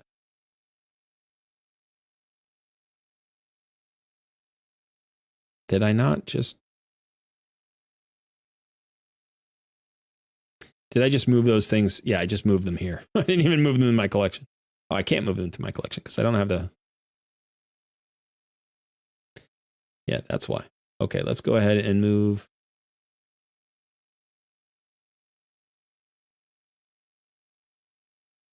This is where I got stuck.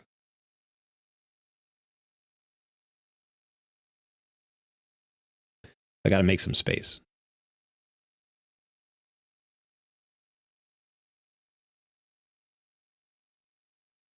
So get me another 3-star champion. Probably food champion.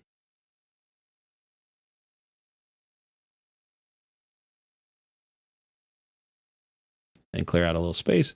So I got a lot of that to do. I got a lot of grinding to do. In terms of my dungeons, I don't know that I made a ton of progress in dungeons since the last time I gave you guys an update. I'm in Dragon 20, can farm that pretty consistently without a problem. It's not fast, but it's not too slow. 2 minutes 40. I actually clear it in about 3:05 typically. Spider's Den, I capped out at 17. Artak will get me through 20 by himself. Like I don't have to change the team at all. And I am using Raka, I think, in this team. Oh no, I wasn't. I lied. I thought I tried Raka, and I don't think it did. I don't think it pushed as far. But I would probably put her back in with Artak because I think the combo would be pretty strong. Because I just need sustain for Artak. Right here, I was using Wukong as a Spiderling tank, and he was dying and reviving and dying and reviving, and that was allowing me to deal with the Spiderlings. But once you get above stage 20, once you get into 21, 22, I'll probably pull Cold Heart out and just work on an Artak team.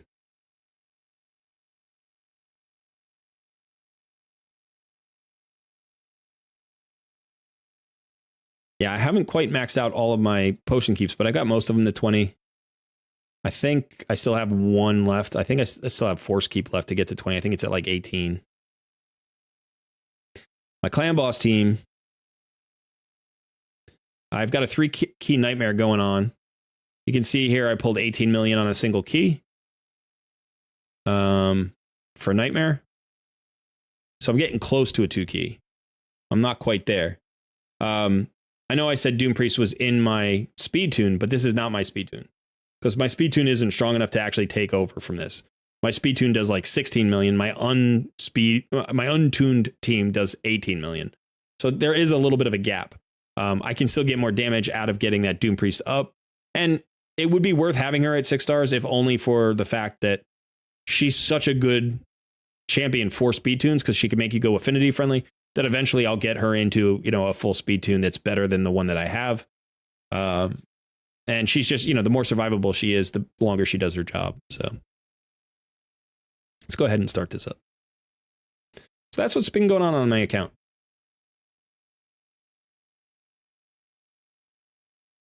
Wrecker asks, what's a good time to book my Legos? Should I wait for an event or something? I usually do it during Clan versus Clan, which is coming up in just a few days.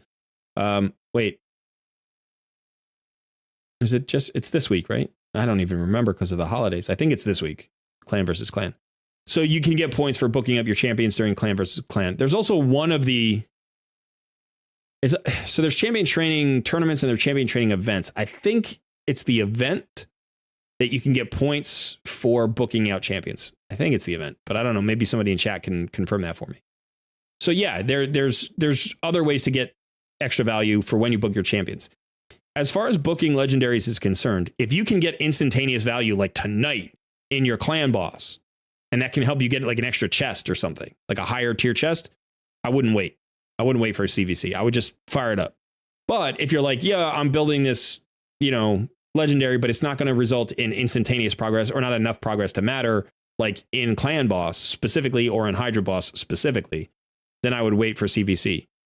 Because a little bit of dungeon improvement can wait. That's fine. CVC points can be hard to come by, and sometimes, the 10,000 points or whatever you get from legendary tomes. I mean, I think it's is it 3,000 a book? So, however many books. So it could be a lot of points, and that could make a difference in your CVC. Stephen Markley says, the bombs did little damage. It all came from the poisons. Problem was getting the weaken and poison sensitivity on because Nishek feels like, yeah, that's the thing. He fills the debuff bar. James Fox says, I have 2 Acrisias and I still use the 2 newts everywhere but Hydra. Okay, well now you're just bragging, James Fox. I've got 2 Acrisias and 2 newts. All right. No, congrats. That's awesome. And I imagine that he's still very good even when you have her. Oh, hey, thanks for all the love.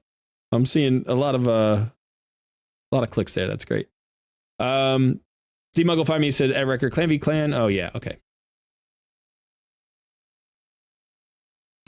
If you have a damage monkey, he should be at the top of the list, in my opinion. So if you're doing damage with Wukong, yeah, he's very valuable.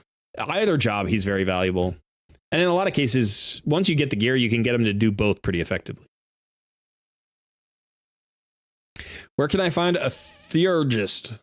I just need her for a fusion. You can find her in shards and only shards, unfortunately. You cannot farm her. Don Kelly says, gotta go, everyone. Have a great evening. See you, Don. Thanks for coming. Thanks for watching. The tourney gives points for booking. Okay, so not the event. The tourney gives points for booking. Sorry, I flipped those. How much would you suggest to book Ninja? I want to book his A2 completely, but other than that, I use him in Clan Boss, so I booked him all the way. You don't necessarily have to. You want the cooldown. Let me see. You want the cooldown. I can't even look now because I'm running Hydra Clan Boss. Not Hydra Clan Boss. I'm running Clan Boss.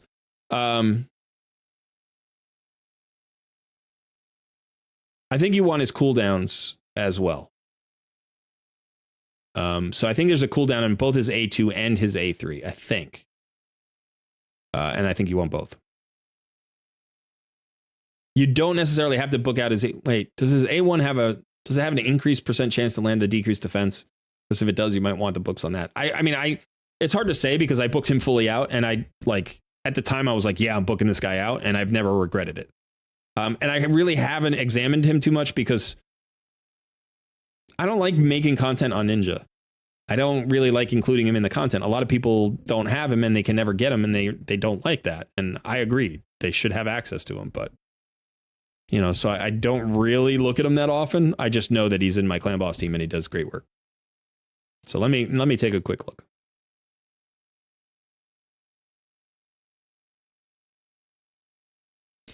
All right, so you get the debuff chance here on the A1 and you want that. So that goes from a 45% chance to a 60% chance. That's a nice increase. The A2 has a cooldown, you want that. The A3 has a cooldown, you want that. It also has the buff chance. This is a 100% chance of a freeze. This is a 100% chance of an HP burn. You want both of those. So I think you need them fully booked. I think you need 100% of the books on this guy to really get the most value out of him. If you could save a book, it would be on the A1. And I would say if you were going to try to save books on the A1, you may as well save all the books. Like, you may as well go for no books on the A1. Obviously, it's completely random. But I still think because you need the A2 and the A3 fully booked, you're probably going to get A1 books anyway.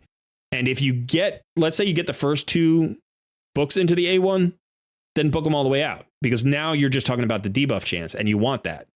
So the only reason to not book the A1 is because you think like the debuff is not hugely important and the damage on the A1 is not hugely important and you want to save 4 books. And it's like, okay, but if you can realistically only save 2 books, I would rather spend them because those 2 books are valuable, you know, getting that chance from 45% to 60%. I don't think you can save a lot of books on Ninja. Yeah.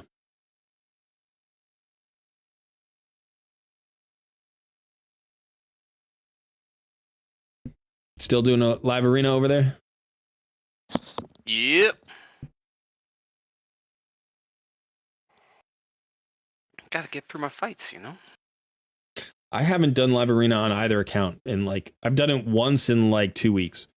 And, you know, they came out with the whole thing where it's like you can get primal shards. And I'm like, okay, I'm going to do it every day. It's like, I have no time for live arena. Are you kidding me? That's insane. This is where the quality of life comes in. Like I'm maxed out. I cannot do another thing in the game. Everybody's really excited about the new content, the City of Cintranos and the new boss and 100 levels and all this stuff. I'm like, what? Like, when am I going to do this? I have no time in the game. I have no time. And granted, if I stop being a soap salesman, I could maybe find some time. He did it to himself. I love it. But a man's got to eat. And, you know, if the soap is what feeds me. No, I'm just saying. I don't have enough time in the game. If I drop my second account, which would be like half my content, it would be like 2/3 of my content. I do more content on my NOOB vs PRO account than I do on my main account. So if I drop, you know, but I would have to drop an account to be able to play live arena every day and do this content. They need to cut 3 hours out of my playtime in the day. They need to make Hydra so much faster. I mean, they need to change the animation speeds. They need to change the way that whole system works. I don't know that they can. I don't know that there's going to be a significant change to Hydra. Maybe an auto battle. Once you maybe let me quick battle it. Do the same thing you did with Clan Boss. I don't think they will. But that's a huge time suck every week. It is a massive time suck every week. Iron Twins is a massive time suck every week. You're like, yeah, well, you can get a team that can beat it in 90 seconds. It's like some people can. The teams that I put together beat it in like 8 minutes. And then they're only a 90% success rate. So it's going to take me an hour. It's going to take me an hour every day just to do Iron Twins. I do think they need to add a ×4. That would be good. They've said in the past that that's not possible, which is BS because it is possible. They need permanent super raids in every single dungeon. They need to reduce the number of 3v3 arena battles that you need to do. They need to increase the rewards there and they need to streamline that whole system. What I would love to see is for them to take a champion out. I would love to see it be a 3x3x3. Like, I want it 3 cubed. I want it 3 champions, 3 teams. I don't know what the third 3 is. Yeah. No, I think that would be fun. It would be different. It'd be interesting and it'd be faster, preferably. And they should run it at 3 times speed. That'd be great. Yeah, James Fox says my Hydra keys can take 4 total hours of time if I get bad RNG late in the fight on one of the teams. Yeah, it's rough. It's absolutely rough. I can run a team for 40 minutes and then miss my key. Like on Brutal or Nightmare. I mean, I'm not really in Nightmare that much, but on Brutal, I think, I've had runs that go a long time that then fail, 3 million short. And it's like, I got to go try that again at 30 minutes a pop.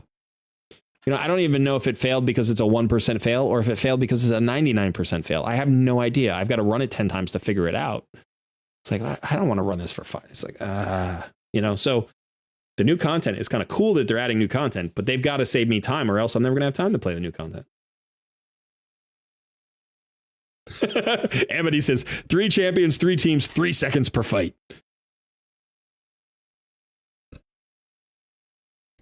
Heberhawk says from next week on, we'll get Noob versus Bandit. So Colred has time for the new content in Raid. That'd be funny. It would be nice to implement quick battle for Hydra if you're just interested in the chest and don't care about the clash. I think so too. I think something. Hydra is too long, too much time investment. 3v3 is too much time investment.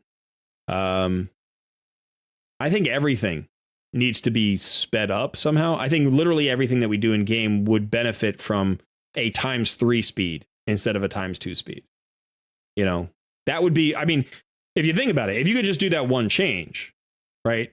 You're not going to save 50% of the time because you don't spend 100% of your time in battles, right? You're using menus, you're swapping things, you're looking around, you're doing research, or, there's click. But if you think about it, if you go from 2 times speed to 3 times speed, and it's legit, it's not just like, oh, it's extra 10% speed. If it's literally 50% extra speed, that will cut your battles, like your battle time, by 50%. No, not 50%. If you go from 2 times speed to 3 times speed, by a third, it would cut it by a third. So if you just did that, all of your battles would take a third less time. That would save me 2 hours a day.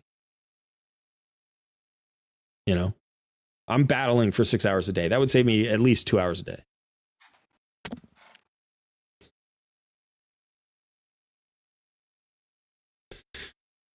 James Fox says, my Nightmare team has no reviver, and sometimes the 3% in the game just ruins a run. The clan kind of relies on me getting 450 million. And it sucks. Yeah, it sucks to start over. It's a vicious cycle. You have to start over. Right? If you know you can get 450 million, but that 3% turns it into a 250 million run, which, by the way, takes a couple hours. It's like, if you get 250 million, it might take a couple hours. You're like, yeah, I can't get 250 million. I have to get 450 million. We're in a Hydra clash. And the 450 million, it's like it takes an hour to run that. I don't do Nightmare. But I've had runs in normal and hard that have run up against the hour mark. I've gone that long, 180 million, 200 million. You start to push those numbers and it just takes forever to get there. Especially because I run Cardiel, who has an ally attack. So there are all these extra animations. And so just the animation time takes forever. And the fact, this drives me nuts. In the battle, like every manual, like I don't know what you would call it, like melee range attacker has to run all the way up to the Hydras, and it's like twice as far as in any other battle for whatever reason. And they're just like running up to the Hydra, and then they go dunk, and then they run back to the team. It's like, just stop that. Just eliminate the running. You don't need to use any running. Like, you could just assume that they're big enough we can hit them from anywhere we stand. Just do that. Just get rid of the running, and you'd save 20% on the Hydra battle, like in terms of time.